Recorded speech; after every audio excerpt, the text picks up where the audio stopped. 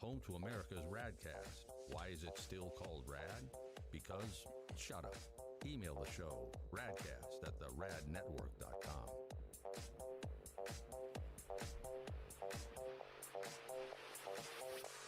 It is a Thursday. That means another episode of Kyle's Food Factor. We're going to talk about that in a little bit when we get to food news. Food Factor airs every Tuesday and Thursday. Yesterday, we premiered Kyle's Corner, which will be every Wednesday at 1 p.m. after the Rob and Steve Sports Show, which airs 11 a.m. to 1 p.m. Every day at theradnetwork.com. And that's where you go to find everything, find YouTube, find everything that we load up. All the soapboxes that are posted every Monday, Wednesday, and Friday are all at theradnetwork.com. All right, we got some animal news, so this is when animals attack. Well, that's a little misleading. It's the only animal intro that I have. It's not really about animals attacking it at all. God forbid I just go into some statistics. So. Okay, well, the animal attacking stories are a lot of fun. Is this one still a lot of fun? Yes. Yeah, okay. Yes, this is fun. Okay. This is fun on a few different levels, but there are no attacks. Well, there is a minor misdemeanor towards the end committed by an animal. But, the annual survey from the American Veterinary Medical Association people is out on pet ownership statistics in America. No surprise. Dogs still rule, but cats aren't far behind. You go into percentage of U.S. households that own dogs, you're at just under half, 42.5%. Cats are 32.5%. Total number of dogs and cats owned in America, 87 million dogs, 76 million cats.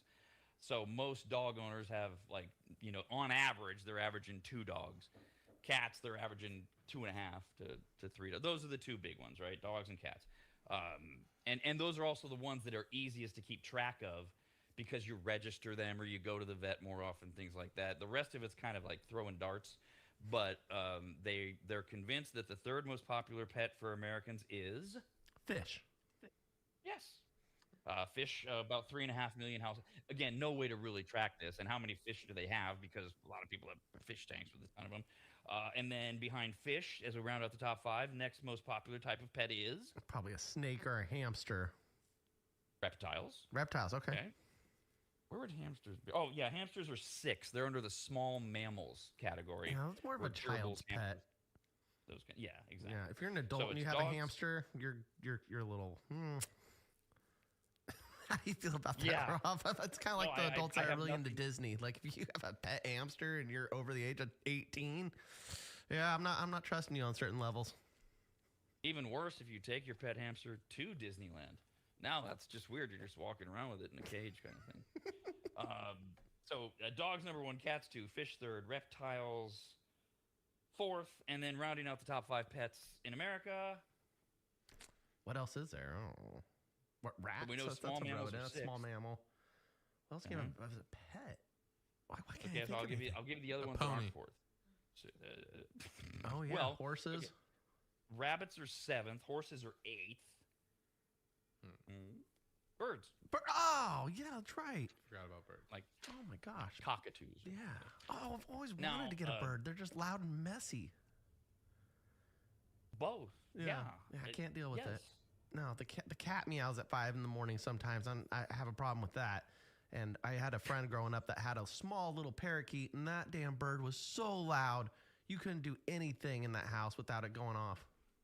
And parakeets, I'm not a big bird guy, but parakeet, they mainly tweet, right? They're high pitched. Yeah, they're high pitched, and they're just loud. They get obnoxious. They get attitudes. And they get. Well, they don't. They get loud. Like, they don't talk like a parrot does. No. Right. So what do you mean? How do they express their attitude? They've spread their wings out and they make a lot of noise. So they're needy. Yeah, they're very needy. So there's a reason why I looked this statistic up. It's about 1% of households in the USA that own at least one tortoise as a pet. Obviously, specific numbers and total numbers are not easy to track, but that's what they estimate. And they're kept for their entire long lifespan. Tortoises live between 80 to 150 years old. Wow. So you buy a tortoise, you got a pet for life. Yeah. And I bring this up because yesterday, it was not an April Fool's Day joke. Yesterday, the world's oldest known land mammal, a giant tortoise named Jonathan, passed away. Oh, did they turn him into turtle soup? Well, I don't know what they're doing today. Well, actually, I do, because he's estimated, because there's no real way to know, to be 193 years old based on his history, which is long and boring and very British. So today they have to cut him in half and count the rings to figure out exactly how old he is. But the tortoise spent most of it, and then maybe they can make tortoise soup. It wouldn't be turtle soup. Yeah, good tortoise point. Yeah, it's probably better, a little more meat. gamey. Yeah, and tougher. He spent most of his life living in a British territory in the South Atlantic Ocean. Again, very boring story about some governor who had the tortoise on his land and gave it to somebody who thought it was 50 at the time. That's where they came up with whatever. So, long live not, but Jonathan's dead at 193 years old. And the only reason to bring that up is because over the last few months in America, we have had like a rash of tortoise nappings and tortoises disappearing. Yeah. They still don't know exactly why. All the tortoises are fine. They've been found and they've been returned to their owners. But we had a 40-year-old, 100-pound tortoise named Master Uguay, who went missing a couple months ago. He belonged to Jordan and Maureen Moores and their 6 kids. He was snatched from behind the family's home. And then in Denison, Texas, Barney, the tortoise, the size of a car tire, was last spotted heading toward Airport Road off of Highway 1753. But the question was, well, how did he get there? Because he had this encasement that authorities and the family said he shouldn't have gotten out of that. So they're all safe. Barney's been returned home. In Louisiana, a missing 100-pound tortoise, 40-year-old tortoise named Major Tom went missing for a couple months until he was returned. Now, again, I said they're all safe because authorities finally found all of them at the Shell station. Oh, God. Now, let me tell you why that's so awful. First of all, I spent all that time setting up that terrible punchline. Secondly, I stole it.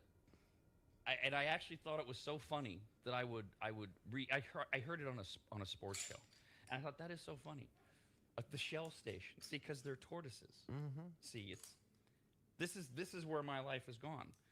This is what's so pathetic about this, is that I roped you in with that just to get to. I have no other puns, tortoise puns. That's fine. I liked it. I giggled. I'm sure other people did too. It was good. I would hope so, because that's the thing. I laughed when I heard it.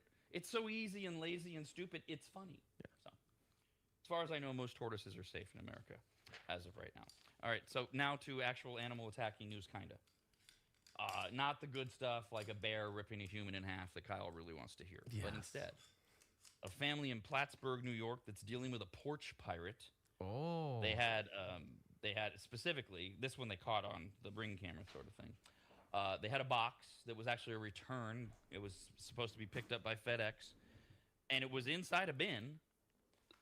And it had a sign alerting FedEx to the, quote, hiding place, because they were worried about porch pirates to begin with. But a porch pirate hit the jackpot. The theft was caught on the doorbell security as a raccoon got into the box and stole it. Probably aided by its nose. The box was being sent back to Chewy.com, so it had all sorts of pet food inside. Oh, yeah. Oh, they are a fiend for dog food, too. Sneaky little bastards. The raccoons, they come with the natural mask, so you can't identify them. The camera showed the raccoon coming back over and over again, looking in the bin to see if there was any more packages. He's a raccoon. He doesn't know. But he never got any more. But Chewy, by the way, saw the video. Good PR. They still gave them a full refund, and the raccoon is fat and happy and hasn't been seen since. Dude, yeah, I grew up. So my mom has a big chunk of property, and raccoons are very prevalent out there. And we used to keep the dog food it was outside on the porch, but it was in a big, huge trash can, not used for trash, specifically for the dog food. And they had to start putting bungee cords over it, because the damn raccoons would come and get the lid off and start feeding themselves, and they'd get the little paw full and start running off with it. Yeah, I mean, it's like living in Lake Tahoe. You got to have the bear bins for the bears. but these raccoons, and yeah, if you're rural at all, and this Plattsburgh, New York place, it's in the northeast corner of New York. It's right near Vermont, so it's very rural. You're out in the woods, and so because a lot of us, depending on where you live in the suburbs or the city, like a raccoon just walks up to your porch. Yeah, Yeah, they do. On where you live, and they're very. You like raccoons, which is very strange to me. I do. I think they're cute little creatures. I think they're cool. They're kind of like the meerkat and the ferrets. I don't know what my thing is, but against hamsters, being an adult and owning a hamster, I think that's a little weird. But if you have a ferret or a raccoon, that's awesome. Like, I don't know. That's the idea of putting a raccoon on a leash and walking it sounds fascinating. The difference with like meerkats and ferrets they're not like overly destructive, whereas raccoons, they're vile, they're mad little creatures. Yeah, but they look so soft and cute and cuddly. But those claws, I just assume they're gonna rip my neck out, because I live in like what I call rural burbia, or some form of, it's right outside of the suburbs, but it's rural, but it's a 5-minute drive to get back to the suburbs, but there's land and there's animals around, and I do deal with the raccoons because we have a ton of fruit trees in the backyard, and the raccoons love it when if the fruit is left too long or drops on its own, and so they come around, and but they don't stop at the fruit. Now they want to, like you said, they want to investigate your garbage and other things that are lying around, and there's nothing cuddly about a raccoon, Kyle. I get the fear, the meerkat, the ferret thing. Yeah, no, but I know they're last time they scared the living hell out of me. Actually, I went outside to go smoke at the time, and I was at my mom's house, and the raccoon was going for the trash can with the dog food, and it was right there. Like, it had no shame. It scared me, and it didn't even run off. It was like, oh, well, sorry, I'm gonna just hang out here. Right back inside. That's the other thing about raccoons.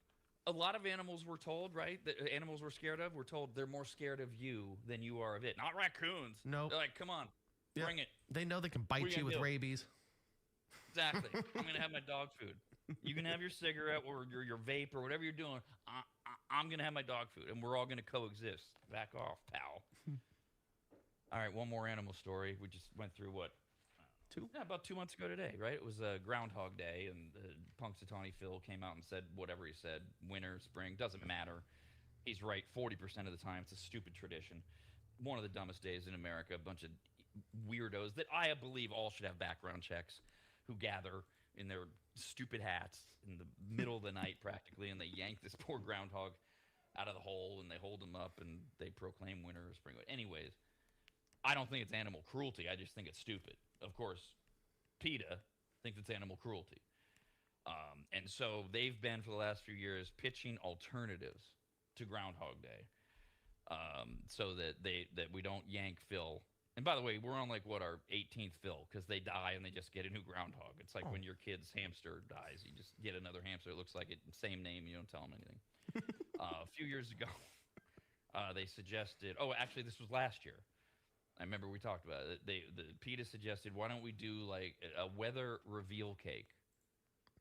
Like, you do gender reveal parties. We'll do a weather reveal cake. No animals. No. Last year, they suggested a giant gold coin be flipped, since it would be as accurate as Phil is. Just flip the coin.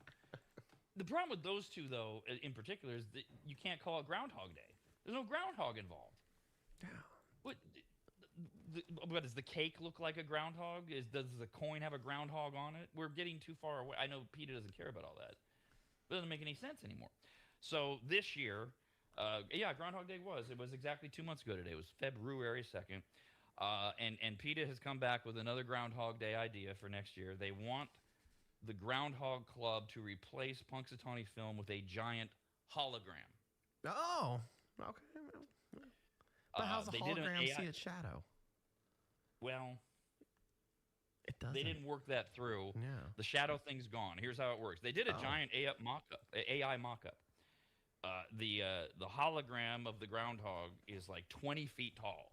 So it's a giant groundhog, which would be somewhat terrifying. Mm-hmm. And then it has words over its head that will either say 6 more weeks of winter or early spring.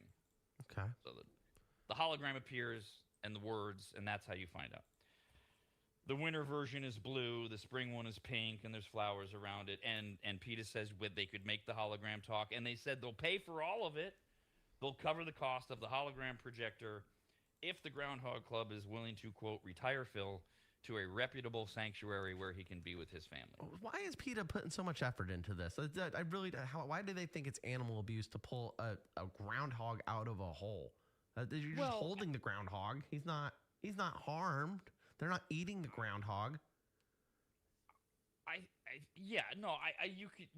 Oh God, don't make me defend PETA. Okay, let me answer. Here's this would be their position, I think, which is they are rousting an animal out of its natural home at a time when it doesn't want to be rousted. They're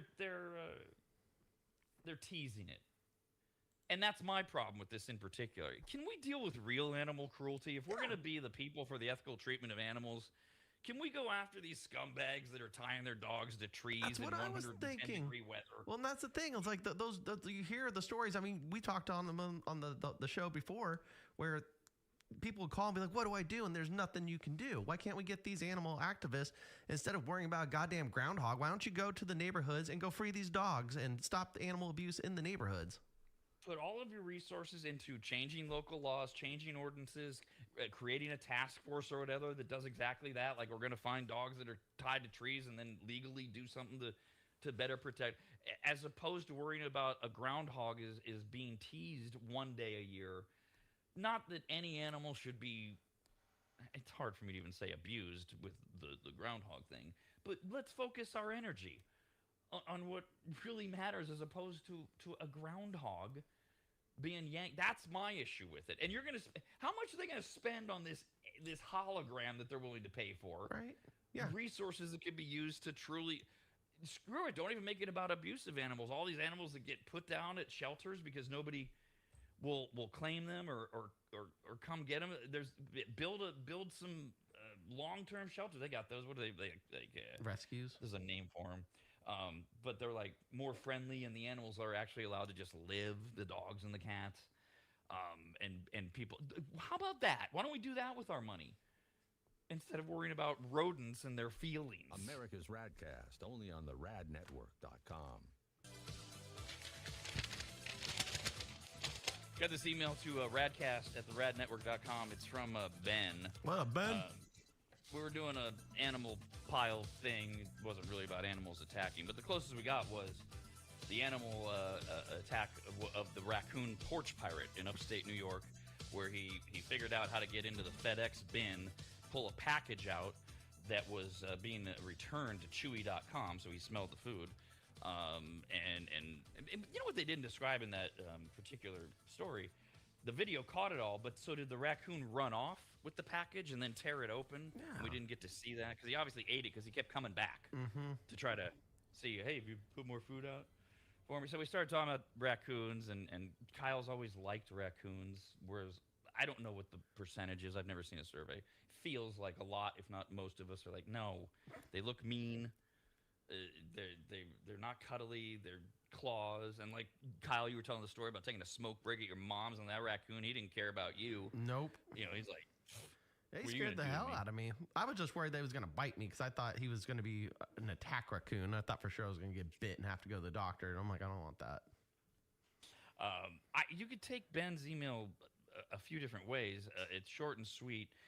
He says, I don't care how many people tell me that raccoons are not cuddly.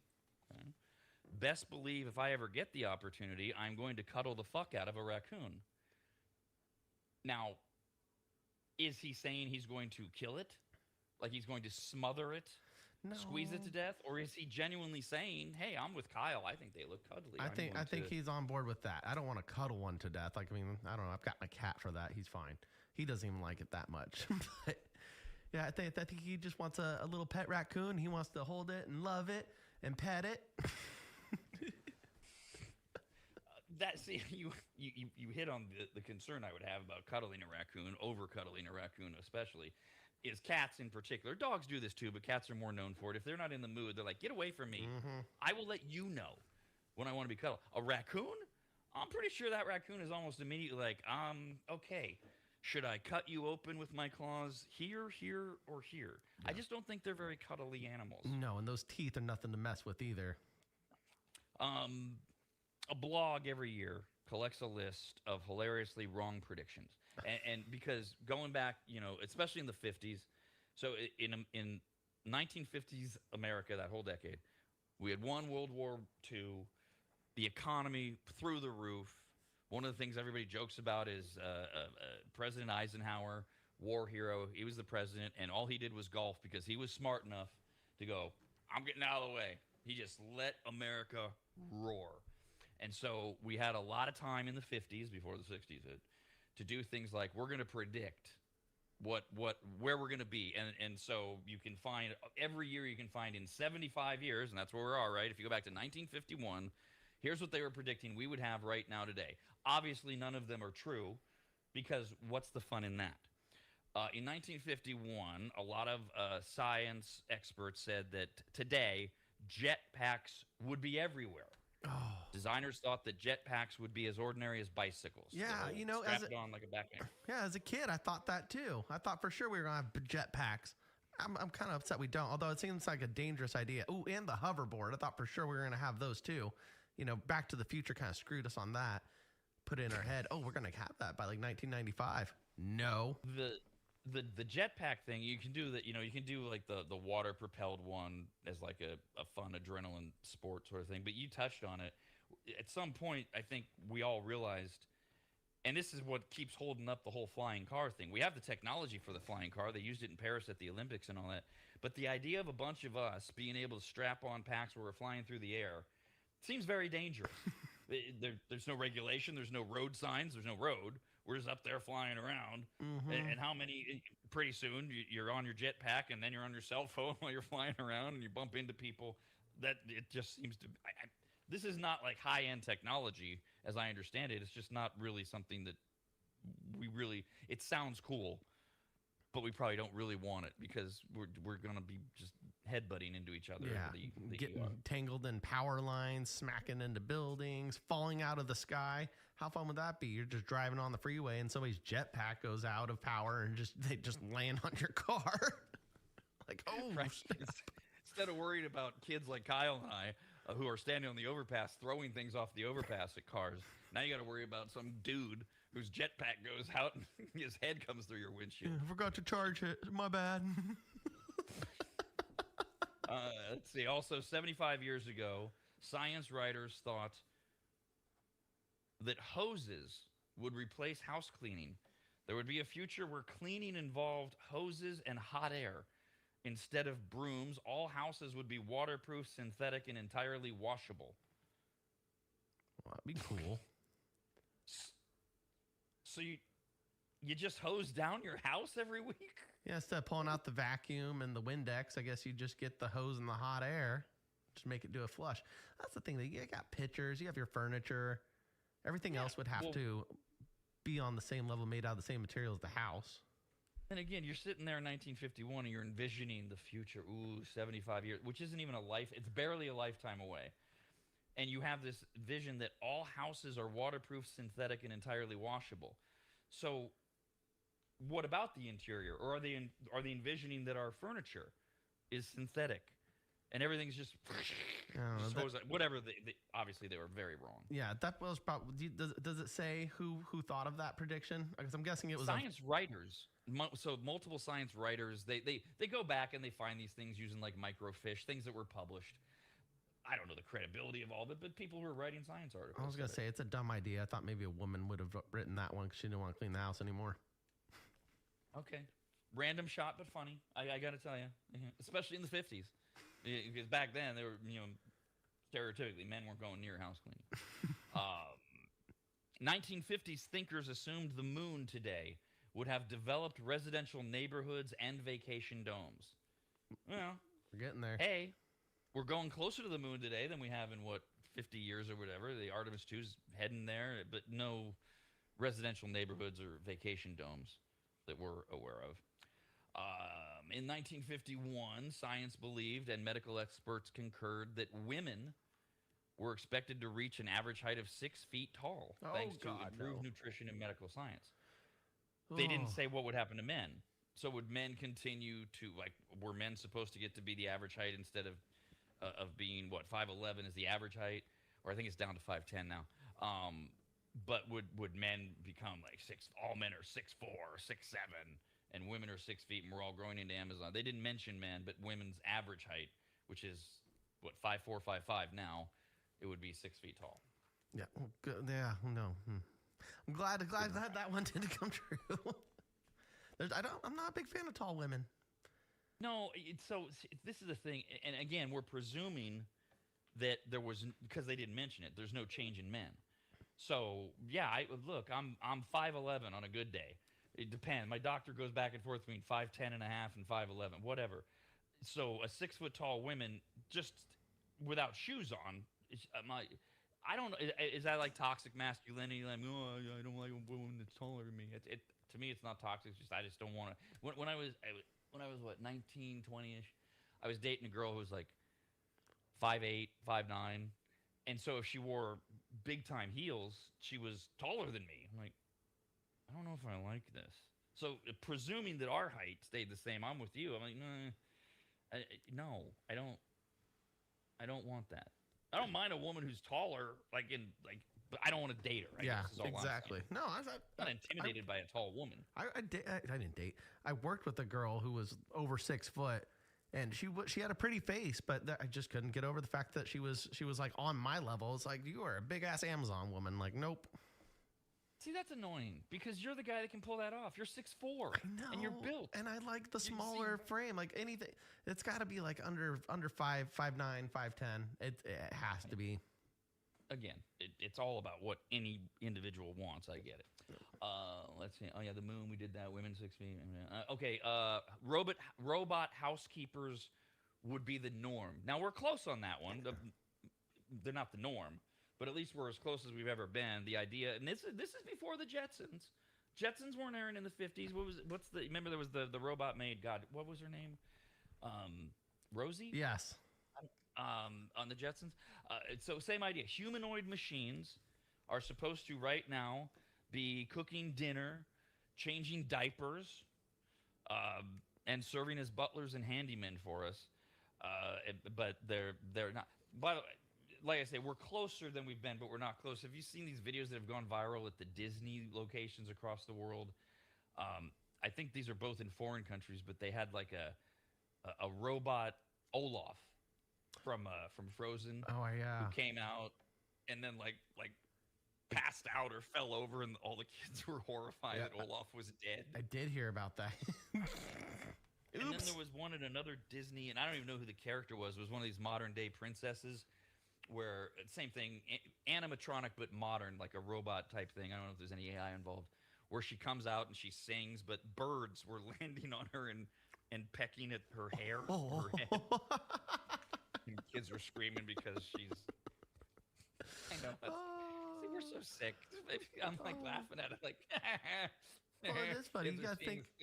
You gotta think about the stories they had to tell their family. Like, what happened at Disneyland? Did you have a good time? No, it was traumatic for the kids. Yeah, and now little Nicole, she's terrified of birds. Mm-hmm. She's afraid the birds are going to attack her next. Truly the stupidest one in 1951. Overwhelmingly, science communities were convinced that by now the U.S. would have fully adopted the metric system. No. Look, I realize, I don't think this is exaggerated. Aren't we one of only like 2 countries that doesn't use the metric system? That sounds right. Okay, fine. We're not going to do it. All right, and it's not, to me, it's not like America. We're lazy. We're not interested. It's dumb. It doesn't make sense to us because it would take generations and generational time for us to. And why? It works for us. Yeah.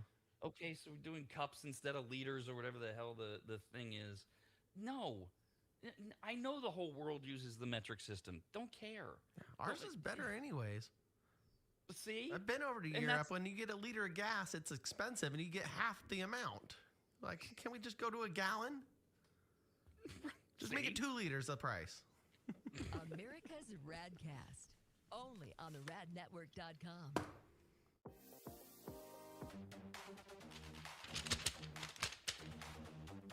Got this email to Rad Network at the to Radcast at theradnetwork.com. So it's Radcast at theradnetwork.com. Radnetwork.com, theradnetwork.com. That's where you go to watch us, YouTube us, email us, etc. It's all right there. This is from Tara. What up, Tara? Says, hey, Kyle. We've been talking, obviously, almost every day we do food news. And we were talking about some of these dumbass trends. Like, I'm over the pickle flavoring thing. I love pickles. We don't need to put pickle flavoring in everything. But then this protein thing, oh my God. And Tara says, Kyle, have you seen that Pop-Tarts has come out with a protein Pop-Tart? I'm curious if you have tried them or not. No, I haven't. Did she say where she saw them? No. Okay. I'll probably check Walmart. They usually have the newer things. This email came in yesterday because I think it was yesterday, right? We were talking about these new super stuffed Pop-Tarts. And we've been talking about the protein thing, and it was right after, and I didn't even care enough to do the research because it's the same thing. Really, this whole protein thing. And she makes the point. She says, everyone's jumping on the protein wagon. It's so stupid. If you're eating a Pop-Tart, are you honestly trying to be healthy? No. Probably not. No, if I want protein with my Pop-Tart, I'll make eggs and bacon, and we'll call it a day. I mean, I suppose if the Pop-Tart tastes exactly the same, the way you enjoy it, and when it has extra protein, okay, protein's good, but injecting it into all of these foods. What was the one we were just talking? I know Cheez-Its has. Oh, mac and cheese, Kraft macaroni and cheese. Right. I can get twice the protein in your Kraft macaroni. Every protein is just everywhere. So we have a food factor episode today, as we do every Tuesday and Thursday. This all seems like a good time for us to get to food news. Yeah.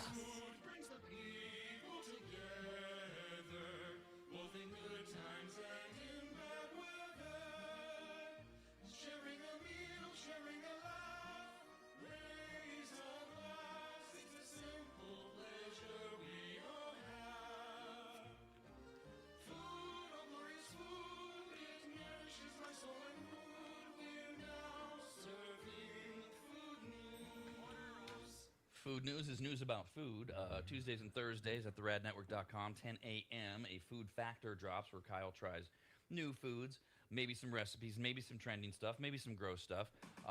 This one, if I've got the information right, Kyle, this was literally inspired by yesterday's food news pile where we were talking about the place in New York. They're not selling them anymore, but they did anchovy donuts. Although the way they did them wasn't the traditional Zapoli recipe, which has been in Italy for centuries, where you actually put the anchovy into the doughs and bake them in. They were just throwing an anchovy on top. So, food factor today, 10 a.m. at theradnetwork.com. What do we got? Yep, we're going to do anchovy, sardine donuts, and then there's also some spicy peppers. My uncle gave me some pickled habaneros, and I got some smoked cheddar cheese. I'm going to put those on there as well. So this one's going to be kind of a gross out and a spicy one for everybody to watch. So all of that is going on the donuts? No, not all that's on the donuts. So the peppers are going to be separate with the cheese. That's going to be a different thing. Anchovies and sardines are going on the donuts. And did you do the lazy version like the New York place? You just take a donut it's just going on top. I thought about making the donuts, and I was like, that's not happening. No. Your uncle's been growing these peppers like for years, right? Yeah. He has a huge garden. I mean, my whole family has a big old compound, and there's multiple gardens on it, and one of them is a pepper garden. Yeah, he's been doing this since I was a young kid. He's moved around, had multiple, but yeah, he cans and jars all of his own vegetables, makes his own soup. He even raises turkeys and stuff. He's pretty crafty that way. So yeah, habaneros have always been a passion of his, and of course I get I get roped into eating them sometimes, and the habaneros are actually really good. These ones, he said, be careful, and he was very right. They are pretty damn spicy. All right, so we'll get to see the actual reactions on Food Factor at theradnetwork.com when we post it at 10 a.m. And I don't think anyone is surprised that to relate the words Kyle and compound. Somehow those things seem right. Yeah. Anybody on the show whose family would have a compound, those are Kyle's words, not mine. It would be Kyle. Other items in food news. Uncrustables. You an Uncrustables guy? I'll eat them. Yeah, if they're available, I won't say no to one. But I don't buy them for my house. No. Oh, okay. So I was gonna say, is there a shortage? But you mean like if they're lying around or somebody offers you one, you'll take them. But this is not on your regular shopping trip. Correct. Yeah.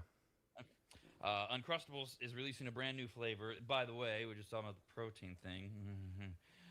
They did. This is not the new one I'm talking about. They did recently release something called the Up and Apple. Kind of like Up and Atom, right? Up and Apple, and the Bright-Eyed Berry protein sandwiches. So both Up and Apple Uncrustables and Bright-Eyed Berry protein sandwiches. Those were released a while ago, earlier this year. But Uncrustables has also announced a new flavor that'll hit freezer aisles right now. Right now, they're being released as of spring.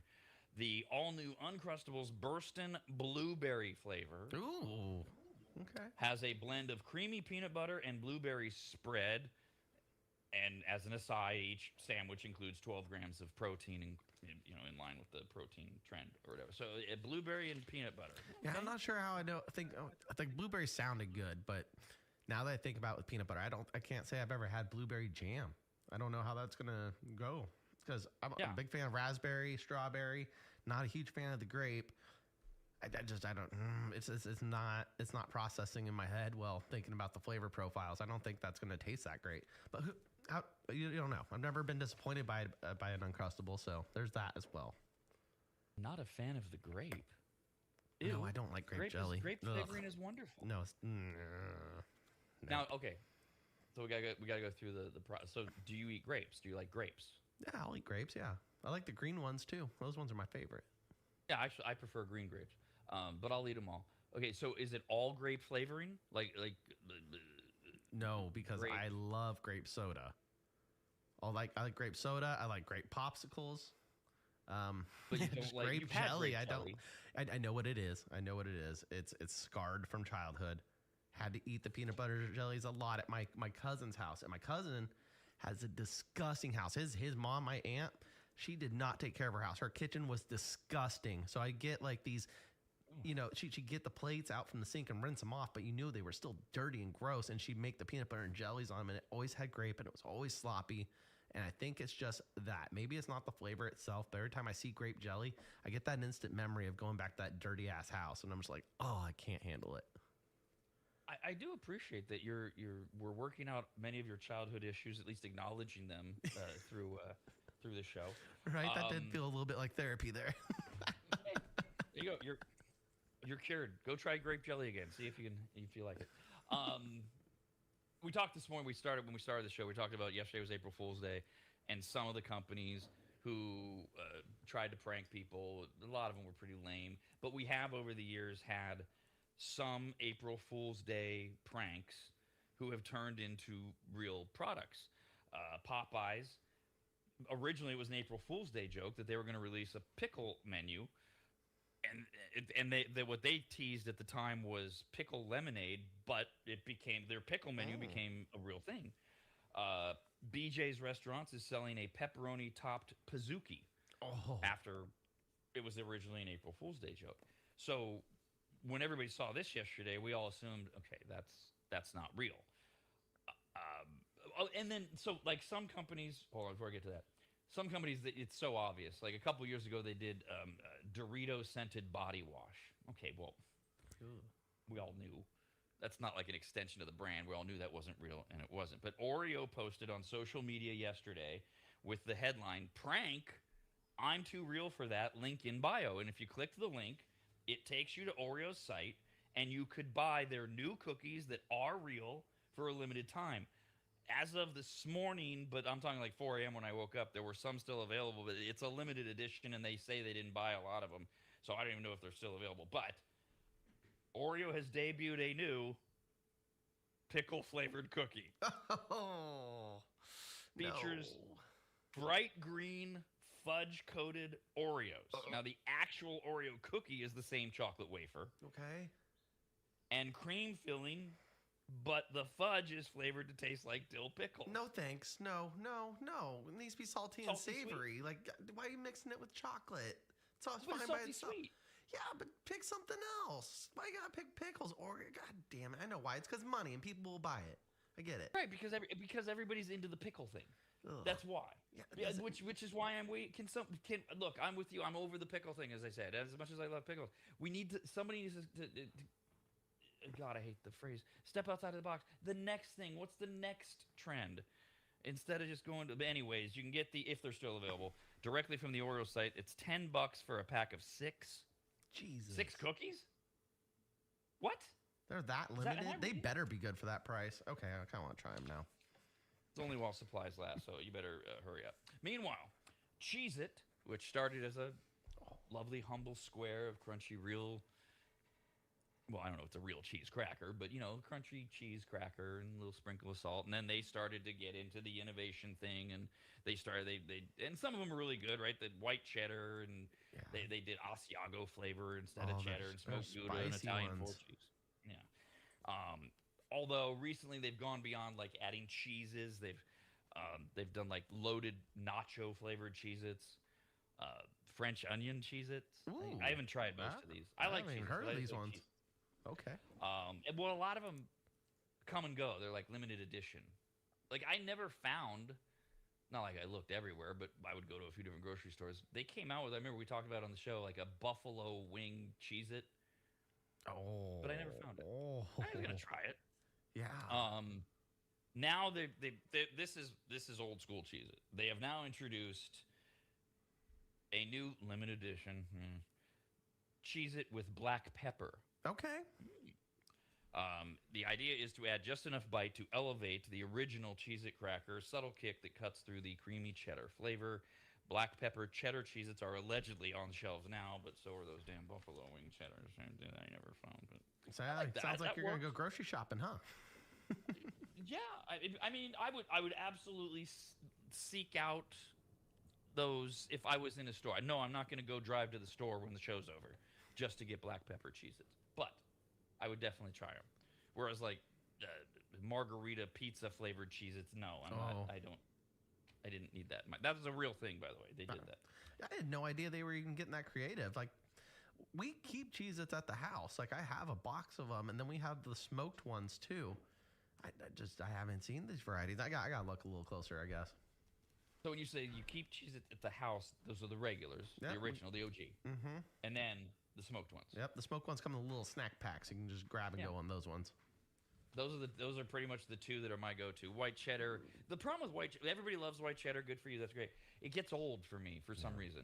I was never a fan. Whereas, okay, you just never even liked them. Nope. Was it the stink? Yeah, it's the feet. Parmesan smelly feet smell. Yeah. Hostess is expanding with a never-before-seen product. You know how they do their little donuts? Oh, the powdered sugar ones. Oh, yeah. Yeah, I'm very aware of these. Hostess... I know. They're dangerous. Hostess Donuts Churro mini donuts are now available. Yes. Inside, you'll find a soft, fluffy cake donut center like we've all grown to love, while the outside has a textured cinnamon and sugar coating that captures a churro's distinctive flavor. Excellent. Oh, I can't wait. Churro. Mini donuts are available in 6-count sleeves, and there's the 9.5-ounce share size bags. Yeah, like you're getting any of my churro donuts. Share size. They're supposed to be available right now as well. And one more. Yesterday in the holiday pile, with Easter being Sunday, we talked about Easter M&Ms.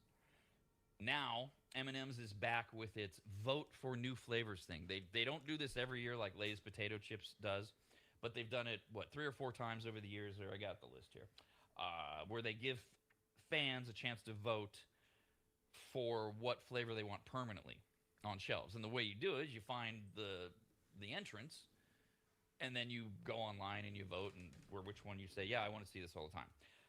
It was actually launched 10 years ago, 2016. They had honey nut M&Ms, coffee nut M&Ms, and chili nut M&Ms. It was their nut year, and coffee nut came out on top. So coffee nut M&Ms, that's how they were born. Okay.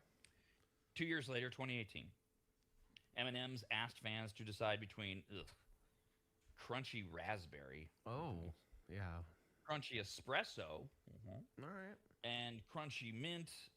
And crunchy mint took home the win. Right? Okay. Yeah, in a country that loves mints. Exactly. Girl Scout cookies. And then the last time M&M's did this was actually 7 years ago, in 2019, when it introduced English toffee peanut M&M's. What? Mexican jalapeno peanut M&Ms, and Thai coconut peanut M&Ms. Ooh. English toffee won the vote. Hell yeah, as it should. Oh, toffee and chocolate. What I'm not clear on is, okay, how long did these last? Or I mean, like, are English toffee peanut M&Ms still a thing? Can you buy them? Are they available? I don't know. But anyways, that was 7 years ago. Now the brand is asking fans to choose for this year's first official flavor with a bakery-inspired collection. And these are supposed to be available to buy, and then you can vote on them. The 3 limited edition flavors, one of which will become an M&M flavor for at least a while, are peanut butter cinnamon roll, which has a strong peanut butter M&M flavor and a hint of cinnamon at the end. Lost me with the peanut butter. Okay. I don't know. How about the cherry chocolate cupcake flavor? No, well, I'd try it. Which Okay, essentially give is it a try. a chocolate-covered cherry with extra rich dark chocolate inside. Not landing well. No, neither one of these makes me excited. And nor does the third one, which I think you might like, Kyle, but I can't remember all of your food things. The lemon meringue pie M&M. Oh, yeah. No? Okay. This M&M, now this is a different M&M. It has a crunchy interior, almost like a cookie, with deep citrusy flavors and white chocolate. Oh, I give it a try. That out of all 3, that one sounds like the better one of the. So that's the winner without even trying them. Yeah, I'm not a big fan of like cherry cupcake. I don't know what that's. I can't tell you that I've had a chocolate cherry cupcake ever, so I wouldn't know what the profile flavor on that is, but without imagining too much. And then what was the first one again? The peanut butter cinnamon roll, where it's just a hint of cinnamon on top of just a peanut butter, because they have peanut butter M&Ms. Yeah, why didn't they just do and cinnamon then just a roll? Hint of cinnamon roll. Yeah, I would want it to be more cinnamony. I don't. Just make it a cinnamon roll in a minute. Just like the plain, only it's more. We'll just pass on the whole thing this year. Yeah, we're not even going to tell you what wins when it comes out. So what do you think then? America's RAD Cast, only on the radnetwork.com. Well, I saw this story and I said, well, this seems like something that's right up Kyle's alley. Oh. They polled hotel workers to find out what the top things are that we steal from hotel rooms. Mine's the wine openers. Wine openers, okay. See, now some of this stuff, and then one of these made the list. Some of this stuff, I didn't think that it was stealing. Like the wine opener, usually it has like the hotel's logo on it. Yeah. So I always thought, well, they want the advertisement. Because what made the list was, where was it? Pens. Pens, they have the little writing. But it says Hyatt Regency or whatever. I thought, oh, good. We can take the pen, because that's why I didn't think I was stealing it. Yeah, I guess it's not really stealing, because I did feel like that too. I feel like that's part of your goodie bag. You get a few things when you go to the hotel room. Like I don't feel like it's stealing when you take the soap or the little small shampoo bottles. Those are there for you. They're gonna replace them anyways. If you don't use them, take them. But the wine opener, I tried to get a second one time because one snapped on me when I was at a hotel, and I had to be like, hey, can I get another one? And they were like all upset at the fact that I needed another one. I got it, but the lady was giving me some attitude. Maybe she was just having an off day. Who knows? So but it made me think like I was supposed to leave it behind. Based on this survey, they do view the pens as stealing. The mini shampoo bottles, yeah. It's like, what are they going to do with them? They're not going to leave. But like if you go to certain hotels now, they've got the really big, like there's certain toiletries that aren't meant to be taken, like the big bottle of shampoo that's strapped to the wall. That's why it's strapped to the wall. You're not supposed to take it. You can't get into it. It's a pump. Yeah, you got to squeeze it all into a bag or something. Take it that way. I hadn't thought of that. Just empty them. Bring an empty bottle with you in your luggage. It'll save you some money too. Some of them have nice shampoos.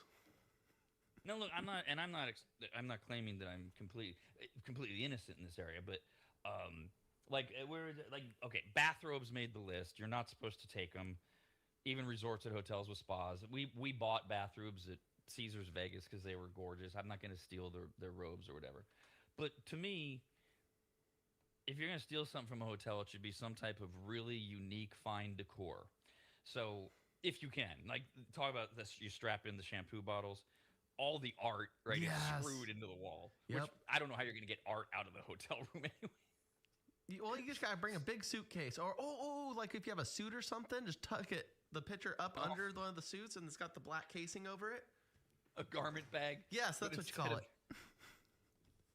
Okay. Go down the stairs and go out the back door that leads to the garage so the hotel staff doesn't see you. That better be a really nice piece of art. Right. Like it doesn't have to be valuable, but it better be something you like really like. But every now and then you'll see things like on a table or decorative or whatever. So my late wife and I, Christina and I, we went to New York in the summer of 2018. So it was a few months after we got married. We had already bought our house. We hadn't moved into it. The whole reason we went was because Denzel Washington was on Broadway, and we both love Denzel Washington, and we wanted to see him. So summer in New York, and we'd both been to New York plenty of times. So we knew what we were in for, and we stayed at, and I know, not cool, I get it. We stayed at a Trump hotel. Gotcha. Okay. I didn't stay at it because it was Trump's hotel. I stayed at it because one thing that guy does pretty well is hotels, and it was in a great location. So sue me, kill me, whatever. But as I said, nice hotels, pretty good restaurants usually, and some pretty interesting decor. Now, I don't know why, but she and I were mesmerized by this, I guess you'd call it a paperweight, on the coffee table, to the point where we decided we had to bring it home. Now, if you watch the feed on YouTube or on the radnetwork.com, you see right now I've got, where is it? There it is. There's a picture of Christine and I on our first date. There. Okay. Now there. Everything's backwards. on There you camera. go. There it is. That's our very first date. 2 years to the day before we got married. And usually it's held up by this thing that we stole from the Trump Hotel in Manhattan. It's okay. Whoa, look at that thing. Yeah, so here. That's so pretty it cool. looks like, what is that? It looks like an upside down sea creature. It's a jellyfish.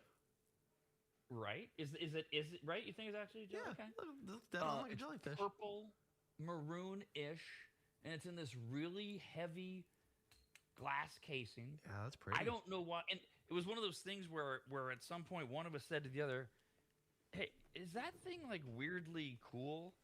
Because first, I could see why people would be creeped out by it, but we were like, "Yeah." So that made its way into the bag. So I'm not Nice. above Yeah, good the find. hotel thing. I'm inspired.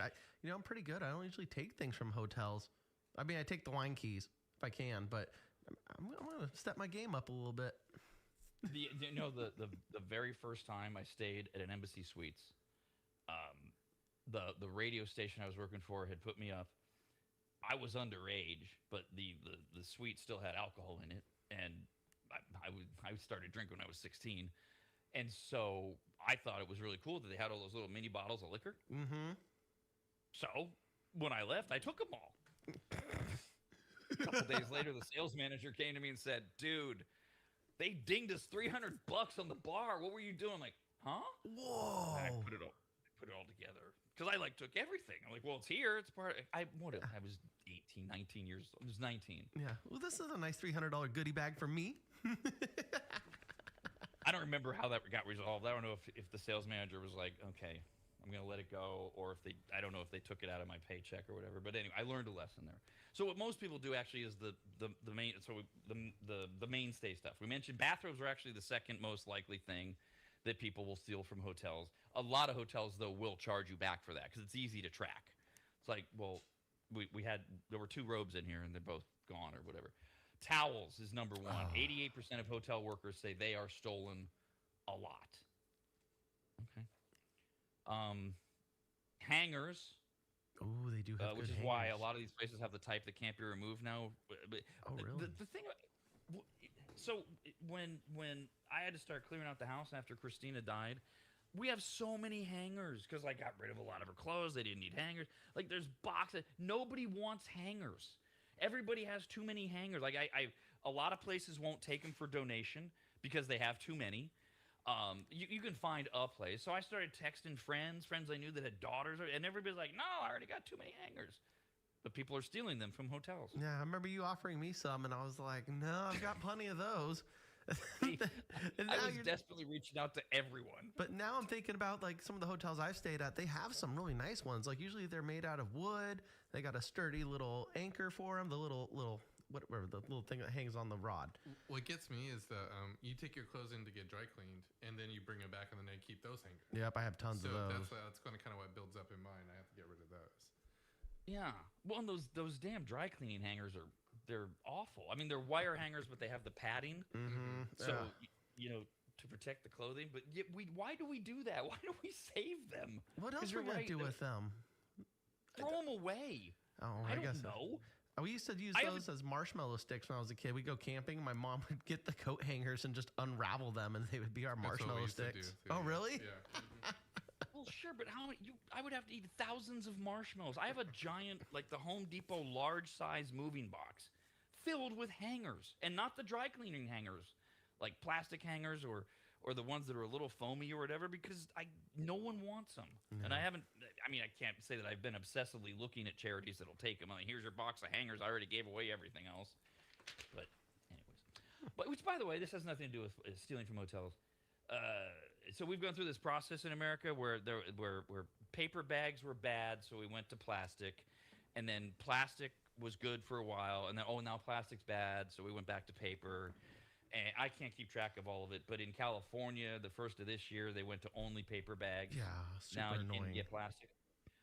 What are doesn't matter what the answer is, it's not going to change my behavior, but what are we supposed to quote be doing with all of these stupid paper bags from grocery stores? I use mine to empty my cat's litter into. I keep a stack in my closet, my coat closet. They're all tucked together, and then every morning I grab one and I go in my cat's box and scoop his poo, put it in the bag, and then go throw it away. So I love them because I use like the plastic ones. It holds the poo better. I put my brown paper bags right next to my trash, and I just throw like, I don't know, specific things like cans, bottles. I don't know what it is. And then once it gets full, then I take that one out and I take it out. They usually it goes through them pretty fast.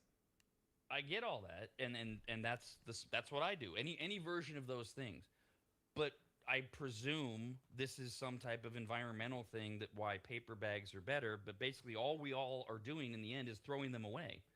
So what's the environmental benefit? I know we're not using plastic, which now plastic's bad. Okay, it'll be super popular again in 5 years. Are we supposed to be recycling these paper bags? I'm not going to. I'm going to do what Kyle and Jeff are talking about.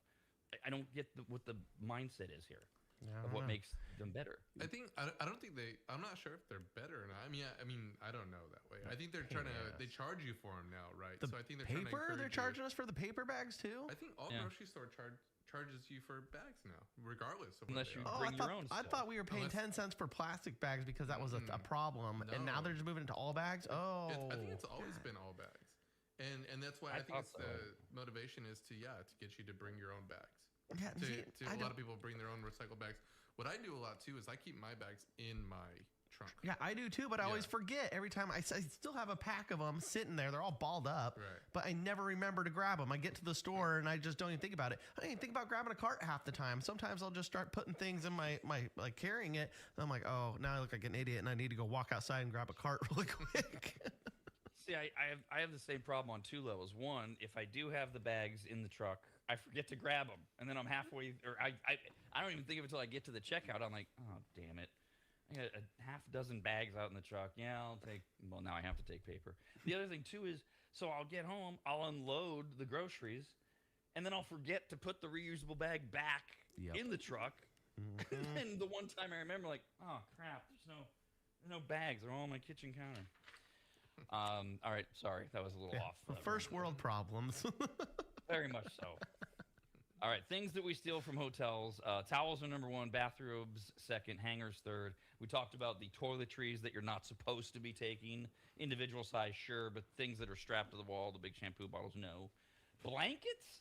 We're stealing blankets from hotels? Like a nice comforter. Why not?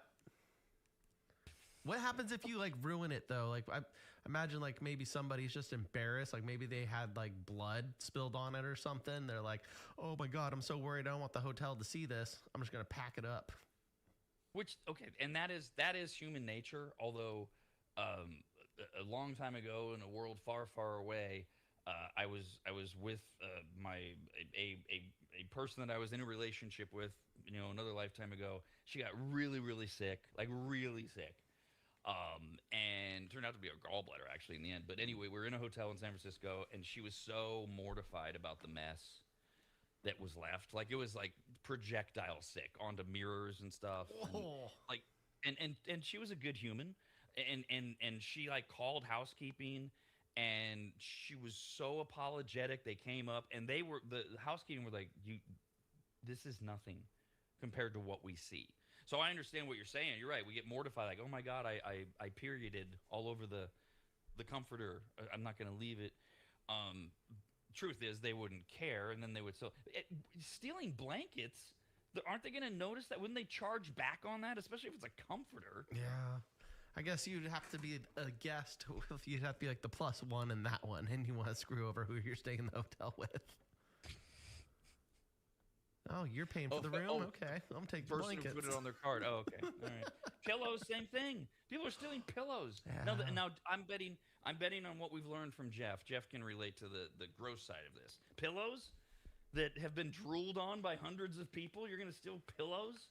No, I don't. suppose you can put them in a case, but no, yeah, I wouldn't want to take pillows home. I mean, I think the only thing that ever tempts me is what I think tempts most people is those robes, the robes that you get. Yeah, and those they do charge you for if they can figure out the inventory after the fact. And it's kind of like maybe hair it's dryers, just like worth it.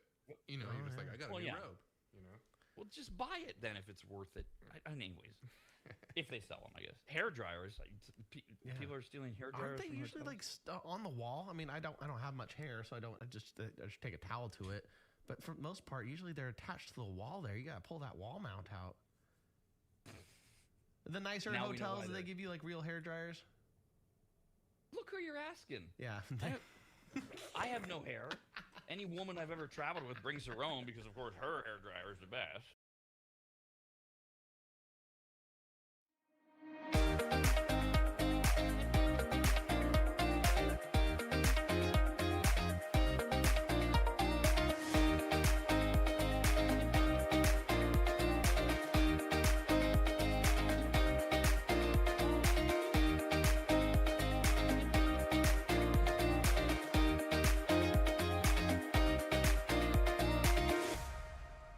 It's that time of the year again, spring cleaning time. Much like New Year's resolutions, spring cleaning is something we swear we're going to get to and then we never follow through on. And one of the reasons is how overwhelming it can be. You start to clean up, and then pretty soon you realize you have way more trash than you can just throw into your bins and put at the curb for the garbage company. You have enough junk that you need to make a half dozen trips to the dump, and then you go, oh, we don't even own a truck. Nor do you have the time or the energy, so you just say screw it again and no spring cleaning. So this year, call my man Corey from QuickDumpsters.com. Quick is spelled wrong on purpose. It makes him stand out. Plus, it makes you think of chocolate milk. QUIK Dumpsters.com. Quick Dumpsters, QUIK Dumpsters.com is their website. Corey and his team came to my house recently, hauled away dozens of boxes filled with just stone-cold trash, unusable and worthless old vacuum cleaners, appliances that couldn't be fixed, and just random crap from around the house. QuickDumpsters.com. Quick is QUIK. We're in and out of my place in less than 30 minutes. They checked in with me multiple times to make sure they were taking the right stuff. They were friendly, kind, professional, and finished off the job by making the house cleaner than when they started. And this may be the best part. Quotes are free, and you don't even have to have them over to your house where you get the little sales pitch and all that. Just send them some pics or videos. You get your price, schedule your day and time, and you watch someone else get that junk out of your house. Basically, you have no excuses other than your own laziness. Go to QuickDumpsters.com. That's QUIK.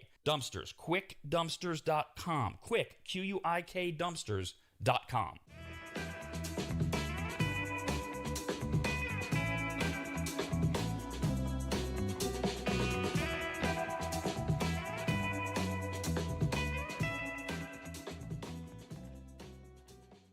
Kyle's Food Factor airs Tuesdays and Thursdays right after America's RAD Cast and before the Rob and Steve Sports Show. You might say it's perfectly sandwiched between the two. Get it? Sandwiched. Good Lord. This is the show where curiosity meets questionable decision-making. Every Tuesday and Thursday, Kyle willingly and sometimes confidently eats something weird, wild, or flat-out disgusting, all in the name of entertainment. Exotic delicacies, viral food trends, gas station why does this exist creations, mystery items with labels you can't pronounce. Nothing is safe, nor is it edited so you get real-time reactions, honest taste tests, texture breakdowns you didn't ask for, and occasional gagging. But Kyle's Food Factor isn't just about gross-outs. It's about adventure, about pushing limits, about asking, should we? And immediately answering, yes. It's Kyle's Food Factor, because someone has to try it. Every Tuesday and Thursday, right after America's RAD Cast, and anytime at the radnetwork.com.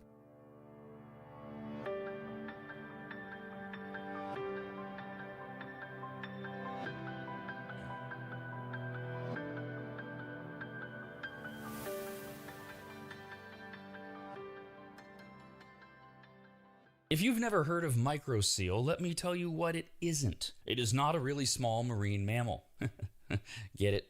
A microseal? Oh, fine. Just ask AI. AI describes microseal this way, with a bunch of AI words. Microseal is a premium, eco-friendly, and biodegradable fabric protection spray that penetrates deep into fibers to provide permanent stain, soil, and sun-fade resistance for rugs, furniture, and delicate fabrics. It uses nanotechno blah blah blah, and blue blue blue blue blue. What AI is trying to say is that microseal is non-toxic, non-allergenic, safe for pets and children, and, although AI doesn't say this, it should, you need to contact longtime maggot Joel from AdvantageSteam.com right now to get him to apply microseal for you. You can even make appointments online at AdvantageSteam.com. We've had microseal for years at Williams Manor, and it treats a lot more than carpets. Microseal protects virtually all fibrous materials, including wool, cotton, silk, suede, leather, and synthetic fabrics. It protects upholstery, carpets, rugs, draperies, and clothing, including wedding dresses. And ladies, you're going to need what? 3 or 4 of those in your lifetime. And it protects against stains, moisture, and UV degradation without changing the texture. Also, if you're an interior designer, Joel has a special program just for you, and all you have to do is say the password, which is what?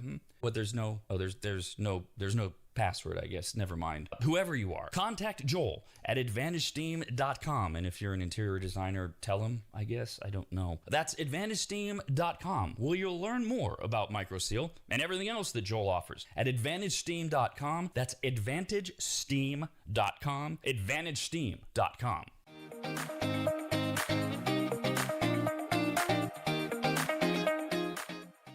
America's RAD Cast continues next, only on the radnetwork.com.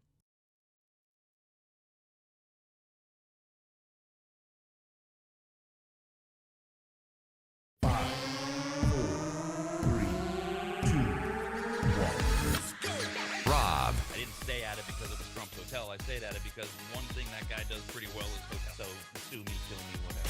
Kyle. A little pet raccoon. He wants to hold it and love it and pet it. America's RAD Cast.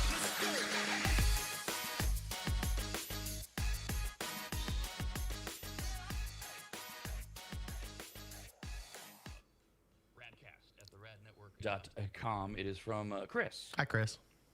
It'll take us back. Hi, Kyle. Oh, But hi, this Rob. is not tricky. You just saw a little note here that shut up. You love my hoodie. I'll explain it in a moment. If you're watching us on YouTube, you can see. Which, by the way, you go to the radnetwork.com and you can just watch us there. And a lot of you watch live, but more of you even watch later. It is so easy. My mom's visiting, and she's like, "Hey, how am I gonna watch you see the show?" Because she usually does it on her laptop. So I just go to my smart TV. I went to YouTube. I type in Rad Network. It pops up after like NE. Boom, there it is. It's like so easy. And make sure you subscribe, by the way, on YouTube to the Rad Network, which is easiest done through the radnetwork.com. All right, back to Chris's email. This goes back to yesterday. He says, I'm listening to yesterday's show and the discussion about raccoons. Oh, yes. I had a, we were talking about raccoons towards the end of the animal segment. And we had a raccoon, a criminal raccoon, who was committing misdemeanor theft. He was a porch pirate, caught on video in upstate New York, where he went into a FedEx bin on a porch. They were returning a package to Chewy.com, so he smelled the food, he stole it, ate it, kept coming back, etc. Raccoon is still on the loose, as far as we know, but it brought up that Kyle has this thing for raccoons. Yeah, well, they're cool. They're fascinating.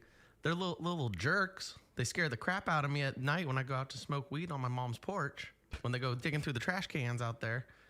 But they're cool. Like, I mean, I don't know. I like the little hands. They almost got little human hands. Like when you watch them eat and wash their hands, it's pretty cute. Which will, first of all, they're not hands. They're paws and claws. And they will cut open your jugular and make you bleed out right in front of them, which is what Chris is writing about. He says, I had a coworker years ago who had raccoons as pets.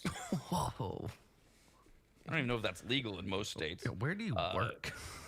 coworker said they're smart and they make great pets when they're domesticated. So give it a shot, Kyle. No. Might be more cuddly. Than Oh your no, cat. no! I have a cat right now. He's kind of fat and he looks like a raccoon sometimes when he walks. So I'm good there. I don't need to train a raccoon right now. I'm burning the candle at both ends, and I have no time to domesticate any raccoons. Well, plus, I mean, I think the first thing that would happen if Kyle got a raccoon would be the cat would be dead, and then no. you'd have to go from there. But that segment yesterday was very misleading because we only really have we have the dog pile sound effect intro, and then the only other thing we have to say, and of course, God forbid you don't just play a jingle or something on this show to start a segment. So I played the animals attack thing, which it wasn't really about that. The closest we came was the raccoon story being a criminal because it was about tortoises being old and getting tortoise napped. However, on that note, we do actually have a real life animal attacking story. Oh, perfect. A 3-year-old child in Southern California was bitten twice by a coyote. Whoa. It would happen on Tuesday. It was reported to authorities yesterday. Family members were unloading a vehicle, and the 3-year-old sustained minor injuries, transported to the hospital. 3-year-old's fine. Now, for the Kyles of the world, I will just go ahead and report that the remember, it's a 3-year-old. Yeah, I The bite remember. was Yeah, fully recorded on a home security camera system. okay. So there is video of the very not funny incident of a 3-year-old child being bitten at the end of their driveway by a coyote twice. So you can find it on your own. We're not going to play it for you. I'm not going to tell you how to find it, but there is video. All right. Did the 3-year-old think it was a dog? Is there anything in the story about that, or is it just the video? No, you get kids involved and they don't give us a lot of information. And the video, even the video that's out there, which was released, I think actually maybe by the parents or maybe it was California Department of Fish and Wildlife. I don't know. It's very quick. I only watched it, of course, for research purposes. There's nothing funny or entertaining about it, as opposed to two brothers in Target where one of them runs up to the other one and just punches him for no reason. Now that's just funny. But the video is very brief and it doesn't look like the 3-year-old, here, doggy, doggy, doggy. Okay. It looked to me like the coyote just came out of nowhere. Oh, Lord. And Okay. attacked. Yeah, because I live kind of close to the American River. If you're in the Sacramento area, you know it pretty well. Nice trails, everything like that. Good for bike riding. And I've seen multiple coyotes out there. And the first time I saw a wild one, I thought it was a lost dog. I got off my bike and was like, oh, shoot, somebody lost their golden retriever. Or not their golden retriever, their German Shepherd. Because from afar, they kind of look like that from the back. And I got up and I got close. I'm like, oh, no, that's a damn coyote. I got back on my bike and I was like, I'm not hanging out with that guy. Nope. Now, this is bigger than just this 3-year-old. Earlier this week, DNA indicated that the coyote is the same coyote who attacked someone in Southern California on February 11th. There are 2 additional attacks, one earlier this week, March 30th, involving a child in Carson, and another March 26th in Gardenia that authorities are looking into. So do we have a rabid coyote who's feasting on the flesh of humans in SoCal? But this coyote is not the same one who bit a 6-year-old multiple times at Del Amo Park. That boy received 20 stitches to the back of his head. Oh, poor kid. Back. Holy crap. And legs. So they do, when you wind up in the hospital, they do a variety of tests and they take samples, and that's how they're able to go, oh, there's DNA here that isn't the kid's, but it matches up to the other DNA that we had from this other coyote attack and these other attacks. So now we have at least 2 coyotes who are going after humans in Southern California. So California wildlife officials have launched an active search. They are going to do nighttime operations through next Monday. Residents should expect a heightened presence of wildlife officials during the 9 to 5 window, 9 p.m. to 5 a.m. window, and they may be extended if the coyote is not successfully located, or coyotes, because now we have at least 2 of them who are aggressively going after humans in SoCal. But as you said, Kyle, I mean, really, coyotes are everywhere in this country. It's not a SoCal thing. They're in many different parts of communities all across the country, really. Yeah. And that's a good point, because even in the neighborhood surrounding, if you live near a river or any type of wildlife area, and there's coyotes prevalent, Dude, they come into the neighborhood, so they'll jack up your pets. You got little dogs, little cats, and they're out there at night. Like you let your cats out, and they're hanging out at night. There was the next door app, like that one where the nosy neighbors are on them.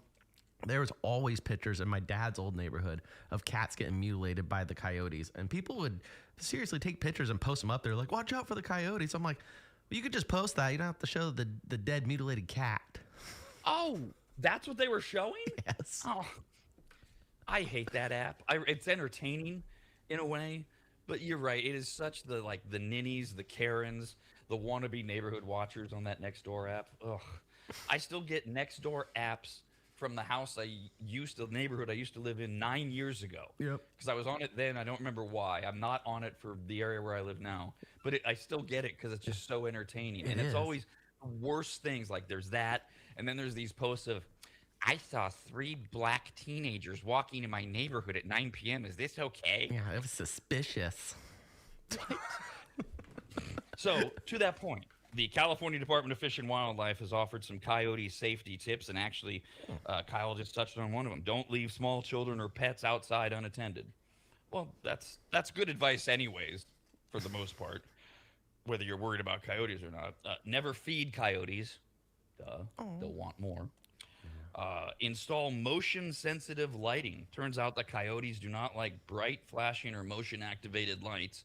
Although there is a challenge here. For maximum effectiveness, the lights have to be placed at the eye level of a coyote. Yeah. Well, that's kind of way down there. Yeah, so if you have like a garage light or something, that's not going to scare them off. Okay. Trim ground-level shrubbery to reduce hiding places. If you're followed by a coyote. So when you saw this coyote that you thought was a German Shepherd, what did the coyote do when you saw it? Or he continued his way. He was so there's like the bike path, and then off to the left is like the river bank, and then the little beach area. And he was kind of chilling in there. There's some blackberry bushes and stuff, and he just kind of minded his own business. However, I go back to that same area, and I've walked my dad's dog Marla over there, and we saw a big coyote come out on the walking trail, and that one followed us for a hot minute. I think it was trying to check out Marla, and thank God it ended up going its own separate way, but I was highly concerned. Like, I got her close to me, and I was ready to pick her up and start running if I had to. It was pretty sketch. And it was weird because it stalked me slowly for like, I don't know, probably 50 yards. And then it was like, oh, okay, whatever, I'm done. There's something else. And it ran off into its bushes. I see coyotes a lot of times on golf courses. That's like 95% of what I see them. I think the last time that I saw one that we were playing with another twosome that actually the guy brought a little dog. And I remember going like, you need to put that away. That's why they're following us, because they're looking at your little dog. Mm-hmm. Dude brought a dog to play around a golf? Yeah, I know. Yeah, just like in the car. It was honestly, I think I've only seen it a few times, maybe 2 or 3 times. Was he good enough to pick up the dog's poop on the golf course? I don't know. I was not paying close enough attention to him. A lot of times when I play with another twosome, I kind of ignore them. Okay. Yeah, that's the worst part about going out on your own. You get hooked up with strangers who are weird or talkative, and you have to have stories prepared if they're talkative that'll get them to shut up. When they ask, oh, so what do you do? I work for the Department of Defense. I can't talk about it. It's top secret. And you just kind of really, curt, that kind of thing. That's a pretty good. But I've been golfing for 25 years almost. I've never seen somebody bring a dog to a round of golf. Yeah. It's rare, but I have seen it. And the last time I saw some coyotes out, and I was like, you better pick that dog up, keep it keep it close to you, because that's why they're following us around. Mm-hmm. Yeah, it's not to watch your stellar golf, dude. Hey, Bill, look at these guys. They're really good. I don't know why the coyote's named Bill, but he is. If you are followed by a coyote, it's got, how what is it with the bear? You're supposed to look big. Yeah, make some noise, carry mace. So, right, if you are followed by a coyote, you make loud noises. Okay. They don't get specific, so I guess you just be loud. Like you can be like, oh yeah, and they'll run away. Yeah, right. Like, I don't know. If that doesn't work, I love this. The Department of Fish and Wildlife, they go to, if loud noises don't work, then just start throwing rocks at the coyote. I did consider that when I was stalked by the coyote with Marla for a little bit. You do have to be in an area that has access to rocks. Yeah, it was a river. It was near a river. There's plenty. Yeah. Sure. But like, say, golf courses, most golf courses that are in good shape don't have rocks. Yeah, lying around. You might have to go into the rough where most of us hit our balls anyway. Or just get your 9-iron out. You got to bring your own rocks. There you go. Yeah. That's right. Now, part of the golf bag prep, so to get ready for coyotes is to load up a bunch of rocks in there. The thing on golf courses, though, the thing that scares me the most, and I do bring my 9-iron with me when I'm close to them, is turkeys. Oh, really? Turkeys are aggressive, and they do not care that like you have a ball right next to them. They're just like, that's my ball. Okay, now, yes, there are, especially in the Northern California, Northern Nevada area, there's tons of wild turkeys, and they are very protective, especially this time of year of their young. But I thought when you brought up, carrying your iron, you were going to bring up rattlesnakes, which is too. big in the same area. The idea being you've got a club in your hand. If you hear that, you just start whacking. I don't know why you start whacking. I'm running, but I've never found one. That's when I just I say, oh, I lost my ball. I don't go out into the out of bounds that far. Because when you start have to hit the high wheeze and go, oh yeah, because some people will tell me like, watch out, there's snakes in there, or they could be. So you bring your golf club. I'm like, nope, I lost my ball. Man, I have not experienced wildlife like this on a golf course. Okay, so I don't golf nearly as much as you guys do, obviously, but I lived in Hawaii for a little bit, and we would go on a golf course, and it's probably Hawaii. That's why there wasn't so much wildlife out there. It was well maintained and well kept. But even like when I was in the Citrus Heights area before that, I went to a few different golf courses, and I think the only wildlife I experienced was maybe a few turkeys, but it was never a problem. Yeah, I mean, Northern California, Northern Nevada, turkeys, deer. Oh, dear. I haven't seen many, if any, coyotes, but that would make sense.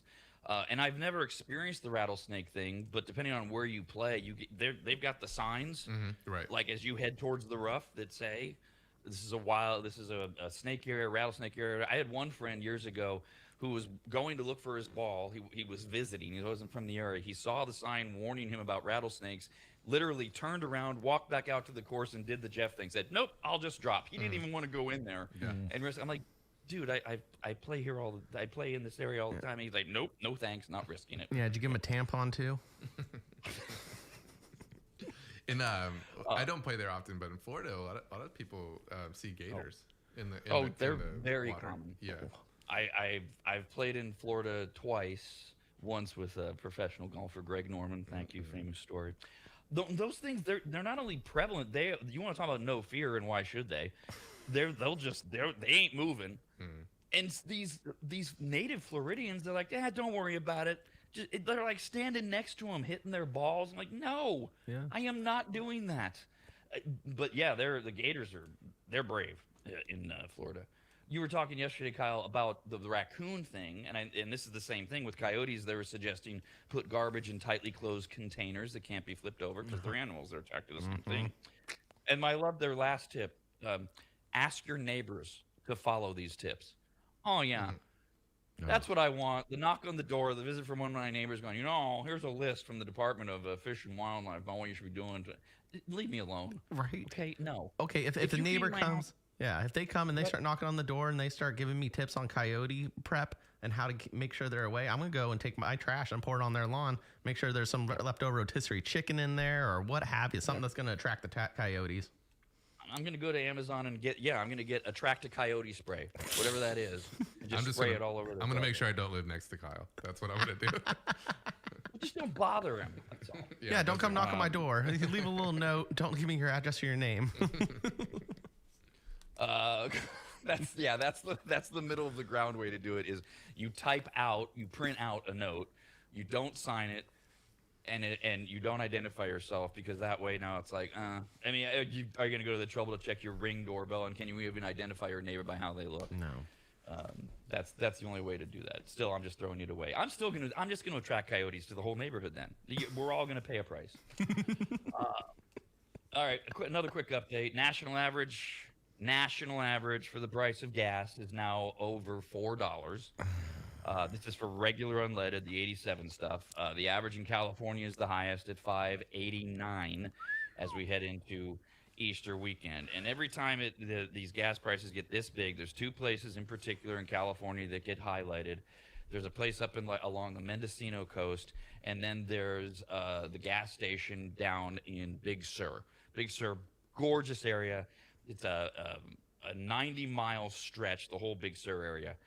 of just like ocean driving along California's central coast and 26 miles in particular. That it's just dramatic cliffs and forests. You see the Pacific Ocean. I mean, it's a beautiful drive. Oh, I love the drive. I get a little motion sickness. Highway 1 is not nice to me, but if I'm driving, it's beautiful. I was gonna say, wait, do you get motion sickness if you're driving? Nope, not at all. Right. If I sit in that front seat, though, it's game over. I'm barfing in the car. Yeah, he gets no motion sickness a little bit with me as well when he's driving with me. Yeah, Jeff has a Tesla. It gets up and goes a little too quick. That whole stop and go motion of the Tesla is like, oh God, oh no. So you're prone to it, whether it's curves or whether it's going too quick, too fast, or Yeah, it's usually the stop and go that gets me the most. But yeah, if I'm on a windy road, I'll do fine for like 2 or 3 minutes, and then all of a sudden it hits. and you wanted to give my friend who didn't want to deal with snakes a tampon? I mean, come on. Hey, I can't help it. Okay, with the snake, I can get over the fear. I can mentally go, okay, I'm fine. I don't care. I'll hit a snake with a golf club. When it comes to car sickness, if I could prep my brain to not get sick, that would be great. I can't. It just happens. Well, you could. You just choose not to. I mean, you could go to a hypnotherapist, get some therapy, figure it out. There are ways around it. Dramamine. Yeah, Dramamine. But it makes me tired. That's the thing. If I'm going out all day, yeah, I'm gonna be sleepy. I have heard You just that have an though. answer for everything. You just want attention. Yeah, so fine. I didn't get it as a kid. My parents were quiet and divorced. I've heard that a little bit though. People getting nauseous, and for me, it doesn't happen. I like that acceleration, but I think like some people, I've heard that before. I've heard people return their electric cars, because they're used to that vibration and that acceleration, and that's not happening. It's just more acceleration, no vibration. So it's a different feeling. So if you do go along the Big Sur coast, there are only a few gas stations in between. I get very provincial, being mostly Californian my whole life. I'm like, well, this is your problem, you idiot. But which isn't fair, because a lot of tourists do this drive and they don't know any better. There's a place called Gorda Gas that is often mentioned as having the highest gas prices, not just in the state, but in the country. The owner of this place is named Leo Flores, and he says, quote, high prices are because, A, we run our place on generators. They have no power. Everything's run on generators. They create their own power, and the price of diesel that Flores needs to power his generators is way on the rise. A lot of us don't even look at the price of diesel, but check out your local gas station. Diesel's extraordinarily high these days. And then another reason is Flores has to get his gas hauled in from Fresno, which is 100 miles away, and all of this pushes up his prices. So when gas gets really expensive, he winds up in the news owning the gas station Gorda by the Sea, where now premium gas costs $9.99 a gallon. Oh, Wow. damn. I think I saw regular's $9.39 a gallon. And the only reason he's not charging more for premium is his pumps are so old they can't go more digits. He can't do 4 digits. Yeah, when you're stuck out there too, I mean, you don't really have much of an option. And to that point, Debbie Carnigan was at the gas station doing what most people do. She was getting like 2 gallons just so she could get to the next gas station. And she said they could charge $20 because if you have to get gas, you have to get gas. That's right. If you don't know the area, if you didn't plan ahead, you're not checking. With, again, I don't want to be provincial, but with the technology, you should be able to figure this out. You wind up there and you're like, oh, I guess we have to pay. Yes, because you're screwed. Otherwise, you're going to be living at Gorda by the Sea until the gas prices. Well, that doesn't sound too bad, does it? That's true. I mean, for a day or two, you're on the coast, no electricity, probably can't get online in any way. See, so pretty soon you're gonna be like, okay, screw it, I'll pay the $10 for a gallon. By the way, a gallon's gonna get you to the next gas station. You're gonna get what, 20 miles? That's fine. Yeah. All right, one more update. The Artemis 2 mission officially underway. Look, if I've been boring you with this one's interesting. Like, if you don't care about being in space, that's cool. The space update is they're off to the moon, and then they're gonna come back. So they did get the approval yesterday to go to the moon, but we now know they did have a little bit of a rough start. Astronauts were not able to use the onboard toilet Oh, for the first 6 hours of the that's a flight. shitty situation. It is. Now, in zero gravity, airflow is what makes the toilet work, but a fan broke. They did fix it after 6 hours of troubleshooting, because well, what else are you going to do? It's kind of important, and you're on this. Have you, by the way, Kyle, did you get your wish? Because it is out there now. Have you seen some of the pictures and videos from outer space and I such? did. Yeah, I did. They were circling over social media, and it did make me a little happier. Good. So you can see Earth from outer space. Yeah, I was pretty upset when they did that launch. I was like, they're not even in space. Do we know where they went? We don't. Just shows a little. And now they're doing interviews inside the capsule with the astronauts, who seem to be in wildly good spirits for 4 people that are stuck with each other for 10 days in what is described as the size of like 2 minivans at most. And there's a woman, the first black astronaut, the first Canadian or whatever, and then just some middle-aged white guy, the guy in charge. And the one I saw, the interview I saw was the woman was talking, and she, because everything's whatever, there's no gravity, she sleeps with her head on what would be the floor and her feet pointing up, but it doesn't feel that way to her, and she's just like prone, like they just sleep floating or whatever. Yeah, I saw that interview this morning. Fascinating, I know. But one of the astronauts couldn't hold it during the 6 hours, so he had to use the backup bag to go Artemis number 2.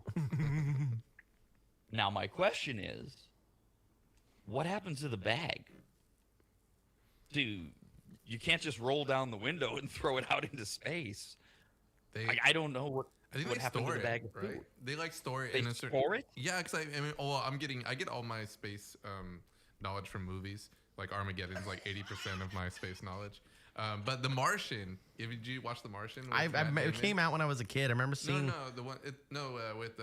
With Matt Damon. It's like, maybe it's like 5 years old. It's like. Oh like no, that, I have but not seen that. Where Okay. he gets like Yeah, stuck I on haven't Mars. seen it because it's Matt Damon. Yeah. He got stuck on Mars, and then like he had to like grow his own food, and he had to cut up all the feces from the storage pretty much, and use it as fertilizer. Oh, okay. So that's where the they store it thing comes from. He had a storage bin of poo Exactly. that Bags. he could use as fertilizer and compost. Or They whatever. dry freeze it. Yeah, I guess so. Something like that. That's all from. This See, is but getting now- from movie knowledge. This isn't from NASA Sure. or anything. Yeah. Hey, well, let's go with that though. Okay. Because so now you've got 4 people stuck on this capsule the size of 2 minivans, and they know that Bill's poop is in that box. It's just sitting there. Hopefully it's locked or vacuum sealed or whatever. But there's poo in there. Just.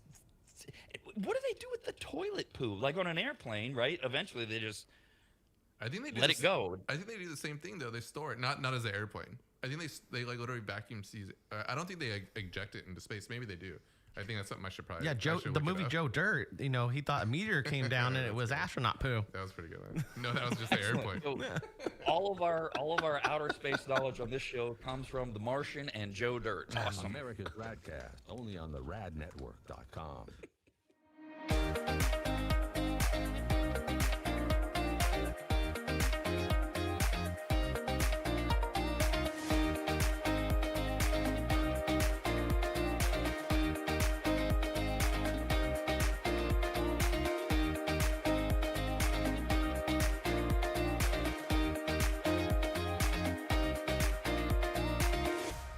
The first time Corey walked into my home, I came around the corner, extended my right hand to shake it, and said to him, "Wow, you're big." And that would be Corey from QuickDumpsters.com. Quick is spelled wrong intentionally. Quick, Q-U-I-K Dumpsters.com. That's QuickDumpsters.com. Corey's yet another maggot launching his own locally owned and operated business, and boy, did I need him, and really we all do. Things pile up, you get frustrated, you keep saying, "We need to make a dump run." Pretty soon it's more than a dump run, and now you need to rent a truck or have one of those ugly upside-down box cars parked in front of your house that you fill up yourself. Or, you do like I did, you call Corey at QuickDumpsters.com. In my case, my house had fallen into complete disarray as my late wife Christina had lost her 2-year battle with congestive heart failure, and amongst the many things left were gathering her things and finding what to donate, what had to just go in that pile of stuff where we were both going, why did we ever buy this? And it all could have been so overwhelming had Corey not just walked in, taken charge, and removed dozens of boxes of total junk, unusable dog kennels, desks that were falling apart, a worthless old smoker that couldn't be fixed, bag after bag of crap, and I can't remember what else. He was quick, spelled wrong, Q-U-I-K, quiet and clean. Well, he wasn't clean. I mean, he was. But I'm not commenting on his hygiene. I meant that his work was clean. He swept everything when he was done, and the house looked like he'd never even been there. Corey's the real deal, and I couldn't be more proud and happy to call him a brand new advertiser. His story's incredible, his dedication unmatched, and his motivation to succeed larger than he is, and that's saying something. Quotes are free. You don't even have to have them over to your house. Just send him some pics or videos, and you'll get your price, schedule your day and time, and watch someone else get that junk out of your house. Go to quickdumpsters.com. Quick, Q-U-I-K, dumpsters.com. Quick, Q-U-I-K, dumpsters.com.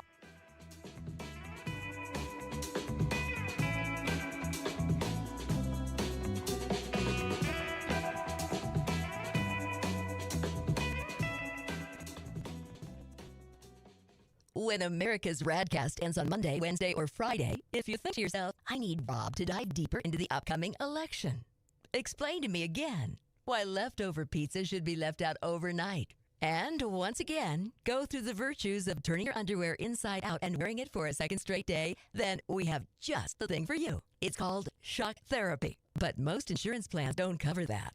So instead, every Monday, Wednesday, and Friday, stick around right after America's RADcast and enjoy Rob's Soapbox. It's for people who know they're right, but only because Rob says so. Listen or watch every Monday, Wednesday, and Friday morning right after America's RADcast, only at theradnetwork.com.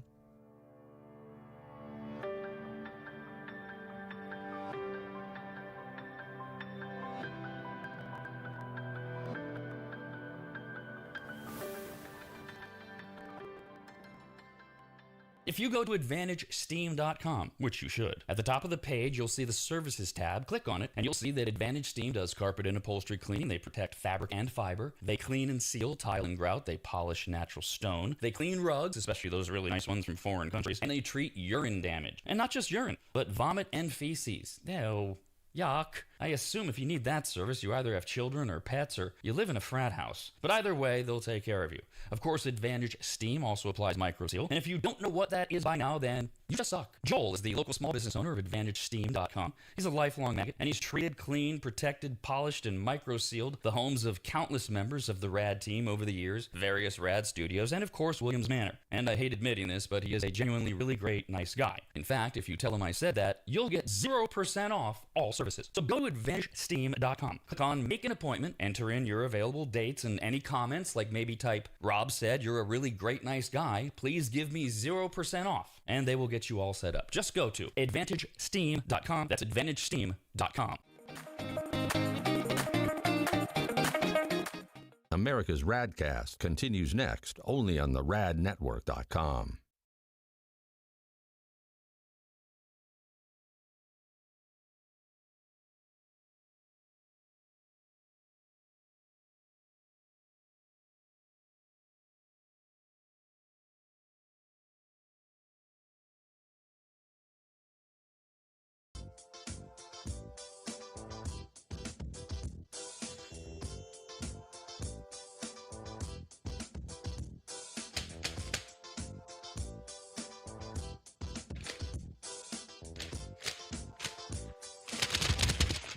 Got this email to RADcast at theradnetwork.com. It's from T. What up, T?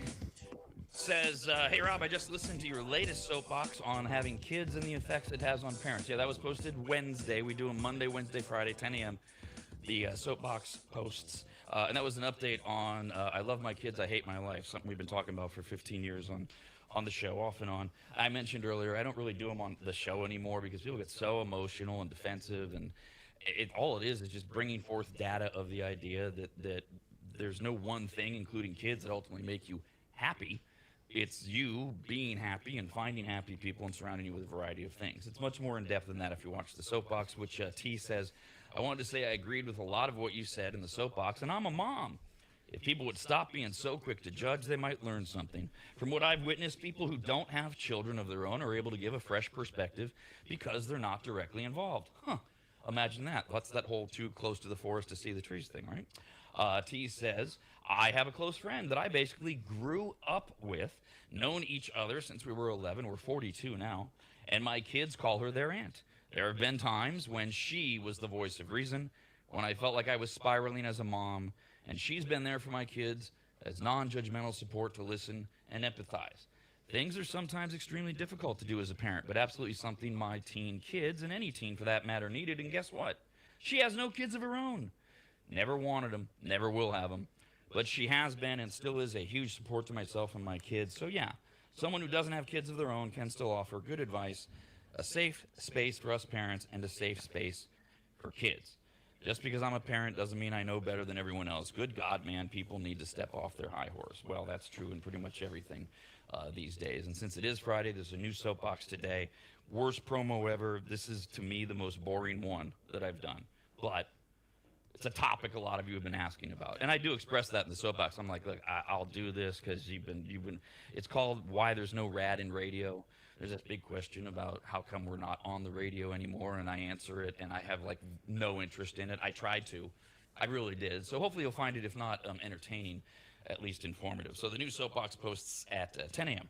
at theradnetwork.com. Let's get to food news. Food brings the people together, both in good times and in bad weather.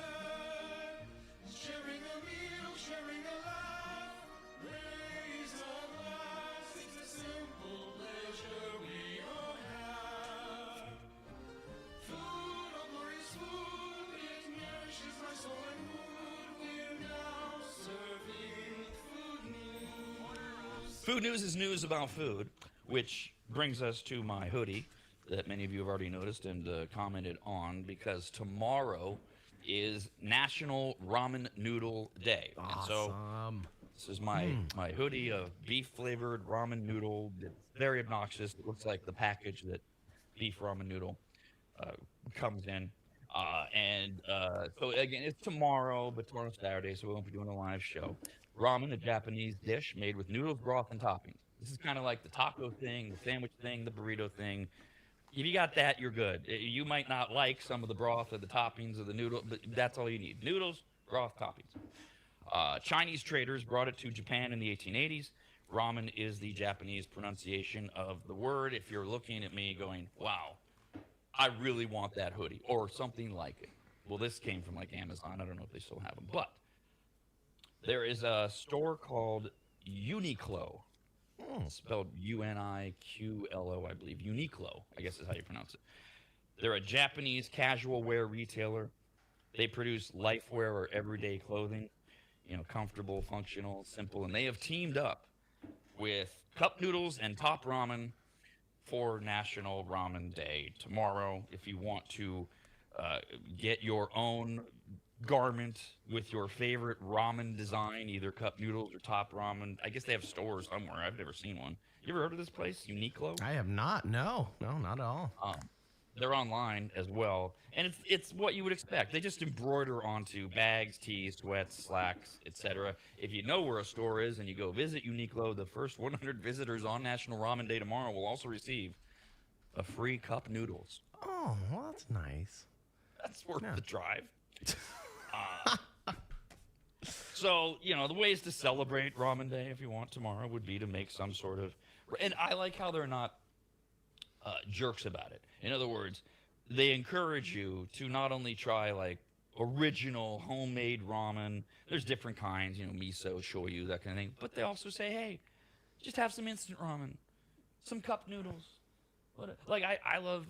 sometimes you make the cup noodles, and then you get rid of the broth, and then I just pour some soy sauce on it and heat it up again.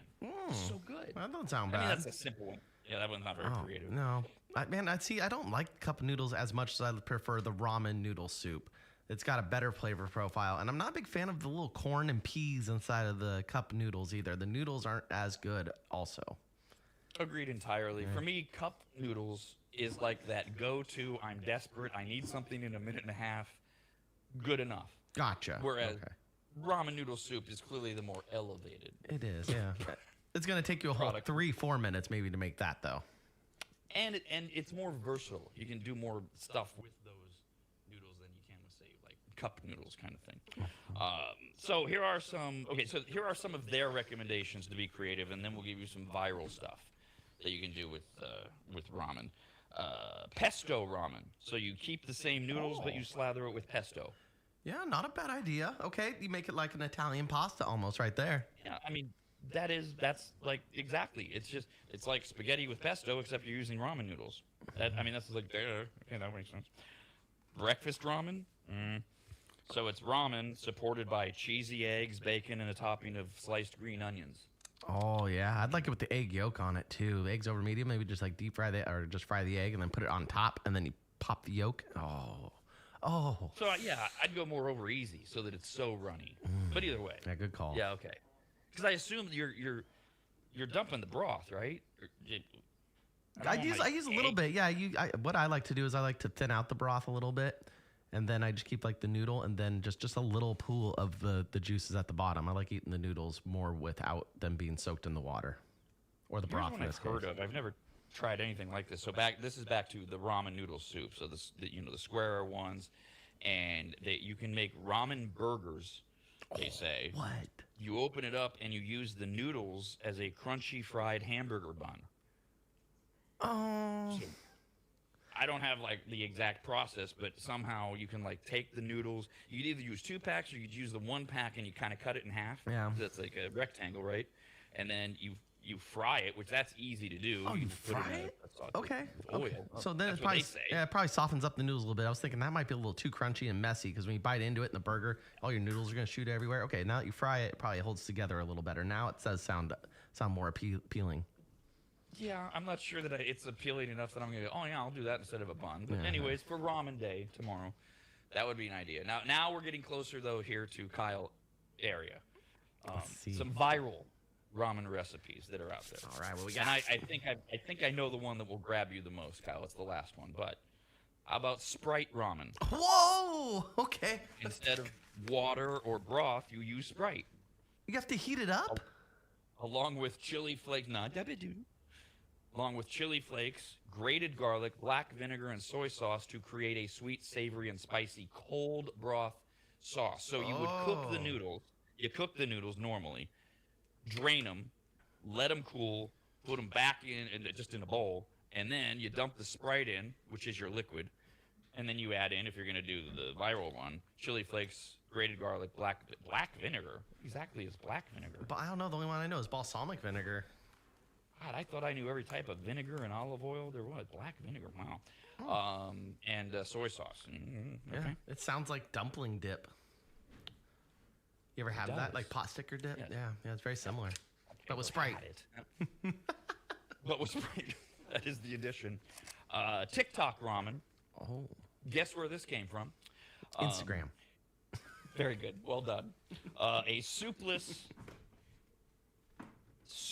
creamy, and savory noodle dish that is created by tossing instant noodles in a butter, garlic, soy sauce, and brown sugar sauce with an egg. Oh. So same thing. You cook the noodles, drain them, and then you toss them with butter, garlic, soy sauce, brown sugar. Yeah. Oh boy, that does sound pretty good. And an egg. Yeah, And it would have to be the same thing.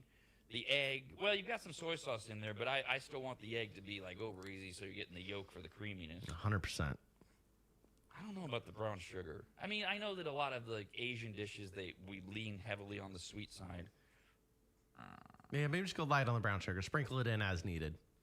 Yeah, and they say a brown sugar sauce, which of course you can get all these recipes in social media or TikTok, whatever. All right, here's the one I think is the most Kyle. Cheesy kimchi ramen. Oh, the kimchi. Oh, it does go well with noodles. All right. How do they doctor this up? Yeah, and there's more than just kimchi that says, hello, I'm Kyle. It's a stew-like combination. Oh. That features not just kimchi, but Spam. Yes. Oh, shit. And tofu, and it's topped with a slice of American cheese for creaminess. With cheese? Oh, that's blowing my mind right now. That was a lot going on there. Spam, cheese, and the only thing that's missing is sriracha and all of my, or ranch. Maybe really up my alley. That's a ranch. I love ranch. I wouldn't put it on the noodles. I'm just saying. You were like, it's catered towards me. Ranch fits my profile. We mentioned that we do the soapbox every Monday, Wednesday, and Friday at 10 a.m. It posts up at theradnetwork.com, and we do Kyle's Food Factor Tuesdays and Thursdays at 10 a.m. Maybe a future idea. I do. That is a great idea. I would really want to try the Sprite one too. All right. Side note: Food Factor ramen. Okay. Oh, We're good. oh yeah. Oh, okay. So you like the Sprite ones? Yeah, do a couple of them and see. Heck yeah, yeah. Noodles are cheap. I'm pretty sure I got a few of them hiding in the cupboard in the back somewhere. Yeah. I mean, that seems like to me like the ultimate American. You got to have at least a packet or two, just in case of some type of ramen noodle sort of thing, instant ramen noodle. Are you old enough to remember Push Pops? Or Push Oh Ups? yeah, I love the push pops. We got those at my babysitter's house. Her name was Carol. She's kind of a bitch, but she was cool because she had board games and good snacks. So these were now the way I remember them, because I don't know if they've evolved since I was a kid, because it seems like everything has. Is it's a frozen sherbet treat, and you just push it up and yeah, it right? comes You in lick one it. of those toilet paper tubes that has the fancy wrapping on the outside. Yeah, Exactly. they're And they have different delicious. flavors. Oh my god, they were And good. They are, or were, they are. I don't know. They still make them. I think so. And better, just like most ice creams or anything frozen, a little melted, just a little. Yeah, just And slightly. it melts as you eat it. But I didn't like that. I didn't need that first bite to be totally frozen kind of thing, or first lick. You know what I mean? God, now I'm really craving one. It sounds so good right now. I Oh like man. to take you on the journey from Sprite ramen to now Push Pops. An emerging trend is sushi Push Pops. Oh, okay, I can see that. Sushi Yeah. rolls inside a thick cardboard tube that you push up to eat, like the ice cream. Beautiful. And of course, there's several types. There's the spicy tuna option, the Philadelphia roll with salmon, balanced with crunchy and creamy elements. There's shrimp with mango, cream cheese, cucumber, whatever. It's all the same things you would get at a sushi place. It's gotten attention virally, but it is actually happening. Most notably, there's a place in New York called Suka Sashi that's doing it the most. But these are popping up around the country. So what you do is, it's same thing like a push pop. You got a stick that you hold it, right? And you have a bigger toilet paper roll as your cardboard holder. Okay, All right, twice yep. the height. Understood. You snap the plastic top off of the thick tube. Inside that plastic top is your soy sauce. Oh, even better. I was wondering how that was gonna work. I thought you just had to get a Because little these packet places- and just sprinkle on top. Most of these places, they aren't even sit downs. They're like pop-ups or roadside or stands or whatever. I don't know what stands with sushi, but you get the idea. And so they're meant to be eaten as you go on the go as you walk. So you take the soy sauce, you pour it onto the rolls inside your tube, and then you push the thin tube up through the thick one, and your 10 pre-cut segments of a sushi roll rise up in the air. No chopsticks. They're pre-cut too. Before- Yeah, they're pre-cut. Wow. All you gotta do is use your fingers and your mouth to figure out how to get around each slice of your sushi. Oh man, do you see? I was thinking about this, and I was like, I wonder if they pre-cut them or not. And then I was like, that might be nice. And then I'm like, what if you push it up and it like falls off? Like, and then you don't get the biggest bite as you want. Like, say like you're a hungry man, you want to push quite a bit up. Take a Somebody big bite. did say, I saw a review on one of those foodie sites that they are messy. It's not like the ideal on-the-go food, like a street taco. That's why they're called that. You can walk down the street with them. They're hard for some people to kind of manage or whatever. All right. Well, The main place that's selling them I mentioned is called Suka Sushi, and the owner says they're pumping out up to 500 of these things a day. yeah, damn. He's probably got a good location. Nice. Yeah, they mentioned where it was. I mean, it's just they have no sit down. Obviously, this one's in Manhattan, but it seems to be popular across the country. They're starting to pop up. All right, Beautiful. no pun intended. All right. Kyle, you know what butter chicken is?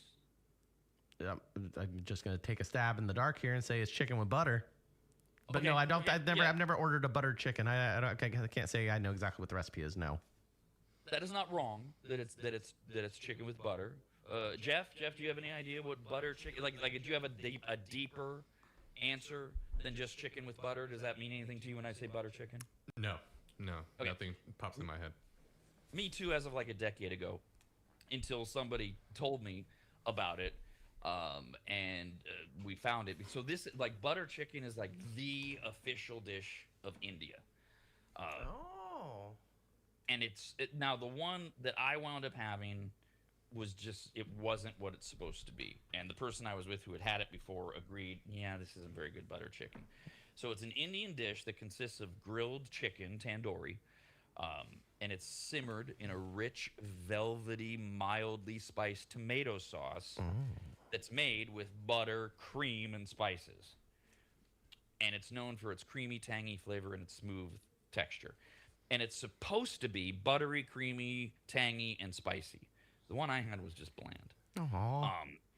And I've looked up recipes to make it. It is a labor of love. It is so many steps to do it authentic. There's always shortcuts.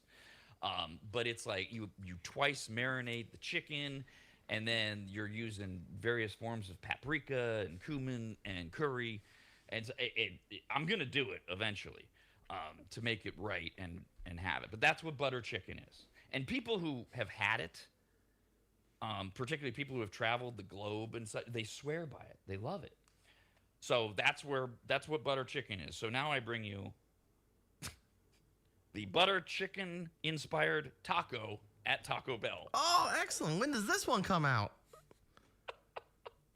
I love how we take this national dish of this country and then we put it inside a Taco Bell taco, which I'm betting is not quite, the butter chicken is not quite prepared at the same labor of love level. But, okay, at Taco Bell, I'll answer Kyle's question in a second. At Taco Bell, they feature what they claim is shredded, slow-roasted chicken in a rich, bold, and spicy tomato sauce that's wrapped in a fried chalupa shell.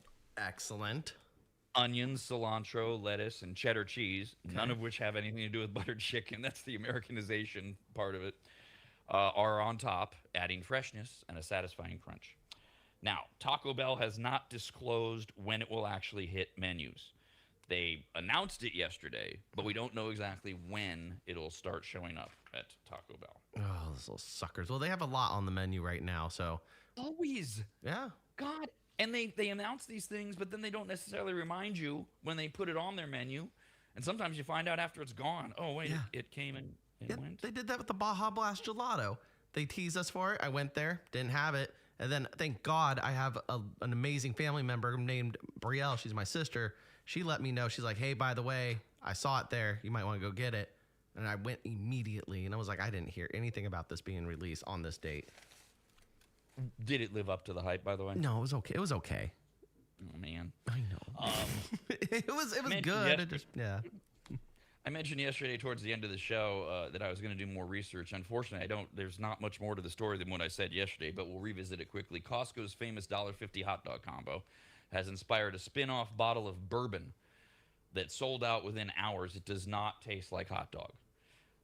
Although the bottle is called I Got That Dog in Me, which is it's a single barrel bourbon that features Costco's food court hot dog and soda combo on the label. That's the only connection. Is a picture of the hot dog and the soda and stuff on the label. The bourbon's $86. It's sold out in hours in places where it was released, from Washington, D.C. to L.A. to Vegas. By the way, I did not know this. Got that dog in me is a slang phrase used to describe someone with grit and heart. I've never heard that. So somebody who's like super motivated and I got that dog in me. It doesn't taste like hot dogs, but the bottle scarcity, because it sold out so quickly, has added to the buzz. And I mentioned this yesterday. It is true. I confirmed it. Resale offers have climbed online far above retail, ranging from $500 to $1,000. Yikes. For this bourbon with the sticker. Did you, in that story, did you say that they're going to re-release it again? They're going to have more coming our way? That's the buzz, but there's been no confirmation. The buzz is if you sell it out in less than a day in like 5 major cities, why wouldn't you do it again? But it goes back to the bourbon makers in Kentucky. This is one of those places that they release these barrels and then they go away. But will they release it? Does it really matter? Because in this case, it doesn't taste like hot dog. They can stick that hot dog label on any of their bourbons. Oh, yeah, and very people true. are going to buy it. It is a fun Which, by logo. the way, means Yeah, it's a fun logo, but that also means the value of those bottles that you're buying for $1,000 will go right in the toilet if suddenly they're readily available. Little investing tip for me. Understood. Okay, thank you. Oh, good. Another protein-packed snack is about to hit grocery store shelves as our obsession with protein continues. And making it dumber than dumb, it comes courtesy of the Kardashian family. Oh. If I was sitting around a table with people saying, all right, we're all tired of the protein thing, right? How can we make it more stupider? I would say, somebody would say, and I'd agree with, add the Kardashians in the mix.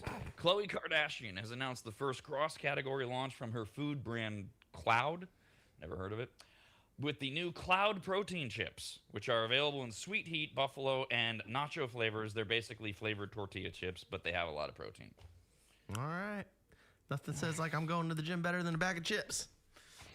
But it's got protein. It does, yeah.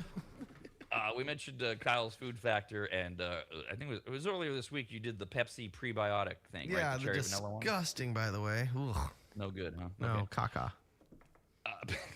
Now, Pepsi bought and owns now Poppy, which is the original prebiotic soda, which was why it was odd to a lot of people that they went out and made their own under the Pepsi brand, but maybe it's because they realized it sucked and they didn't want to ruin Poppy's reputation. So now, as the weather warms up, other sodas are already debuting new iterations of fan-loved flavors, perfect for spring and summer. 7-Up Mandarin Orange is starting to show up. Oh, excellent. I'll keep my eye out. Thank you.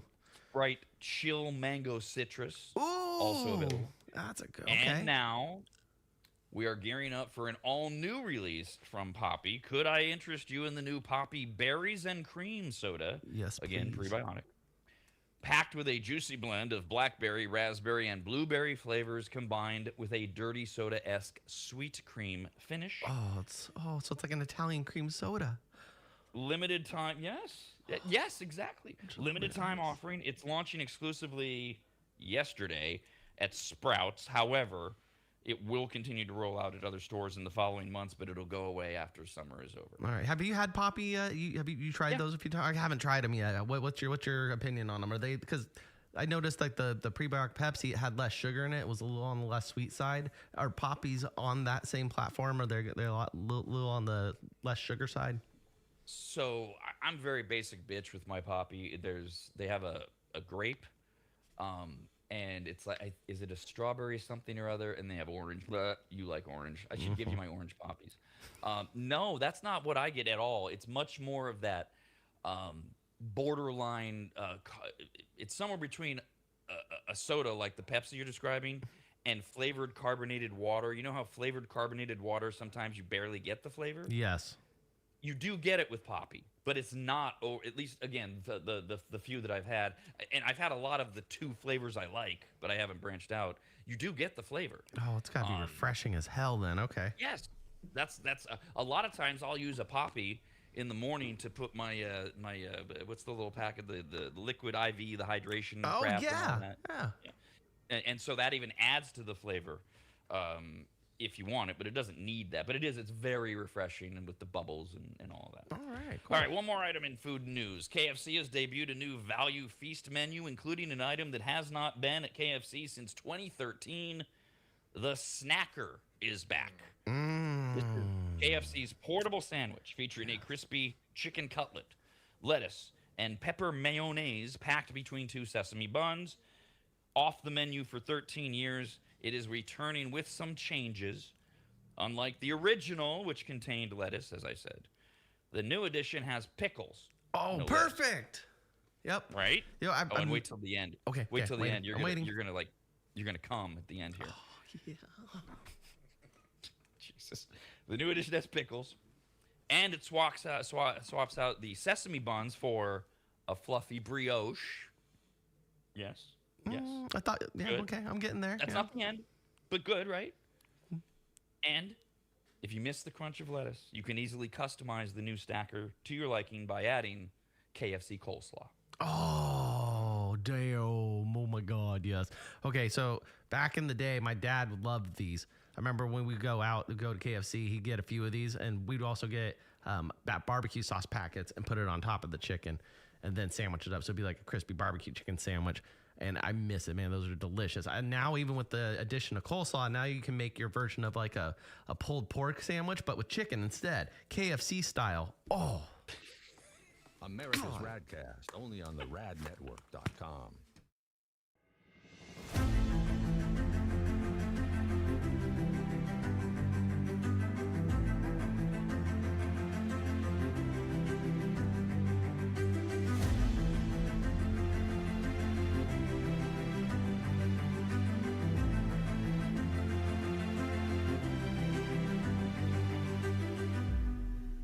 If you go to AdvantageSteam.com, which you should, at the top of the page, you'll see the Services tab. Click on it, and you'll see that Advantage Steam does carpet and upholstery cleaning. They protect fabric and fiber. They clean and seal tile and grout. They polish natural stone. They clean rugs, especially those really nice ones from foreign countries. And they treat urine damage. And not just urine, but vomit and feces. Ew. Yuck. I assume if you need that service, you either have children or pets or you live in a frat house. But either way, they'll take care of you. Of course, Advantage Steam also applies MicroSeal. And if you don't know what that is by now, then you just suck. Joel is the local small business owner of AdvantageSteam.com. He's a lifelong maggot, and he's treated, cleaned, protected, polished, and micro-sealed the homes of countless members of the RAD team over the years, various RAD studios, and of course, Williams Manor. And I hate admitting this, but he is a genuinely really great, nice guy. In fact, if you tell him I said that, you'll get 0% off all services. So go to AdvantageSteam.com. Click on Make an Appointment, enter in your available dates and any comments, like maybe type, Rob said you're a really great, nice guy. Please give me 0% off. And they will get you all set up. Just go to AdvantageSteam.com. That's AdvantageSteam.com.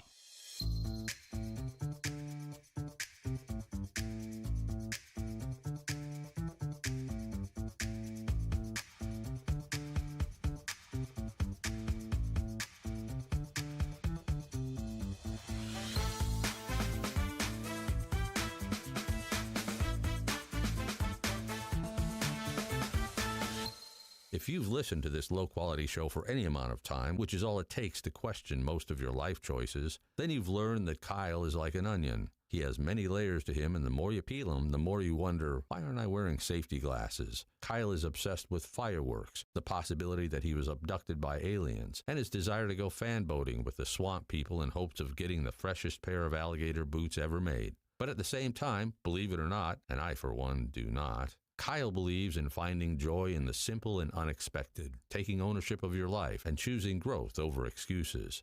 He's at his happiest when surrounded by his family as he stands over the grill with an ice-cold beer and explains to everyone why Green Day may in fact be America's greatest gift to the world since sriracha, not caring that sriracha was actually created by a woman in Thailand who was, no doubt, the original Wuhan bat. These and so many other things are what make Kyle so endearing and frustrating at the same time. And every Wednesday at 1 p.m., right after the Rob and Steven Sports Show, we get to go along for the ride and enjoy Kyle's Corner. Watch it weekly with every new episode and watch them all anytime after, only on the radnetwork.com.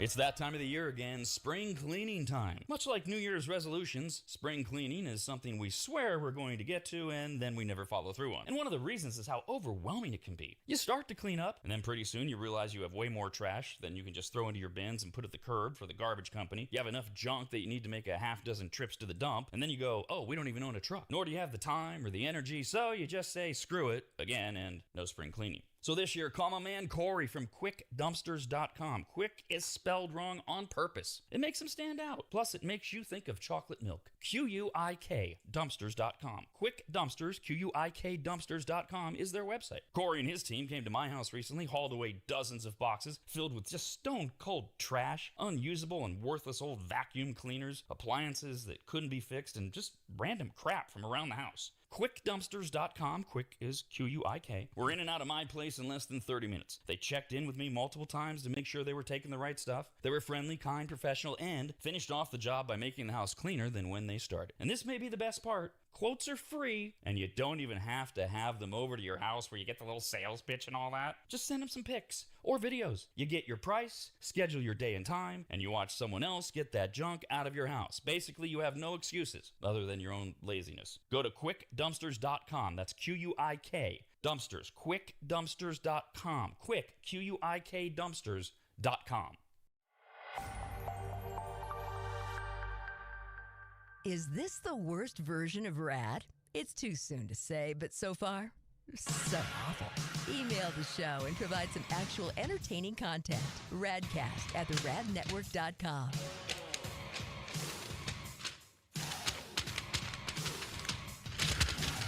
A couple emails came into RADcast at theradnetwork.com. We're still focusing on raccoons. We had an update this morning. Yesterday we had the raccoon porch pirate and Kyle and the cuddliness with raccoons or whatever. But then we had an email this morning from a guy who said he had somebody he worked with who domesticated a raccoon. This email is from Cherie. What's up, Cherie? My ex-mother-in-law, God rest her soul, was lucky enough to find and rescue a baby raccoon that had been abandoned by its mama. Oh, poor thing. She bottle-fed it and raised it. It was the smartest, sweetest pet she ever owned. She lived in Truckee at the time. Legal? I don't know, but she adored Rocky the raccoon. Rocky, that's a cool name. Oh, And that would be the difference is if you domesticate them from baby, maybe they don't become vicious and mean and clawy. Yeah, see, I thought about that with the squirrel. Like, if I ever come across a baby squirrel, that would be fun to domesticate. Although they do got big chomping teeth, I'm afraid it might bite off my fingers sometime. Well, but see, again, if you like you said, if you got a baby one, they're gonna view you as daddy or mama. So they won't bite your finger. They might bite somebody else. Well, that's fine. We can train it to be an intact squirrel. That might be useful.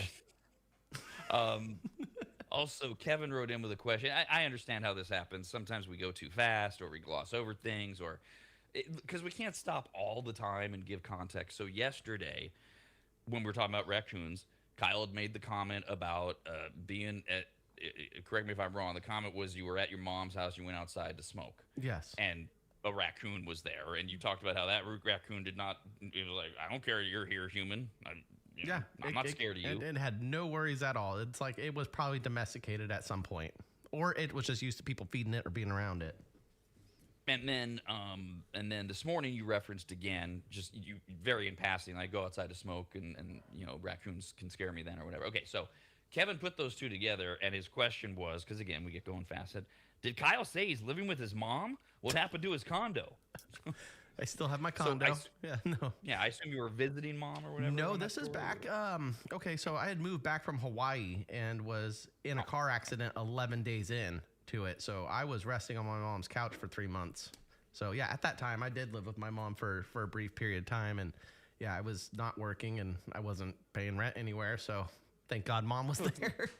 It's a years old story that you were just referencing because it involved the raccoon. That's correct. All. Yes. Yeah.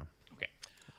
By the way, thank you. So we're actually wrapping up our first week of the relaunch with the and now the radnetwork.com and America's RAD Cast in the morning and the Rob and Steve Sports Show from 11 to 1 every day. And then all our bonus things, new Soapbox Today posts at the radnetwork.com. We do that every Monday, Wednesday, Friday. We do Kyle's Food Factor every Tuesday, Thursday. Kyle's Corner is every Wednesday at 1 p.m. They all post at the radnetwork.com, and you go to our YouTube page and you can find them there. So the thank you is a few different things. One, thanks for sticking around. Thanks for waiting for us while we were on hiatus.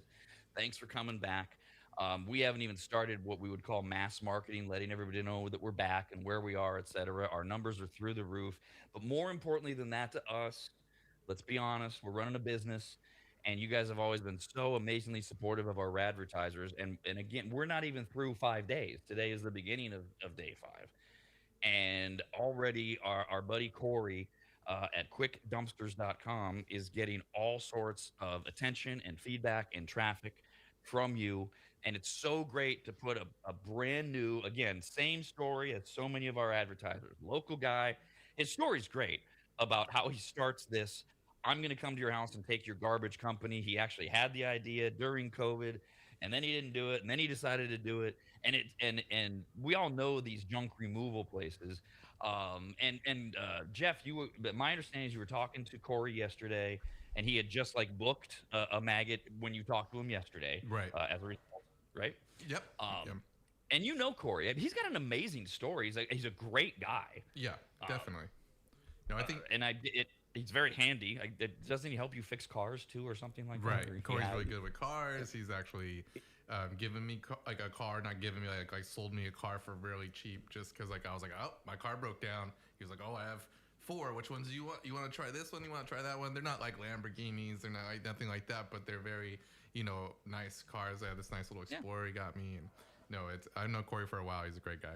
He also helped move this big desk I'm sitting at right here into the RAD studio.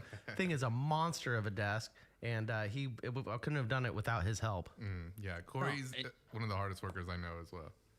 And he's super nice. And so if you've heard our advertising commercials for him, true story, he came to Williams Manor. Obviously, I had a lot of stuff I had to clear out after my wife, Christina, passed away. And he hauled it all away, but I was able to talk to him as well. He's just got a great personality. He is enormous, which you have to be when you're in that line of work. Super nice, and it's just so much easier in general to have somebody come to your house and haul away your crap, as opposed to like, Corey and I were talking. I think he said one of the things that motivated him was he knew other people were doing this, but these companies that drop off the dumpster that sits in front of your house that you load up, and then they come and take it away. It's so unsightly, and a lot of people are embarrassed by it. A lot easier for Corey to show up with his truck. He was in and out in like an hour, if even that. Whoa. And there was a lot of stuff. Yeah. And he did a great job. And the one thing that we have heard, and always reach out to us, please. If you have any good news, bad news, whatever, about any of our advertisers, was some people were having a hard time like easily finding the website because it's quick, but it's spelled wrong. QUIK, quickdumpsters.com. So we made it even easier for you. Just go to the radnetwork.com. I did it this morning. It's so easy. I could do it. You scroll down to the bottom of the radnetwork.com. His website's right there. That's where all our advertisers will start to show up. We've got a ton of them lined up. We're just waiting for everything to kind of get settled down and be easy and do the right rollout. But it's right there. You click on it. You go to quickdumpsters.com. And then you can send in your email. And the cool thing is you can send in – you don't even have to have Corey come to your house to get a quote. You can send in pictures, videos, and then just book when he's going to show up, because he's able to look at it and go, oh, okay, that's going to cost about this much. Now, if he shows up and you lied, there might be an adjustment. Right. Which a lot of people do, unfortunately. Not lie, but, it's like... It comes up. The wife is probably like, oh, is he going to take that couch in the garage too? And you're like, that's my couch. No. And then she tells him, and he goes and gets it. And he's like, well, that's going to be an extra $100 now. And now dude's out of a couch and $100. Yikes. It's a very common thing, I think, and hearing his stories, as far as like someone, and I think that's naturally happens. Like, you get this section all cleared out. It's like, oh, how about this dryer that I've had for, that I've had in my garage I want to get rid of, and how about this? And it's, there probably should be adjust. I think he's too nice sometimes, but yeah, it does happen a lot. I mean, he is nice. I'll give you that. And that is the kind of like text message that I love to get. One of our most loyal maggots, who's also a very good friend, texted me yesterday and said, hey, I know other loyal maggots who are trying to, are we sure this is the website, how to find it? And she had the right link, and I confirmed, yeah, tell them that's where you go. But Jeff and I talked and said, look, we were waiting for the big rollout with all the advertisers coming back, but we said, let's get this up there, because if so many of you are, and it makes sense, spring cleaning, it's a thing. And you just decide, or you just look around and go, okay, enough crap has built up. It's too much to go to the dump. And then you hear us talking about him, and so many people want to go to his website. So we made it easy. Just go to the radnetwork.com, go all the way down. You click on quickdumpsters.com. It'll take you right to the website. There's a big cartoony thing, and then you just follow. It's very easy. It's an easy-to-use website. And Corey will get back to you. And like he did yesterday, apparently he booked a maggot. So radnetwork.com, go to the bottom page, quickdumpsters.com. Let's do a quick round of entertainment news. Overture, curtain and lights. It's time for entertainment news. We mentioned earlier in the week the Super Mario Galaxy movie. This is the reason that Jack Black is hosting Saturday Night Live tomorrow, because he's in it. This is the sequel. It is off to a very impressive start at the box office. Super Mario Galaxy movie served up $34 million domestically one day on a weekday. That is granted, it's spring break in some parts of America. That's a big first day. In fact, it's the biggest opening day of the year to date. Beating out Project Hail Mary, the Ryan Gosling joint. The first Super Mario Brothers in 2023 was a box office smash. That's why they made a sequel. It is at $1.36 million globally. That's the first one. The follow-up tells the story of Mario, Luigi, and Princess Peach once again taking on the evil Bowser, voiced by Jack Black, along with his son, Bowser Jr. I didn't know there was a Bowser Jr. Or did they just make that up? The core voice cast has reunited for Super Galaxy. Chris Pratt is Mario again. Anya Taylor-Joy is Princess Peach. Charlie Day is Luigi. Jack Black Charlie is Bowser. Day? That'd be great. Okay. Keegan Michael Kay is Toad, and then there's all these new voices. I don't know who Benny Safdie is, but he's Bowser Jr. Glenn Powell, who you'd know him if you saw him. He got his big break in Top Gun Maverick, and then he did the remake of Twister or whatever. He's voicing a new character called Fox McCloud. And I mentioned I heard from a friend whose wife saw a Super Mario Galaxy movie with their brat kid or whatever. And she said it's better than the first one. As an adult, she said it's better than the first one. So, getting a lot of rave reviews. Cool. But none of us saw the first one. No, I need to go check it out online. And you know what? Mario wasn't super big in my life as a kid. It was a little bit because I had the old school NES when I was really little because my parents didn't get me a PlayStation yet. We had to wait a minute. So I'd played that one. And then I had a Game Boy. And I had, like, Mario World 3. And that was it. And I don't remember any little Bowser.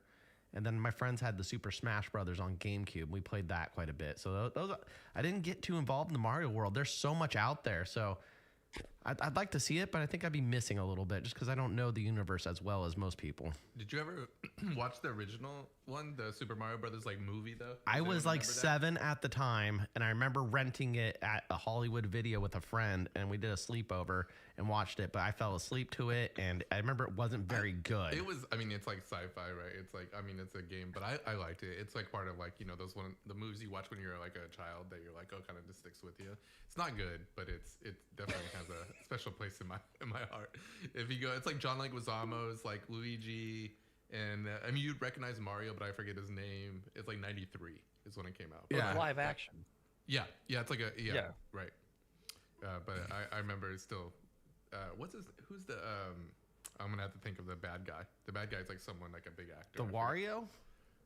To the original Mario Brothers, like the bad guy is like someone who I forget.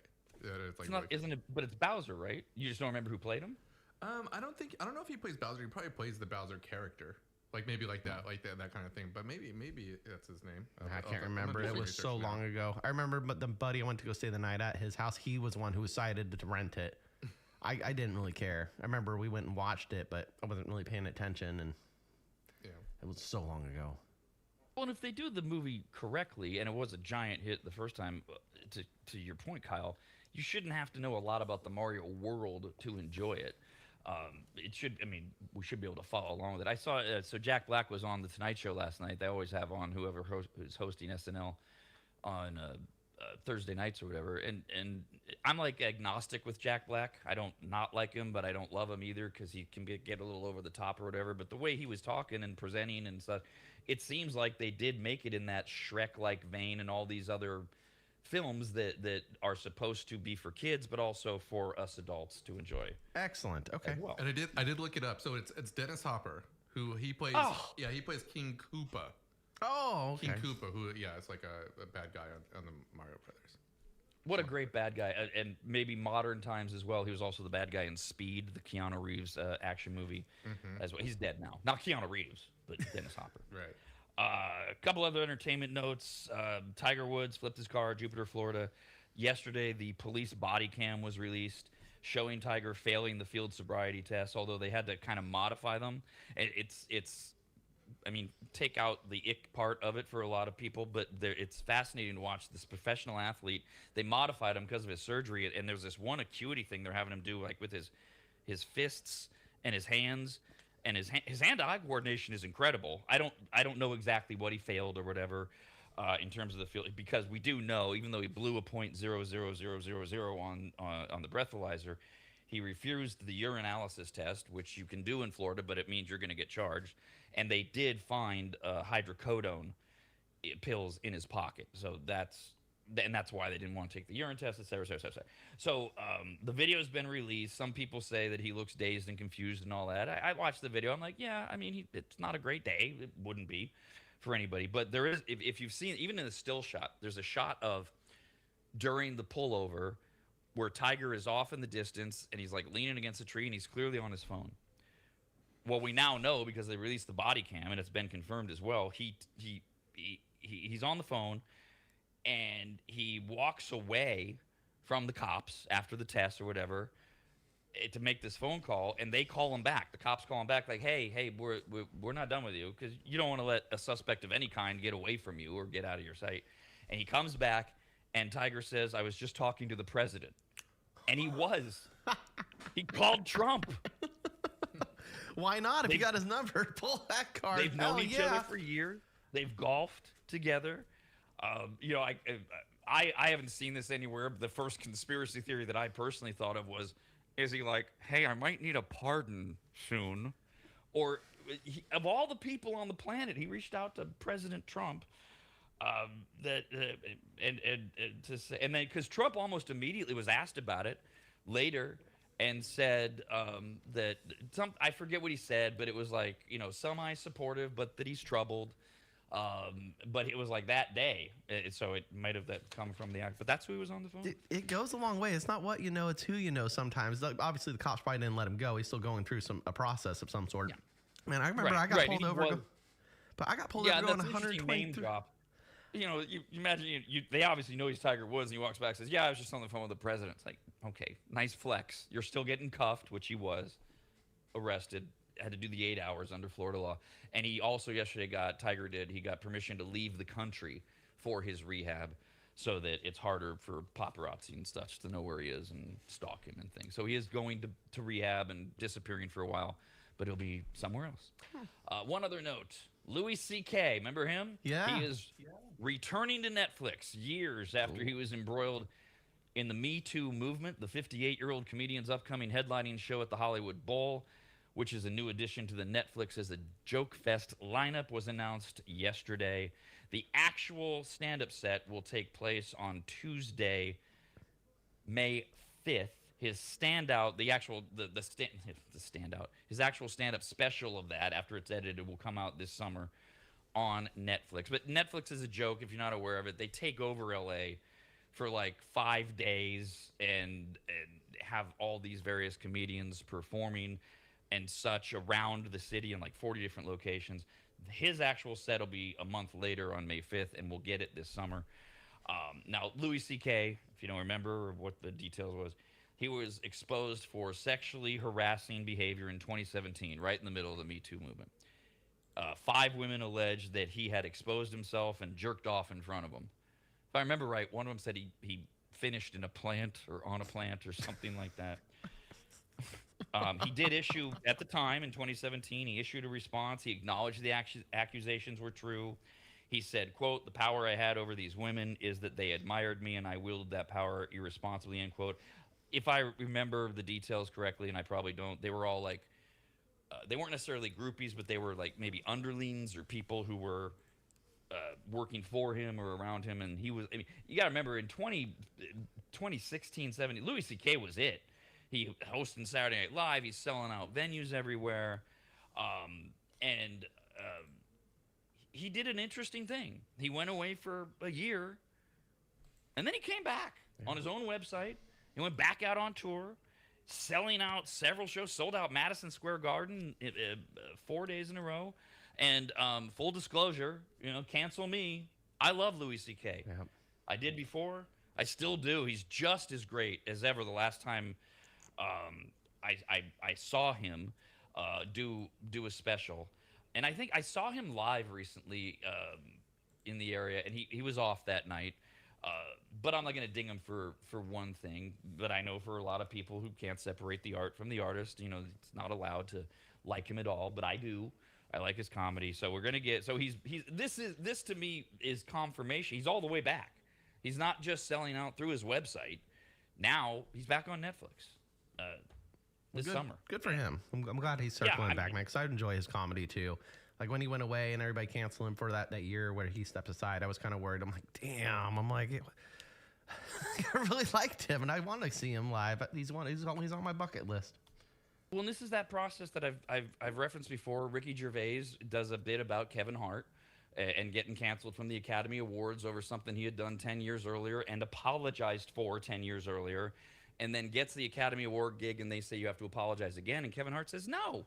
What's the point of apologizing if I have to do it again? Louis C.K. took responsibility. He said there's no way I should have done what I did. Went away for a year, came back, and enough people said, all right, we're going to sell out Madison Square Garden for you and see if you're still good, and he is. So he'll have a Netflix special this summer, and we'll let you know as soon as we have that date. America's RAD Cast, only on the radnetwork.com.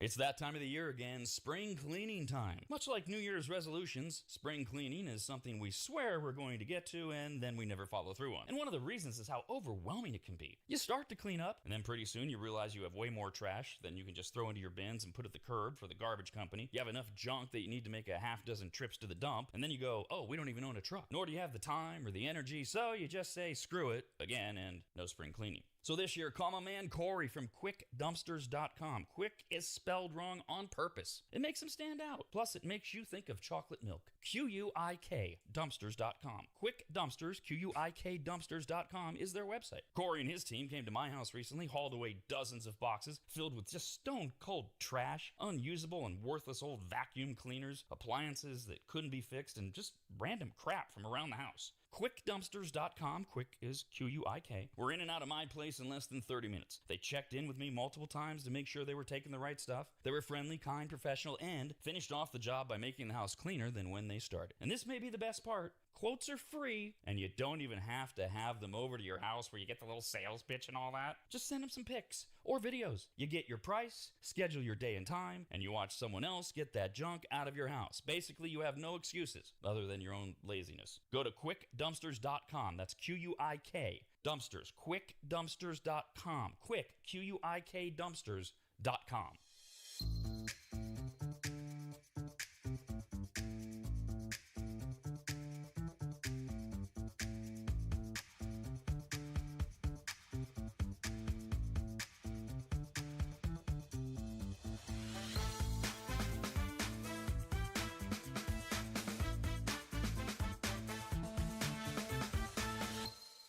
Every Monday, Wednesday, and Friday, right after America's RAD Cast, Rob decides he has more to say about the subjects that truly matter. Like how sexual role play is an instant indicator that you are destined for either the Catholic priesthood or the next Epstein Island. Or why adults who use ketchup shouldn't be allowed to vote, drive, or reproduce. And the fact that he supports instant gender reassignment surgery for any man who doesn't like sports. Ah, yes, the stuff that really matters. Rob's Soapbox. It's for people who feel superior, and they just need it explained to them why. Listen or watch every Monday, Wednesday, and Friday morning right after America's RAD Cast, only at the radnetwork.com.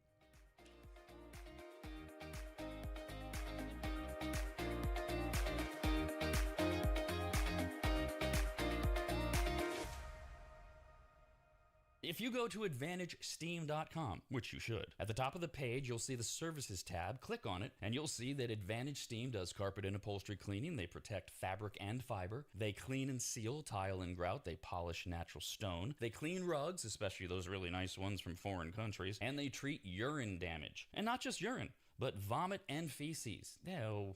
Yuck. I assume if you need that service, you either have children or pets or you live in a frat house. But either way, they'll take care of you. Of course, Advantage Steam also applies MicroSeal. And if you don't know what that is by now, then You just suck. Joel is the local small business owner of AdvantageSteam.com. He's a lifelong maggot, and he's treated, cleaned, protected, polished, and micro-sealed the homes of countless members of the RAD team over the years, various RAD studios, and of course Williams Manor. And I hate admitting this, but he is a genuinely really great, nice guy. In fact, if you tell him I said that, you'll get 0% off all services. So go to AdvantageSteam.com. Click on Make an Appointment, enter in your available dates and any comments, like maybe type, Rob said you're a really great, nice guy. Please give me 0% off. And they will get you all set up. Just go to AdvantageSteam.com. That's AdvantageSteam.com.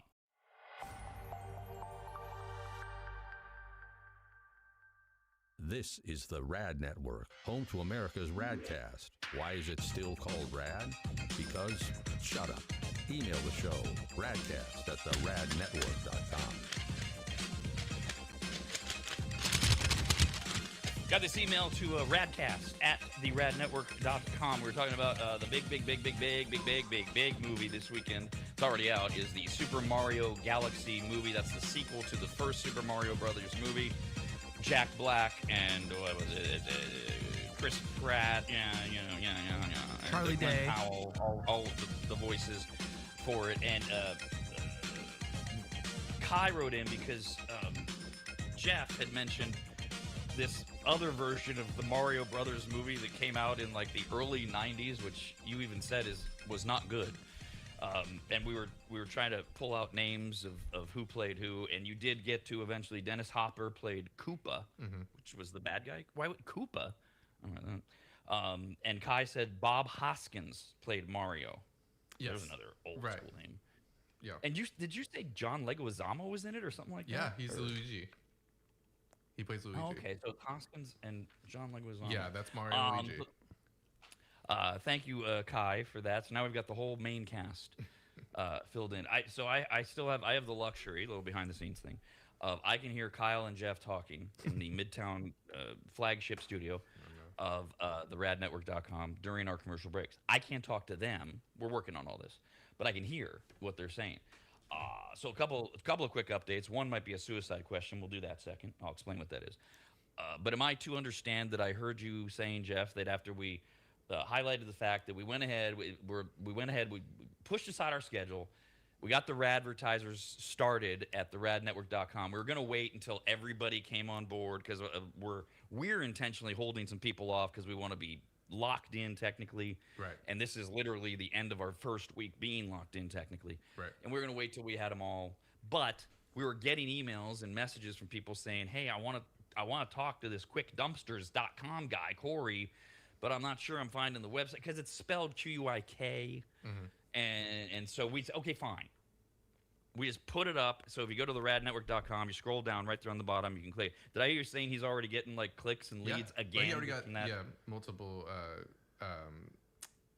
requests in, like booking requests where they have to fill everything out, the time, the uploads, all that kind of stuff. Yeah. That is awesome. I heard Kyle say I'm happy for him. And that's the thing is we've always tried to partner with really good people. And he is such a great guy. And I'm so happy to hear that. And thank you again. Thank you guys for making us look like heroes. We really appreciate that. Definitely. The other thing that I thought I heard, this is the suicide question. So back when I was in radio only, and I was not only on the air, but I was what was called the program director, which means you would talk to your air talent. So I was in charge of everybody that's on the air. This was 90s, and you were still doing contests with people on the phone, and in like sometimes live, often live, where you had to call in to win tickets or whatever. And it was for a crutch, a cliche people fell into, and the DJ would say to the caller, "And what's your favorite radio station?" or "What radio station is sending you to see Shanice?" or whoever the fuck was popular at the time. Well, I always said, don't do that. That's a suicide question. What are you going to say if they don't say our station? They're going to say another station in town because they listen to a bunch. They're prize pigs. So, suicide question here because I caught the tail end. Did I hear, Jeff, that you had, in fact, researched the issue of pooping in outer space? Because we talked about Artemis 2, and there was a toilet issue, and one of the astronauts had to poop in a bag instead of the toilet. They did get it fixed, but we were wondering what happened to the bag. And we were talking about all of our knowledge about what actually happens in space is from movies. most notably The Martian and Joe Dirt. Was that the Joe Dirt? Armageddon is a lot of, where I get a lot of my okay? space, yeah. Oh, okay, good.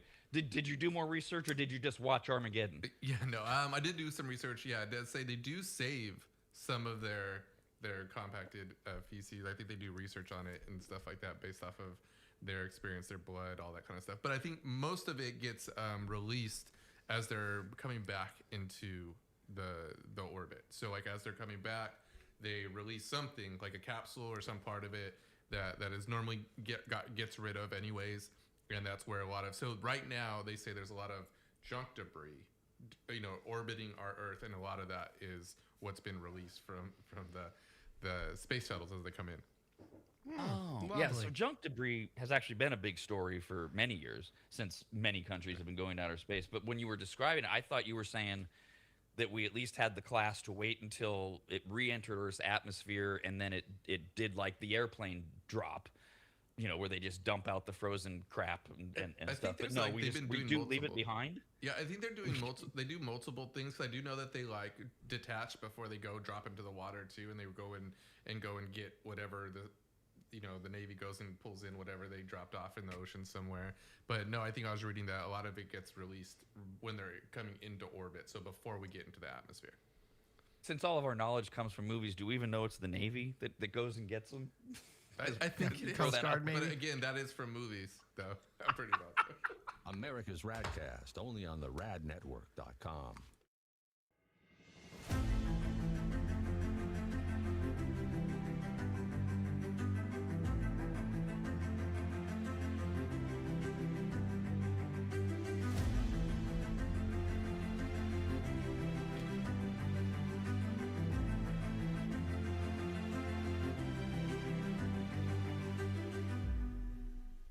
The first time Corey walked into my home, I came around the corner, extended my right hand to shake it, and said to him, "Wow, you're big." And that would be Corey from QuickDumpsters.com. Quick is spelled wrong intentionally. Quick, Q-U-I-K Dumpsters.com. That's QuickDumpsters.com. Corey's yet another maggot launching his own locally owned and operated business, and boy, did I need him, and really we all do. Things pile up, you get frustrated, you keep saying, "We need to make a dump run." Pretty soon it's more than a dump run, and now you need to rent a truck or have one of those ugly upside-down box cars parked in front of your house that you fill up yourself. Or, you do like I did, you call Corey at QuickDumpsters.com. In my case, my house had fallen into complete disarray as my late wife Christina had lost her 2-year battle with congestive heart failure, and amongst the many things left were gathering her things and finding what to donate, what had to just go in that pile of stuff where we were both going, why did we ever buy this?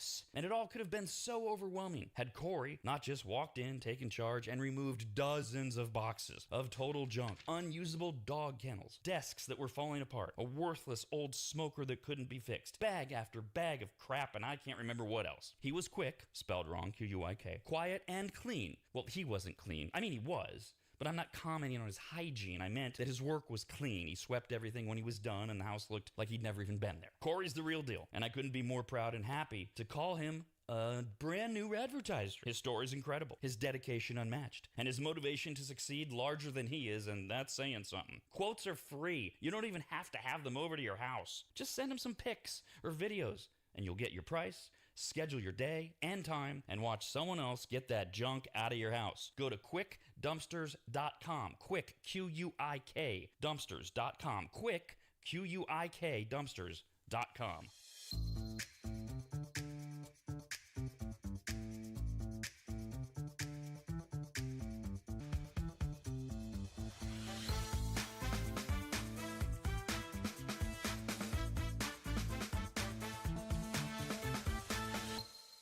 Every Monday, Wednesday, and Friday, right after America's RAD Cast, Rob decides he has more to say about the subjects that truly matter. Like how sexual role play is an instant indicator that you are destined for either the Catholic priesthood or the next Epstein Island. Or why adults who use ketchup shouldn't be allowed to vote, drive, or reproduce. And the fact that he supports instant gender reassignment surgery for any man who doesn't like sports. Ah, yes, the stuff that really matters. Rob's Soapbox.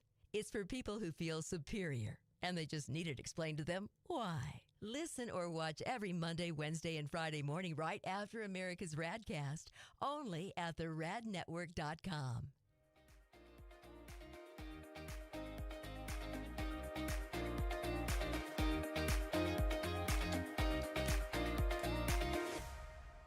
If you've never heard of microseal, let me tell you what it isn't. It is not a really small marine mammal. Get it? A microseal? Oh, fine. Just ask AI. AI describes microseal this way, with a bunch of AI words. Microseal is a premium, eco-friendly, and biodegradable fabric protection spray that penetrates deep into fibers to provide permanent stain, soil, and sun fade resistance for rugs, furniture, and delicate fabrics. It uses nanotechno blah blah blah, and blue blue blue blue blue. What AI is trying to say is that microseal is non-toxic, non-allergenic, safe for pets and children, and, although AI doesn't say this, it should, you need to contact longtime maggot Joel from AdvantageSteam.com right now to get him to apply microseal for you. You can even make appointments online at AdvantageSteam.com. We've had microseal for years at Williams Manor, and it treats a lot more than carpets. Microseal protects virtually all fibrous materials, including wool, cotton, silk, suede, leather, and synthetic fabrics. It protects upholstery, carpets, rugs, draperies, and clothing, including wedding dresses. And ladies, you're going to need what? 3 or 4 of those in your lifetime. And it protects against stains, moisture, and UV degradation without changing the texture. Also, if you're an interior designer, Joel has a special program just for you, and all you have to do is say the password, which is what? What? There's no password, I guess. Never mind. Whoever you are, contact Joel at AdvantageSteam.com. And if you're an interior designer, tell him, I guess. I don't know. That's AdvantageSteam.com, where you'll learn more about microseal and everything else that Joel offers. At AdvantageSteam.com, that's AdvantageSteam.com, AdvantageSteam.com.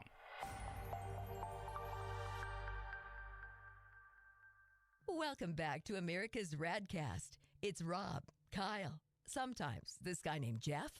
Well, that sounds pretty sexist. I assume all the topics are farts, tools, video games, and how The Expendables is the greatest movie franchise of all time. Riveting. Join the show by emailing all of the reasons you should never commit to just one woman. RADcast at theradnetwork.com. All right, another email, RAD. Nope, that's the old one. Don't do that. Just kidding. See, if you use that, we won't get it. That's why I shouldn't say it, because I'm an idiot. But, 20 plus years of using it, you got to get over it. It's RAD Cast. So there's still an RAD. You guys spell RAD and then cast, but it's RAD Cast at theradnetwork.com. Good save, huh? Right? Yeah, it was. Nice job. It's from Andrew. Hi, Andrew. This is an opportunity for us to do a little more navel gazing. I love that. So we're back up and running.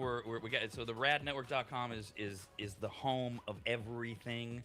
America's RADcast in the morning. You got your soapboxes Monday, Wednesday, Friday, 10 a.m. We got a new one posting today because it's Friday. The Kyle's Food Factor is Tuesdays and Thursdays, 10 a.m. And it sounds like we may next week have a ramen-based version. Yes. Of the Food Factor. That's definite. Yeah, I'll make it a definite. We'll go Tuesday at 10 a.m. You'll have a ramen, Kyle's Food Factor edition. And it looks like we're gonna the Sprite ramen and the kimchi ramen. That's correct. I've got kimchi already ready to go. I kind of want to try that new mango tropical Sprite too, if I can find it. Get things going. And so those are Tuesdays and Thursdays, and then we've got the Rob and Steve Sports Show is live 11 a.m. to 1 p.m. all at theradnetwork.com. You can go there and you can subscribe to YouTube to watch and such. And then every Wednesday we've got Kyle's Corner at 1 p.m. right after the Rob and Steve Sports Show. But the radnetwork.com, as we've said from the beginning, is designed to be bigger and then do things later in the day that maybe will or won't include one or two or none or some of us, or other things going on that we find, including maybe, if you make the cut, things that you can do or you want to do. So Andrew wrote in and said, I sent an email at the start of the week that included my pitch for my own show to the Rad Network. I couldn't listen for most of the show and the entire day after, so I didn't catch if Rob responded to it. It's an interview show talking with people across entertainment to see the human side of the industry. I have done it for a bit. I really want to, and I'm working on getting to it again. I just don't know if Rob responded to the pitch or not. Well, I wouldn't do it. Well, I might do it on the show where I might make a comment, but we'll reach out directly to you. Again, this is literally the end of the first full week as we get our footing and get everything going. We want to get everything right technically, and we're there, and we just then we're going to bring in all the advertisers and start expanding the Rad network. Next week, for example, we do have a new phone number that you can call. You're going to be able to text us, and we are going to be going back to our old dumb games, our old contests: Pressure Cooker, Treble Trouble, Master Movies. We've got tickets to the sold-out Chevelle show at the Grand Sierra Resort in Reno to give away next week. And then, and this is where I rope Jeff back in, because he is, after all, co-owner of the RADnetwork.com. We're also going to start promoting our live music partners, bands, venues, etc. This is one of your visions for what we do, like later in the day or evening on the RADnetwork.com. Right. Yeah. I mean, I think one thing that I've always been tied into is local venues and local music. It's really difficult for Sacramento restaurants and live music venues to manage bands or to get them in often, and we're going to kind of facilitate. We got some good partnerships with some live music venues here in Sacramento, and we're building up our band network in a sense. You know, putting the right bands with the right venues, as well as helping them with ticket sales, helping them with the promotion, advertisement, stuff like that. So it's going to be something that's really passionate for me to get launched as well. So next week we're going to have some good events that you can go to that we'll be letting you know about. And we're based in the Northern California area and the Sacramento area in general. And our primary listening audience is Northern California, Northern Nevada. And yes, there are ways and things that we're going to do to also highlight Reno, same things. Yeah. Again, all of this is startup. I mentioned this earlier in the week. There's so many ideas that we had. Really, Jeff came with all of these ideas and then used Kyle and I to kind of flesh out, well, why couldn't we do this? Let's do this. It does take time to build out the whole network and the ability. And those are like, look, like if you wind up like with Andrew and his idea of, hey, I want to do like an hour-long show once a week where I do an interview show or whatever. Well, first we go through the vetting process. We figure out about the quality. And by the way, just to remind you, as I said earlier, it is a business. What's in it for us, kind of thing. Sure. Right. Doesn't matter where you are. The technology can be utilized. We got to get everything right before we're putting on people who are podcasting on the RADnetwork.com from LA or Florida or whatever. So don't feel like because we're highlighting where we are in the beginning, oh man, I can't be part. No, you can. Absolutely. It's just it makes the most sense, obviously, that we're here. We have easy access to some. And Jeff's right. Look, as a guy who lived in Northern California for most of his life, 10-year stint in Reno and a year in Seattle, other than that, my whole life's been in Northern California. And Sacramento's always been the ugly stepchild. And even as it's improved, especially in the last 10 years, in the last 5 years, and COVID really screwed Sacramento and Midtown, it is really coming along, and it still doesn't get the credit, even in Sacramento, that it deserves for so much. Jeff's mentioning the music scene. Down in Midtown, the restaurants are off the charts. And the Sacramento area is doing so much, but it does need more to be highlighted more. And that's one of the things that we want to do. But also, you've mentioned previously, Jeff, that you're either talking to or you want to talk to, like other people that need more attention, like local youth sports kind of thing. Right. So that's going to be the first show that we kind of bring on as part of the RAD network. Is going to be a local, more high school oriented sports show, more, bringing in athletic directors, coaches, principals, and then also parents, the athletes themselves, because they need exposure right now, especially with the NIL. We mentioned that before. The more publicity they can get, the more exposure they can get to put on their social medias. We want to bring them in. These people are going to be the next number ones, next number twos in big schools in college. And we have a lot of talent that goes out of Sacramento. So I really want to highlight that. Definitely, if you have an interest in that as far as being part of it, because that's going to be a difficult show for us to produce. We've got to bring in a lot of people on a regular, like a weekly basis, a lot of different people. But if you're interested in getting your school recognized, any specific athletes that we're not paying attention to right now, because we're going to be doing like leaderboards and stuff on the website as well, tracking different like results and stuff like that. Please let us know, because that's the best way for us to find out who we need to pay attention to. We have our own resources, but the more the merrier, obviously. Yeah, and if you have emailed broadcast at theradnetwork.com and you haven't heard from us, don't fret. If you want to resend it, check in like Andrew did, that's cool. Again, we've been hyper focused on getting everything locked in, Right. technically making sure that you can hear us every day, hear us well, that you can say, yep, that's what I expect to hear every day. And getting that done then allows us to go back and go, okay, now we got to go. Let's get the advertisers on. They're all lined up, but now we got to get them on. Let's start answering some of these emails. Let's get this youth sports show going. Oh, we're going to start highlighting local musical acts, and then we want to do some stuff on the radnetwork.com with people. We've mentioned before also this bartender show idea, Right. Yeah. where local bartenders are going to tell horror stories or fun stories of what they see and hopefully. hear. Yeah. Well, some horror stories can be fun. Yeah, right. No, I think So that'll all be good. Yeah, I think for what we're doing with the extra content and stuff, we like Rob said, if we haven't reached out to you back, we have a couple shows that we're producing right now that we have people in line for, but pretty much very quickly, and I mean in the next 3 or 4 days, we're going to be reaching out to people to try to get more their ideas. Like you said, there's a vetting process. We want to make sure that the content is good and all that, and it doesn't really matter where you are. You can come into the studio and we can do a recording if that's what works. Or we can bring you in from other sources, just like we do with the Rob and Steve show, which works out really great. So so there's a lot of opportunity to bring in more content for the show. So I'm really excited to start meeting these people and start getting more content onto the network. Again, it's just email us radcast@theradnetwork.com, and theradnetwork.com is where all this stuff will start showing up as we continue to expand. And thank you all so much for the opportunity. We'll take a break and come back after this. America's RAD Cast, only on the radnetwork.com.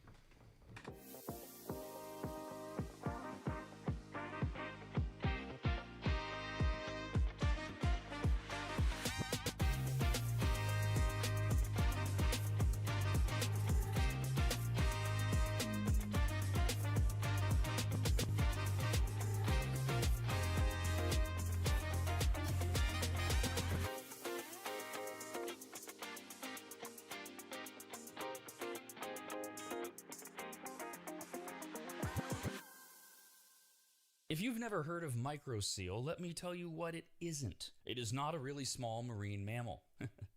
Get it? A microseal? Oh, fine. Just ask AI. AI describes microseal this way, with a bunch of AI words. Microseal is a premium, eco-friendly, and biodegradable fabric protection spray that penetrates deep into fibers to provide permanent stain, soil, and sun fade resistance for rugs, furniture, and delicate fabrics. It uses nanotechno blah blah blah, and blue blue blue blue blue. What AI is trying to say is that microseal is non-toxic, non-allergenic, safe for pets and children, and, although AI doesn't say this, it should, you need to contact a longtime maggot Joel from AdvantageSteam.com right now to get him to apply microseal for you. You can even make appointments online at AdvantageSteam.com. We've had microseal for years at Williams Manor, and it treats a lot more than carpets. Microseal protects virtually all fibrous materials, including wool, cotton, silk, suede, leather, and synthetic fabrics. It protects upholstery, carpets, rugs, draperies, and clothing, including wedding dresses. And ladies, you're going to need what? 3 or 4 of those in your lifetime. And it protects against stains, moisture, and UV degradation without changing the texture. Also, if you're an interior designer, Joel has a special program just for you, and all you have to do is say the password, which is what? What? There's no password, I guess. Never mind. Whoever you are, contact Joel at AdvantageSteam.com. And if you're an interior designer, tell him, I guess. I don't know. That's AdvantageSteam.com, where you'll learn more about microseal and everything else that Joel offers. At AdvantageSteam.com, that's AdvantageSteam.com, AdvantageSteam.com.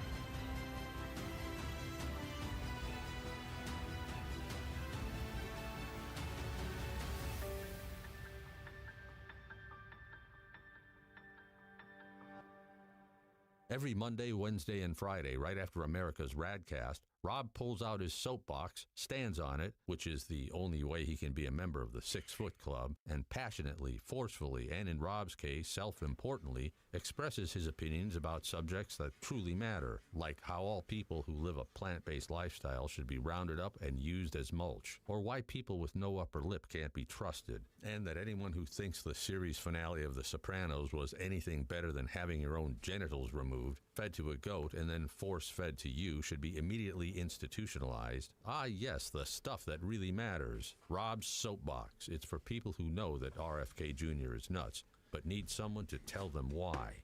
Listen or watch every Monday, Wednesday, and Friday morning right after America's RAD Cast, only at the radnetwork.com.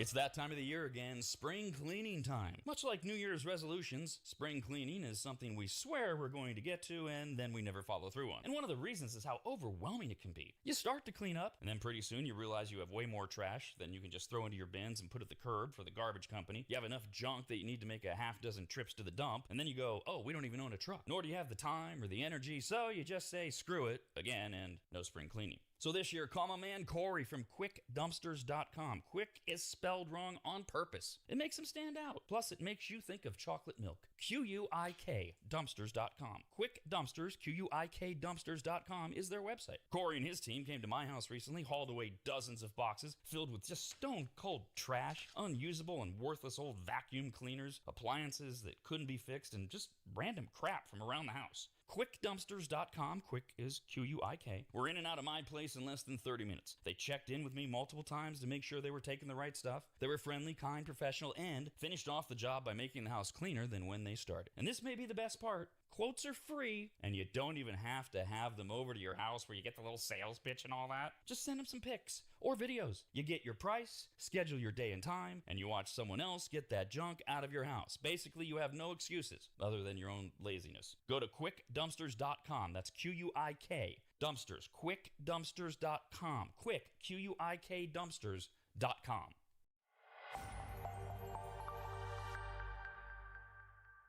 And now, more words of wisdom from Kyle. If you pull your head out of your ass, life won't be so shitty. Hard to argue with that one. Back to America's RAD Cast.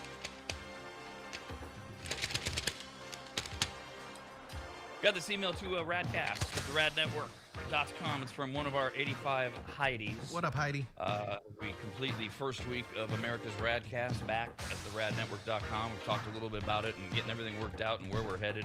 Heidi says, I know that the sweet flower Dawn has moved on to her own new journey. However, could we possibly get some funny sound bites of her tossed in once in a while? Like during commercial breaks? Would Dawn be willing to record a couple? After 25 years of listening, I'll admit I'm having a tad bit of withdrawal from not hearing Dawn as part of the show. Well, of course you are. I mean, a quarter of a century. I'm having Dawn withdrawals. I did the show with her for 30 years. And it's a different animal, and we knew it would be going in. And as we've been alluding to, nothing that you're hearing now, nothing, not only on this show, but everything on the radnetwork.com is where this ends. This is the very beginning. I don't know how this thing plays out or who we add to the on-air ensemble, but I do know I'm not going to answer for Dawn. But, you know, we text on a regular basis, her and I and her husband Gary and stuff. She really, really, really, really is done with broadcasting. And she's moved on, and she's very busy. She's loving her baking. I don't think that she would, as much as she would be so flattered, and maybe eventually she'll say, okay, if they wanted that bad, I'll do some stuff. But I don't think she would have any interest in recording anything just because, again, it's like door closed. Moving on. And I'm so thrilled for everything that she's experiencing and going through in so many ways. But I understand the effect and the feeling of I know it's not the same. But we're still trying to bring in the same content, some input, some other points of view. Your emails are so helpful to add in if we're missing something. And again, who knows where this ultimately lands. Let's get to the holiday pile. Yeah.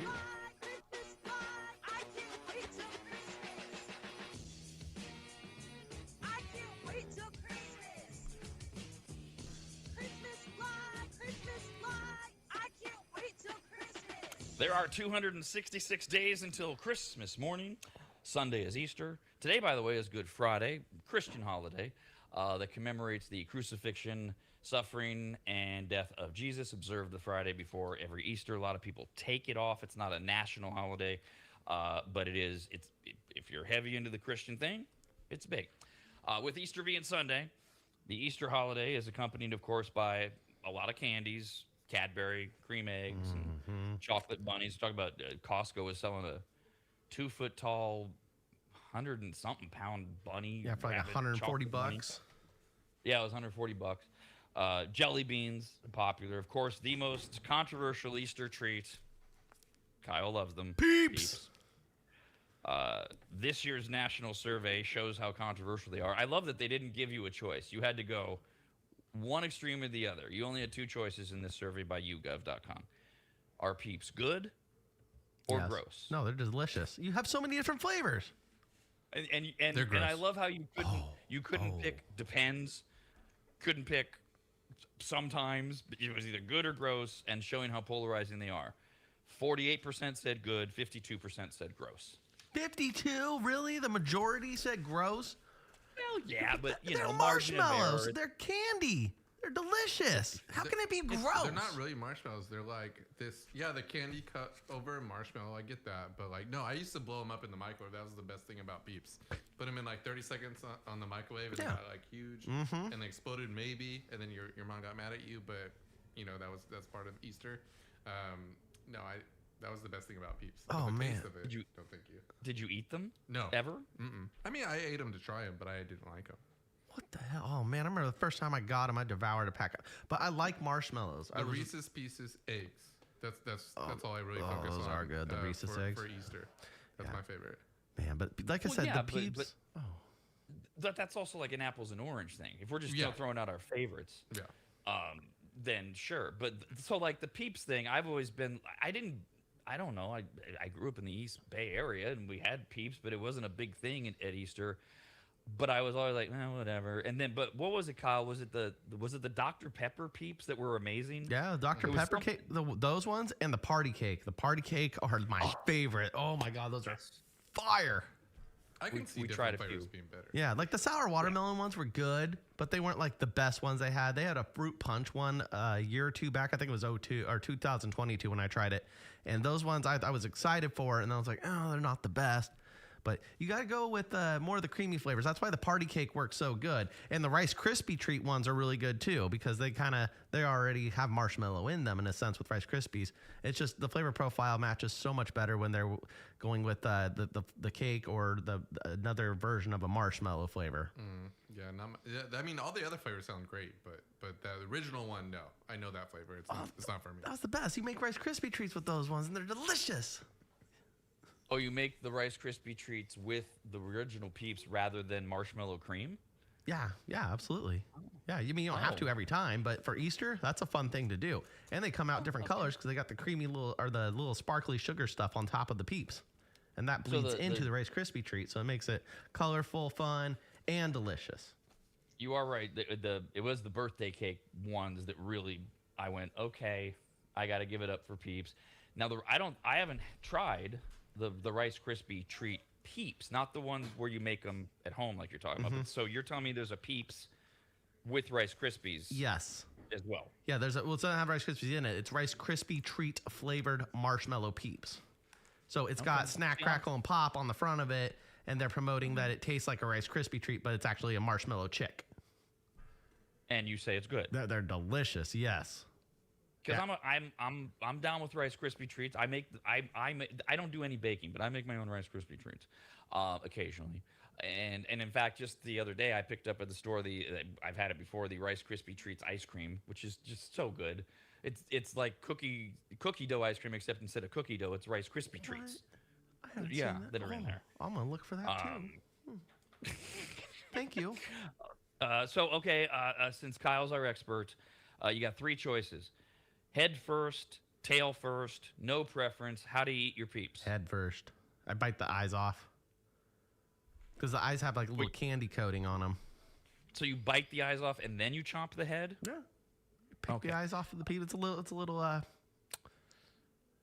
wouldn't say demonic because I'm not a demon, but it seems a little out there. But they have the little I don't know. It's a sugar form of some sort, candied version. And I bite the eyes off because I like to crunch the eyes, and then I go for the head, the body, the tail. Okay. It's not like you're getting some form of deranged pleasure, feeling like you're blinding the peep. No. Which is not, in fact, alive or anything. No. So it's head first, and that is, by the way, the overwhelming answer according to that survey. Yes, this is what we're doing in America at a time when we're bombing Iran, we can't afford gasoline, and everything else we're angry about. We're asking people, how do you eat peeps? Because, hey, you got to have some joy in your life.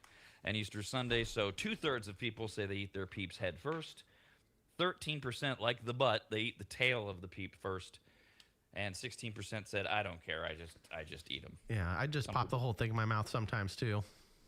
Whole thing? Yeah. Not like you get 5 of them, and one of them will fit in your mouth. You can chew it up. Yeah, not a problem.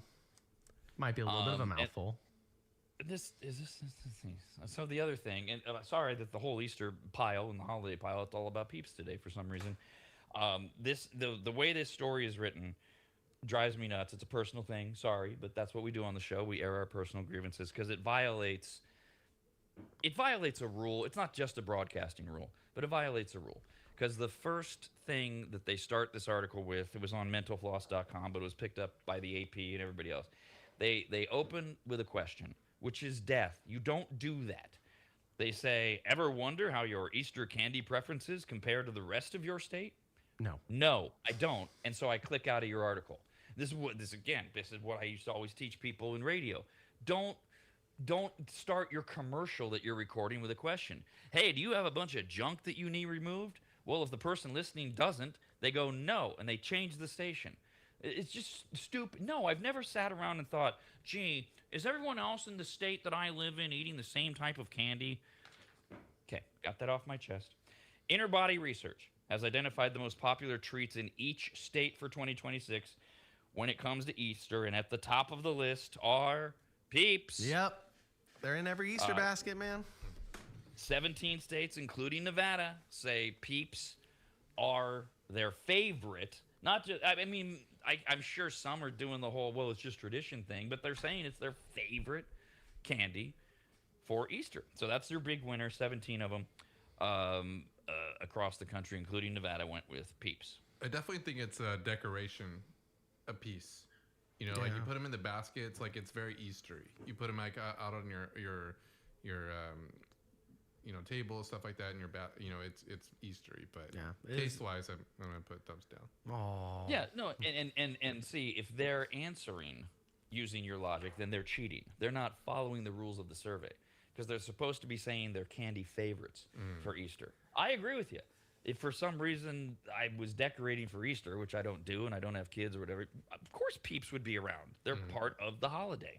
I wouldn't eat them. They'd go off into the garbage, or they'd go to Kyle. Oh, thank you. Yes. You know what?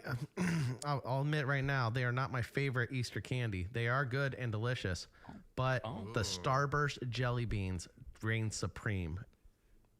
That's not the Starburst jelly beans. Right? Yeah. Starburst jelly bean. The jelly beans. Yeah. Aren't they coming out around Easter? Is that the only time they do them, or do they do them all the time? No. Well, I don't know if they're around all the time, but they're a big Easter because Peeps are around all the time now. That's they're true. Like Easter eggs. That's what they're eggs. They're little eggs. Yeah. And Starburst jelly beans are second by state. So Are they 17 states said Peeps were their favorite. 7 states went with the Starburst jelly beans. Dude, they're so good. Oh. The Reese's eggs. Is that specifically what you're saying? That's what I said. Jeff? Yeah, that was my favorite. 3 states. Only 3 states. Those things are great. Yeah, those are good. Those are my close. Like Reese's third needs place. to get some advertising dollars out to more states. I think that's what it is because they are like super addicting. We used to fight over them as kids. Well, and Reese's, there's such a stupid story that's out there about how they changed their formula, and then the grandson of the Reese's guy has been bitching about their formula, and now they're going back to the old formula. So they need some positive press. Is this recently? This is all right now. Right now. Man. Okay, I'm going to look at Unfortunately, that. it's kind of flying under the radar because there's other crap in the news. Change the recipe. Okay, so Peeps in 17 states is their favorite. 7 states say, given those Starburst jelly beans. 3 states say Reese's eggs. Swedish Fish are the favorite in 5 eggs. Yeah. Oh, I get those a lot. Oh, I love the Swedish Fish. They taste like fruit punch candy. I know. It seems lazy to me. I don't know. I don't not like them, but to say they're my favorite Easter candy? Yeah. With the fish, I guess it's Christian based, Jesus and the fish with the Christian fish. Maybe those are for the Christian families. That makes sense. I hadn't thought of that. Let me see here.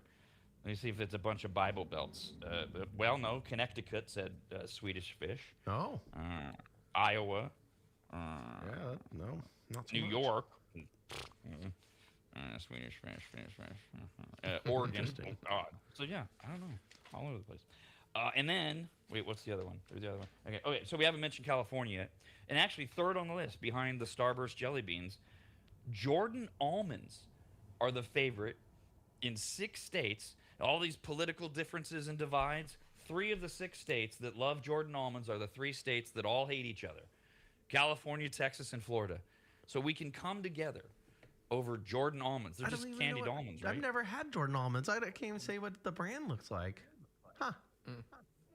No, they're just they have the candy coating like similar to M&Ms, but they're not chocolate, right? There's just an almond inside. Okay. I think. Yeah, maybe. I've had them. They're pretty good. Are they? Yeah. I mean, I think that like here in Sacramento, I think Blue Diamond and then Planters is like the dominant thing that you see out in grocery stores.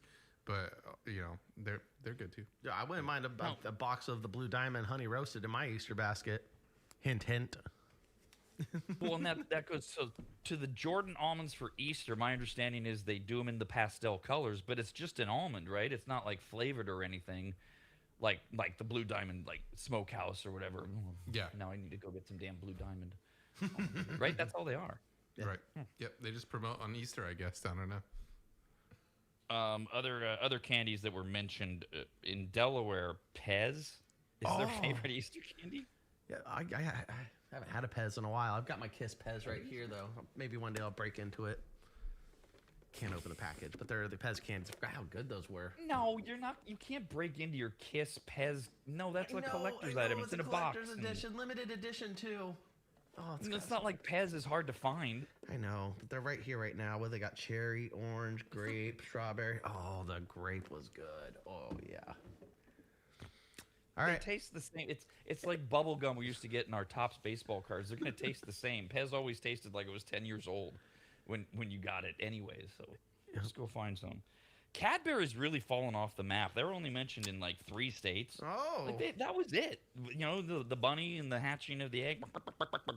And now they've just fallen by their way. Did they change or did they just lost their way? You know, I don't know, because when I go to the grocery store lately, you see the Cadbury eggs up at the front, and I've noticed this last week they're usually pretty picked apart. The displays are. I'm a little ignorant. Is it like, are they chocolate eggs? Yeah, they're chocolate eggs filled with cream Okay, filling. okay, Some of there them we have caramel too. Okay. Yeah, they've You get different expanded, but I think varieties. that's I know it. they're popular. And but- they have mini eggs now too. Same idea. If you want to pop them in. And Well, they've always been popular, but they just seem to maybe they haven't kept up with the trend of the flavoring. Like we need the Cadbury pickle egg or something. No pickling those. No. America's RAD Cast, only on the radnetwork.com.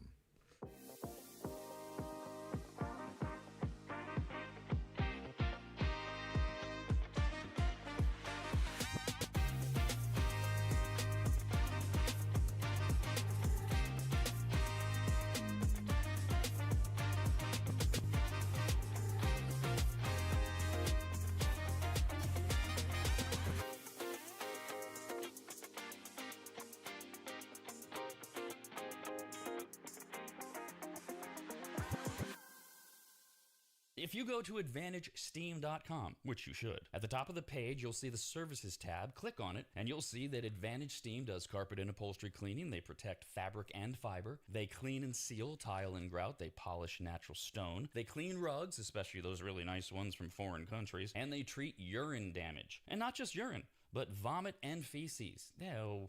Yuck. I assume if you need that service, you either have children or pets or you live in a frat house. But either way, they'll take care of you. Of course, Advantage Steam also applies MicroSeal. And if you don't know what that is by now, then you just suck. Joel is the local small business owner of AdvantageSteam.com. He's a lifelong maggot, and he's treated, cleaned, protected, polished, and microsealed the homes of countless members of the RAD team over the years, various RAD studios, and of course, Williams Manor. And I hate admitting this, but he is a genuinely really great, nice guy. In fact, if you tell him I said that, you'll get 0% off all services. So go to AdvantageSteam.com. Click on Make an Appointment, enter in your available dates and any comments, like maybe type, "Rob said you're a really great, nice guy. Please give me 0% off." And they will get you all set up. Just go to AdvantageSteam.com. That's AdvantageSteam.com.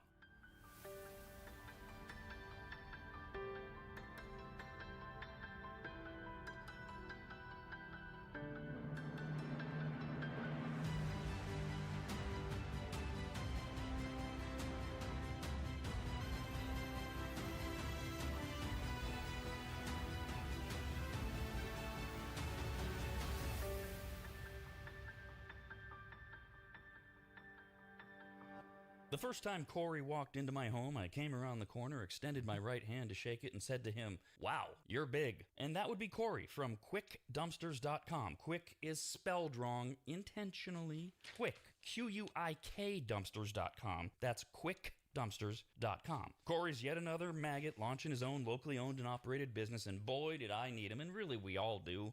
Things pile up, you get frustrated, you keep saying, "We need to make a dump run." Pretty soon it's more than a dump run, and now you need to rent a truck or have one of those ugly upside-down box cars parked in front of your house that you fill up yourself. Or, you do like I did, you call Corey at QuickDumpsters.com. In my case, my house had fallen into complete disarray as my late wife Christina had lost her 2-year battle with congestive heart failure, and amongst the many things left were gathering her things and finding what to donate, what had to just go in that pile of stuff where we were both going, why did we ever buy this?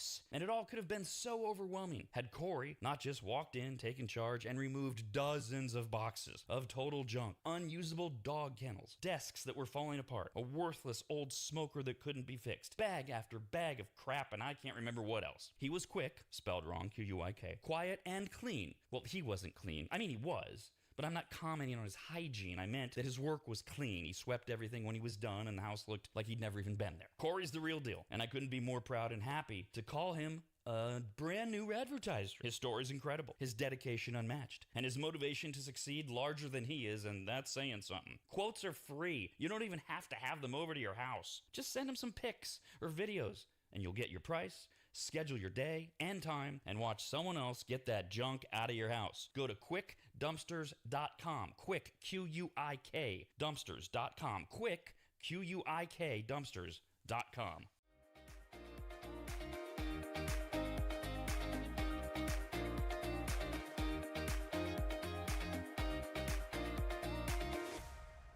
Every Wednesday at 1 p.m. right after the Rob and Steve Sports Show, the RADnetwork.com presents Kyle's Corner. It's a weekly deep dive into Kyle's playful, extraordinarily dark, spontaneous, felonious, immature, and often disgusting sense of humor. I mean, seriously, this is a guy obsessed with fireworks, overweight felines, and a goal of making every episode feel like hanging out in the garage or around the grill while Kyle dives into whatever lights him up that week, which, if you ask me, sounds like a one-way ticket to carbon monoxide poisoning. But the good news is that whatever corner of Kyle's wildly ridiculous and unpredictable brain takes him, we get to watch it all every day at 1 p.m. and anytime after, only at theradnetwork.com.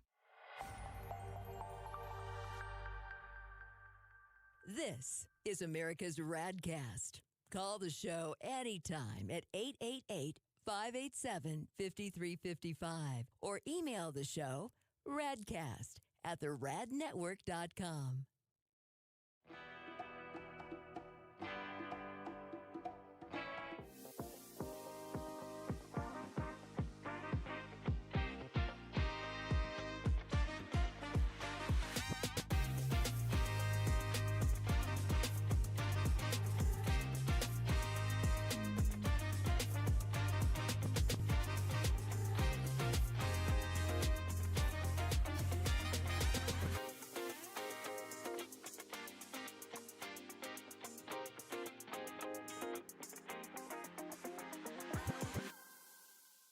If you go to AdvantageSteam.com, which you should, at the top of the page, you'll see the Services tab. Click on it, and you'll see that Advantage Steam does carpet and upholstery cleaning. They protect fabric and fiber. They clean and seal tile and grout. They polish natural stone. They clean rugs, especially those really nice ones from foreign countries. And they treat urine damage. And not just urine, but vomit and feces. No, Yuck. I assume if you need that service, you either have children or pets or you live in a frat house. But either way, they'll take care of you. Of course, Advantage Steam also applies microseal. And if you don't know what that is by now, then you just suck. Joel is the local small business owner of AdvantageSteam.com. He's a lifelong maggot, and he's treated, cleaned, protected, polished, and microsealed the homes of countless members of the RAD team over the years, various RAD studios, and of course, Williams Manor. And I hate admitting this, but he is a genuinely really great, nice guy. In fact, if you tell him I said that, you'll get 0% off all services. So go to AdvantageSteam.com. Click on Make an Appointment, enter in your available dates and any comments, like maybe type, Rob said you're a really great, nice guy. Please give me 0% off. And they will get you all set up. Just go to AdvantageSteam.com. That's AdvantageSteam.com.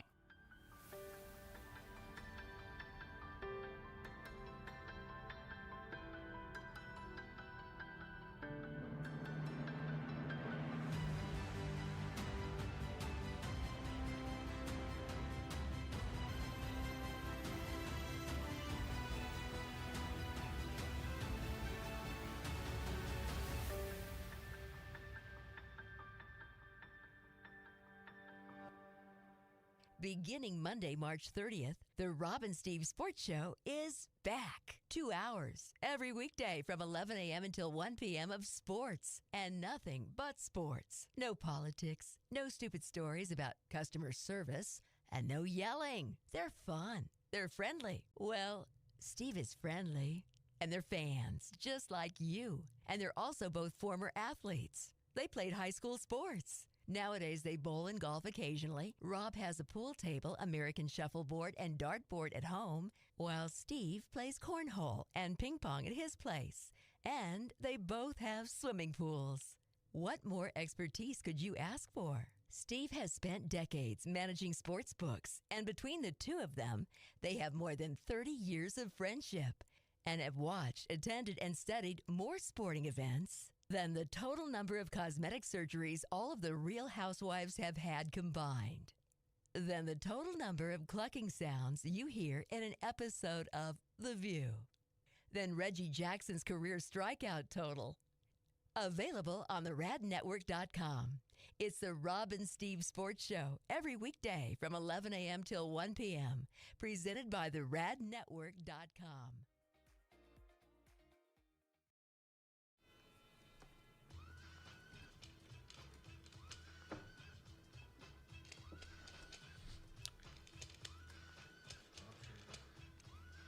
We got a couple emails here. RAD Cast at the radnetwork.com. First one is from Tara. What up, Tara? How do you Spelled wrong if you're a human. how do you spell it that wrong? Spells it right. It's like terracotta. Oh, T-E-R-A, Tara. Okay. Says, I love the show. I love the content. Compliments all around. I've been enjoying the topics, and I'm a loyal P1 listener. Well, thank you, Tara. We appreciate that. Also got this note from Matthew. Hi, Matt. Says, hey, congrats on your first week back. I'm looking forward to this new version of the show. Hope to see some guests on soon. Yes. Yes. I don't even want to start mentioning. We have some old friends lined up. We have some very new exciting guests lined up. You will see them soon. They will be on. They will be joining us very soon. And we're having one of our little technical glitches if you're watching us. So you get to see Kyle and Hi. me. Look at that. Full screen Kyle. Look, we'll pretend you're talking out of this Kyle right here, the little South Park icon I have. That's you.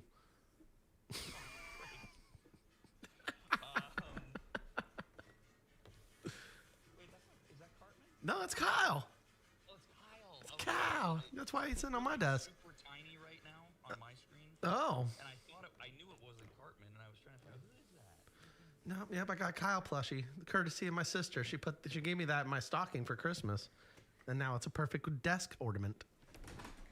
Just this past Christmas? Yeah. All right. So what do we got? Oh, we have health and morning trends, mostly thanks to social media here. So we got a new trend on TikTok. Says you should start drinking water first thing in the morning before you even sip on coffee. True? I don't know. I feel better when I do it. Do you? Yeah, yeah, I definitely do. Because with coffee, you get a little bit of that the upset stomach feeling right off the bat. Maybe it's just me because I had cream in it. But yeah, if I drink, so what I do is I have water by my bed at night in case you wake up when you're thirsty, and usually I just chug the rest of that water first thing in the morning, and I feel a lot better.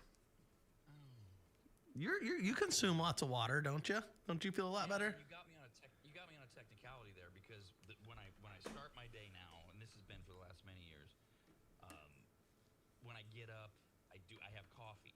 But you're right. I always have that glass of water next to me, and I put a lot of ice in it at night, so it's still ice cold. So when I wake up, I do actually take a few gulps of water to start the day. Because I was thinking, oh, this is stupid. I go to coffee. Anyways, the claim is, and Kyle, you touched on a few of them, drinking water as soon as you wake up promotes better hydration and cortisol regulation and helps you replenish the fluids that you lost while sleeping. Plus, coffee has a mild diuretic effect, which can worsen dehydration first thing in the morning. Okay, that's all science. I got it. However, doctors and registered dietitians have weighed in and said, actually, it doesn't really matter which one you drink as long as you're drinking both and within pretty close proximity to each other. In other words, if you don't drink an excessive amount of coffee, like you have 5 cups of coffee back to back, no water, that's bad, okay? And also that you do eventually get your 8 or more cups of water throughout the day, because experts do agree that drinking water in the morning is a healthy habit. It hydrates you, it kickstarts your daily water intake, etc. So some form, I guess what they're saying is make sure you get water within the first hour that you wake up, whether you have coffee or not. Okay. Yep. Does it jumpstart your immune system a little bit too? Yeah, it does. Look, water is. Look, we're like, aren't our bodies like 98%, 70% water or 98% water or something like that? It's some high number of percentage of water that we are already. Look, water, and I know a lot of people, it doesn't taste like anything. Well, yeah, it does. It tastes like water. Yeah, Fiji water is my favorite, man. That is the best tasting water on this planet, in my opinion. I saw another study, and I didn't print it out either, but it said that carbonated water first thing in the morning adds even extra benefits. So like just a little bit. You don't want to get too much phosphorus or phosphates or whatever it is, but the bubbles, the carbonation jumps. Look, just do whatever feels good, I guess. But the coffee dehydration thing, that's real. All right, next up, health morning online tips. According to longevity experts, which that sounded made up to me, so I had to look up what that is. It's a thing. A medical professional, so they are accredited humans, medical professionals or scientists who are focused on promoting healthy aging by optimizing well-being, slowing the biological aging process, preventing or treating age-related diseases through personalized plans and advanced diagnostics. So in other words, these guys would hate me because I do everything wrong, because my personal belief, and ultimately that's what it comes down to, right, is it's your body and whatever you think. I think this is all genetic stuff, and that we're out thinking ourselves, because I eat red meat probably 5-6 days a week. Oh my God, you're going to get colon cancer, which happens to run in your family. Well, okay, if I do, I do. But that's what they're doing. They're trying to tell you how to feel better, look better, eat better, and a lot of this is about your morning routine in this thing that's gone viral. So they say if you rolled out of bed today and made coffee, you're skipping potentially 6 other important steps to a good morning routine. So coffee's good. Keep the coffee, they say. More and more research shows it's good for us in moderation, like everything else. Not only does it kind of get your brain flowing, opens up your blood vessels, but it also promotes good bacteria in your gut. And if you don't want the caffeine, it still works. Takes away a little bit of the brain opening thing, but whatever. Here's what else we already talked about. Drink some water. Glass of water. Hydrating right away sets you up for that. These are morning routines that'll set you up to maybe live to be 100. No, thank you, but okay. Yeah, who wants to live to be 100 and get to watch all your family and relatives pass away? That's got, yeah, no thanks. Well, and also in this society, I don't know if I can do another 50 years. It's like, we were on the Rob and Steve Sports Show the other day, which is 11 to 1 on the radnetwork.com, and Steve was talking about this guy. He's a phenom in the NBA basketball, blah, blah, blah, but his name is Victor Wembanyama. And he's lighting the place on fire. And Steve made the point of, hey, if he stays healthy, this guy could, and he lives a full career of 20 plus years, he could be maybe in the conversation of greatest of all time. And I'm sitting here going, wow, I may or may not live to see that. You start to get to a point where you start to go, if it actually goes this long, or if it goes to, I shouldn't genetically be dead in my mid-70s, but who knows? Yeah. But there's other things that come along where they start telling you things are going to happen like in 60, and you start doing the math going, well, that's, what is that, like 30 years from now? Yeah, you'll be 80. If I'm even here, I don't even know if I'll be around. But yes, Damn. this is all designed around the idea of you might live to be 100. Although lifespans are already dramatically expanding, and then you get AI involved, and Christ, we might be living to be 150 soon. So you have some coffee, you have some water, then eat a nutrient-dense breakfast. That's things like yogurt, oatmeal, berries, and nuts. Just fiber and protein. Protein, here we go again. Yep. Well, too bad. I have toast, and then I have hard-boiled eggs or raw eggs. Yep. That's what I have. Well, there's your protein. I like the raw eggs. I'm good with the yogurt first in the morning just for the gut bacteria thing. I used to do the raw eggs and the we were talking about this earlier in the week, the sauerkraut, the raw sauerkraut, and that was good. Or the raw kimchi. So once in a while I get that, but I still have it in the fridge. It's probably old. I got to throw that one out and get a new one. But would you do that first thing in the morning? Yeah, because it's good for your gut bacteria. Okay. So like the water first thing, and then after I drink the water, I go get the coffee boiling because I have a French press. I don't even have a coffee maker. So I get the water boiling, take my shower, and then I knock out the raw eggs and the kimchi or the raw sauerkraut, and then I make the coffee, and the day's good to go. So far, both of us are, sadly for me, are doing these things that will make us live to be 100. Next on the list, stretch your body. It doesn't have to be like yoga, but just stretching or taking a brisk walk can do wonders. And it doesn't have to be long. It can be like 5 minutes of just walking around or stretching out and those kind of things. Yeah, you need to do that because especially when you get out of bed, your body's really stiff and tight. Like if you sleep and lay there a long time, that's when most people like strain their necks and stuff. I don't know about you, but every time I've got to go to the chiropractor for like an emergency visit, it's because it's first thing in the morning and I did something wrong. Like I reached down or bent down wrong, or I like leaned over and tweaked my neck. Yeah, pain in the ass. All preventable from stretching. Yeah, and it gets your blood flowing too, as well. Then you got to activate your nervous system. The most popular way is called, I think it's pronounced vagal tapping, or maybe it's vagal tapping, but that sounds dirty. Yeah, that does sound dirty. The idea is tap your body with your fingers for a few minutes. Wake that nervous system up. Okay, that I don't do. I never thought of it, but all right. And then, now we get into the woo-woo. Practice mindfulness. Take a few minutes to meditate or do some deep breathing. It can help lower your baseline stress level to start the day. No, sounds too relaxing to me. I put on stand-up comedy on my drive to work because usually, like my mind races. Sometimes you check social media out and everything, and that's always a little toxic. So to get my head clear first thing on the drive to work, stand-up comedy the whole way, and I think it puts me in the funny mood too. Kind of sets the tone. I have no desire to meditate or do deep breathing, and I think it's specific to what we do, because that's just going to put me way too zen. I got shit to do. I got a show to plan. We got to be energetic. We got to be ready to go. I do take time later in the day to do these things. Particularly, I ain't doing that first thing in the morning. If it means I don't live to be 100, darn it. And then a little more woo-woo, a little more of that self-help stuff. Set intentions. Take a minute to think about what you want to accomplish. It can help you focus and make you more productive. Well, okay, yeah. You wake up and I think, okay, what do I got going on today? Oh, I got to do this, this, and this. Isn't that the same thing? Yeah, maybe. I don't know. They also get thrown off if something comes up. Like you can never plan your day correctly because something comes up and throws you through a tangent, and you got to go down a different life path real quick. Yeah, I mean, you can start the day with a plan all you want. It's probably not going to go that way, because so much of life is out of your control. So what was the one? Okay. Oh, wait, yeah, the stretch your body one, right? That was about stretching, taking a brisk walk, whatever, get your blood flowing. Here's another way you can do it. The newest hack going around TikTok is called the 50 jump trend. The idea is simple. The minute you get out of bed, jump in place 50 times. Okay, they get the blood flowing. Yeah, make you have to go to the bathroom really quick. Jump up and down, right? If you can make it through 50 before you pee yourself, it's supposed to be a quick way to increase your heart rate, get your blood flowing, get oxygen in your brain first thing after waking up.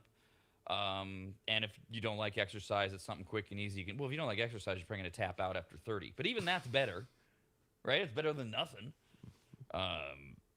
One specialist says movement is movement, and movement is good for us in general. So, was there anything on that list about wake and baking, taking a fat rip first thing in the morning? Not mentioned in these lists. I don't know where science and medicine would fall on that, or social media, which of course is where we all get our health news now. All right, so a couple. These both morning things. Yes, a couple. Well, that's an exercise thing. Maybe we'll save that one. We'll do this one. One more morning thing. All right, so yeah, let's see. Maybe. Trying to figure out how to phrase this. Ask a question or just say, okay, well here we'll go with this. They say, this new study. It's from the National Sleep Foundation, but it's not like self-serving because they're not selling beds by doing this. New study, they funded it, says don't make your bed first thing in the morning. Why? Fine with me.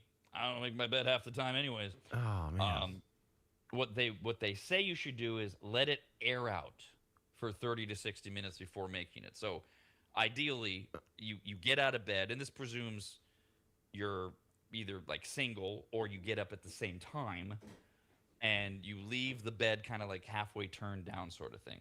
Because they say when you sleep, your body gives off heat and sweat that soaks into your bedding. Mm-hmm.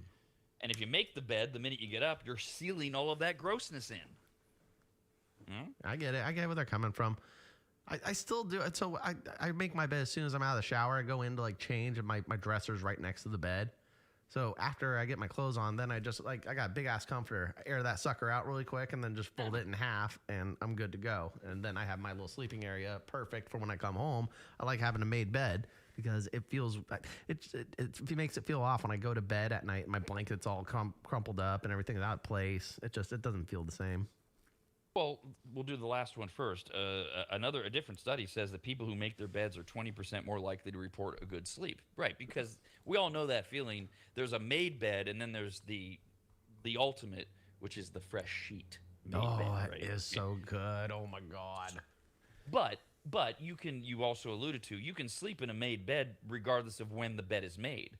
You can make an argument that, hey, I made it at 4 this afternoon and I got in it at 8. Because of this habit we have of making it first thing in the morning. But it sounds like you're actually following a version of their policy. You're not making it right away. You're doing your little habit you talked about. You're boiling your water for your coffee. You're showering, and then you're making it. So there is a partial, and you're airing out the comforter, so there is an airing out thing. Because if you just make it, that warm little cocoon that you just came out of becomes prime real estate for dust mites, which love moisture. And they love dead skin cells. And there's some stat out there that every mattress company uses. Like, we add like 8 pounds of our own skin and dead mites within how many years to our mattress? Because it's all just living in there because we're gross and they're gross. See, I'm going to add a little bit more to the grossness factor. It's not too gross. But after I wake up in the morning, lately, my cat, his name's Fat Chad, 23 pounds now, was 27 or 28 when we got him. And now he's so agile, he can jump up on the bed. Before it was an issue. And I've noticed in the mornings now, he likes to go to where I sleep because it's warm. So he goes in like a regular cat does, like on the laundry. He goes to my bed spot. So sometimes when I come to make the bed, I got to shoo him off. So now I'm getting cat debris in my spot as well. So it's adding more to that egg factor you're talking about here. The dust mites that we were mentioning, they love the moisture. They love dead skin cells. The Asthma and Allergy Foundation of America says they're one of the biggest problems for anyone with allergies or asthma, and all of that is to say that a tightly made bed can turn into an all-inclusive resort for dust mites and make you sick, and so you have an excuse to not do a household chore. First thing in the morning, or if you really want to be obnoxious, like, honey, come on, I heard Brad talking about this. We're just going to leave the bed unmade all day, and then we'll make it right before we go to bed, or maybe not that late, like in the afternoon when you get home or something like that. Hey, can you ask, is Jeff available? Yeah, he's here. Is he settled down? Yeah, he 'cause we were looks having all fine. these technical problems. There we So, go. you and I were talking during the break because we had a little technical glitch there. Are we just going to the end here, or are we gonna throw in one more break? It's up to you what you want to do, but yeah, we just had a weird situation where your computer just restarted on its own, which is always fun. So we had a few minutes. I'm actually surprised we got everything back up and running in about a minute and a half. But No, that was impressive. But Jeff has it exactly right. I'm literally sitting here. The commercial break's playing because Jeff and Kyle are at our Midtown flagship studio. I'm in my home studio, but I can hear everything that's going on in the Midtown studio during the break, and suddenly everything goes silent, and everything went blank. I look over at my computer. I can't see anything. I can't hear anything, and I'm trying to figure out whose end. So I start texting Jeff. And then I notice, oh, my computer just decided on its own to reboot. Just like turn off and turn back on. And then, Yeah, that's not Jeff had to concerning. log in, fix everything. yeah, no, I mean we got it back up and going. We'll definitely we have a battery backup on your computer, so I'm really interested to know what's triggered that restart or whatever it was, because I'm not really sure right now, but we'll look into that. Is it like again, you're the tech guy. I'm completely ignorant. Is it like is there a point at which a computer says, like a phone does, hey, I've got an update, I'm just going to install this, and it just reboots on its own? But it didn't even ask me for permission or anything. Yeah, right. It does do that, but it doesn't sound like that's what it did. So that was very odd. Yeah, I'm not really sure. I mean, it always can be like a power surge. It could be like multiple things that can happen. But we have a backup. So yeah, I'll have to look into it a little, diagnose like exactly what happened during that process. Well, and again, ignorance. Wouldn't a power surge affect more than just like my computer? Because You like think none so? of my lights went off. My laptop didn't do anything. I have a generator at Williams Manor. None of Yeah. that happened. Yeah, no, that's what I'm saying. We have to investigate a little bit. That's the only thing that like usually just like automatically restarts something without notifications. Because the updates will say, hey, we're about to shut down your computer or something like that. Yeah. So I got none of that. Well, maybe you got hacked by the Russians. Well, Jeff beat him in less than 3 minutes. That's how good he is. Yeah. thank you. Brewskis. All right, we'll just go to the end of the show. I got a few more trends here, not necessarily involving mornings, but exercise and stuff. The internet is continuing to churn out hot new exercise trends, hoping something will stick. One of the latest is running and jumping on all fours like animals. Oh, no. Yeah. It's not a furry thing, No. although some people are dressing up like animals and that kind of thing. Yeah, when I go to jujitsu class, we do these all the time. They make you do a bear walk, and then we do this thing called the shrimp roll, where you get down on your back and you have to scoot your butt and your legs at the same time. You go side to side. I hate it, but goddamn, it's a workout. They're calling it online quadrobics because you're using all fours, right? Like aerobics, only quadrobics. It's gaining traction, and people are showing off their bear crawls. Yeah. Okay, there's one. And their cat leaps, whatever the hell that is. Yeah, we call them frog jumps. Yeah, same thing. Same idea, right? Yeah. Yeah. One personal trainer says it's definitely a full body workout. This one actually does it online too. So they're personal trainers, but they do the quadrobics online. Says, I've actually lost a lot of weight since I started doing it, and I really see the definition in my body. Okay. A different personal trainer says quadrobics overlaps heavily with primal movement, and it's becoming more popular because people are craving more functional, holistic, and playful ways to move. Okay. Yeah, if you want to be one of the, you ever see those girls who run on all fours like a horse? I bet you they get really good exercise doing that. Why are they doing it? Because they're For this? weird. I don't know. Why the hell else would you? I mean, I haven't acted like an animal since like I was a little kid. My sister and I used to pretend like we were cheetahs, but I mean, we grew out of that at like 7 or 8. Well, so when you say, have you ever seen these girls that run around on all fours like they're where am I seeing this? Oh, Is sorry. this on social If you media? watch like if you're on social media and you doom scroll for a minute with the videos, that's where I've seen them. It comes across the feed and it's it's entertaining, but it looks. I mean, weird as hell. I love a woman on all fours, but it's got to be for the right reasons. And, No. and I don't know, do they actually like mimic a horse? Yes, they do the whole gallop thing, and they'll jump over the little barriers. Oh, come on. Swear to God. No. Yeah. If you're bored later, Google that. Most Americans take their phone to the bathroom with them, especially young people. Okay, now that sentence didn't bother me because I have my phone all the time. so it's in my back pocket. But they're talking about the old school traditional thing of you're actually on the toilet. Like we're talking about most American when you're shitting. Okay, that's what they're talking about for this particular study. Researchers polled adults just before they went in for routine colonoscopies, and 2/3. And you're not going in for a routine colonoscopy as a young person. That's not routine. So it's all ages. We know young people are attached to their phones, but we all are. Because you don't know when you're going to need to be notified or gotten a hold of, or you might miss out on something like the latest trend, like walking around like a horse and then jumping over hurdles or whatever. 2/3 of the people who are going in for their colonoscopies admitted they use their phone while on the toilet. They say they use it to catch up on news, scroll through social media while they're sitting there. Ideally, doctors say you shouldn't be there for more than 5 minutes, but the study found that 1/3 of people who bring their phone with them take longer than that. Yeah. There's all sorts of there's a reason I'm bringing this up, by the way. There's all sorts of reasons that it could be more than 5 minutes. I've never gotten this thing of sitting on the toilet for 15, 20 minutes to take a shit. That's just never been me. I don't get it. But I know that in other cases, you're hiding, like from your kids or your wife. You're like, I'm just going to sit here There you and go. take the time. See, I went to the bathroom yesterday, and I left my phone here in the studio, and then the bathroom's out here on the other area of it. And I was reaching for it, and I'm like, oh no, I don't have my phone. What am I going to do? I'm like, okay, I'm just going to pretend it's 1994 again and go to the bathroom that way. And I forgot how pleasant it was just to be in your own thoughts for a minute in the bathroom. It took me back to childhood. I'm like, I have not done this in a long time, and it felt a little different. That whole unplugging thing, whether you're on the toilet or somewhere else, it can be eye-opening where it's like, oh, that's right. Most of us of a certain age lived like this for a while, and it can be very pleasant and calming.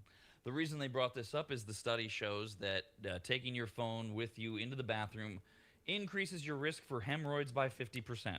Whoa. Again, you're on the toilet using it. I don't get quite what the connection is, but doctors who are doing the colonoscopies ask the people, okay, do you take your phone in? Remember, 2/3 of them do.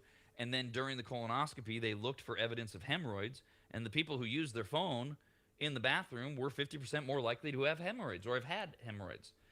It was true even after they accounted for things like fiber intake. So they don't have quite the connection between why. Why is the phone giving you hemorrhoids? Well, probably because you're sitting on the toilet longer and your butt cheeks are spread far apart, and you're probably ripping part of your butthole.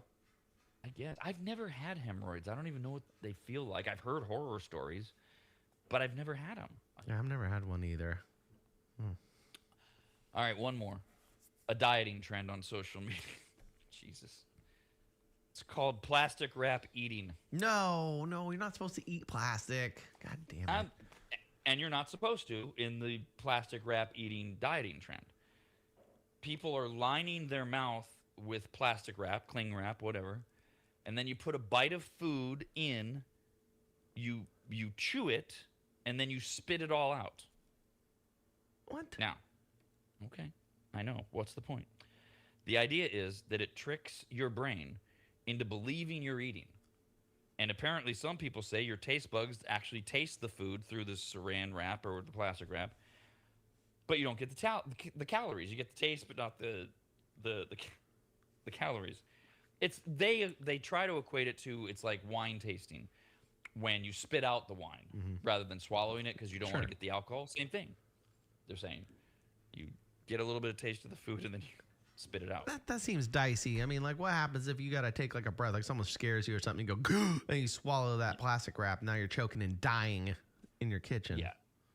No. Doctors say that the nice try on the wine tasting thing, it's vastly more dangerous than that for a bunch of reasons. First of all, experts worry that it could intensify cravings over time because simulated eating does not provide, obviously, your body or your brain with the energy and the nourishment that it needs, so that's not helpful. There's also concern that this will rewire your brain and lead you to develop, I love this, lead you to develop a serious eating disorder like bulimia or anorexia. If you think this is a good idea, you've got one. If you think chewing food inside of plastic wrap and spitting it out is to trick your brain and your body to believe that you're eating food, you already have some type of eating disorder or mental disorder. I mean, this is not. This is stupid. I know. Beyond Yeah, stupid. that's beyond. Like, I mean, you could chew ice. You could have a piece of gum. You're like, oh, that's not working. Let me just put wrap in my mouth. Gum and ice were two old school things for anorexics and bulimics, and it's a horrible thing to have an eating disorder. I'm not in any way making light of it, but those were the good old days. You went to those things. Now we're eating plastic wrap almost, because there's another one, obviously. On top of all of this, you're two things. You're chewing on plastic, and we've got everybody worried about microplastics, like in bottled water. RFK Jr., of course, is trying to take care of the microplastic problem, blah, blah, blah. And now you're intentionally shoving plastic in your mouth. You're gnawing on it. You're still getting the plastic into your gums and your bloodstream, etc. And then the obvious that you brought up, Kyle, the risk of choking. You're literally putting a plastic film in your mouth, which could block your throat if you, as you said, Kyle, got startled or for some reason swallowed it, and now you're choking on plastic, which I suppose is a good way to lose weight because you're dead. It's also a good way to eliminate the stupid on this planet. I'm all for it then. Have a great weekend. We are back on Monday.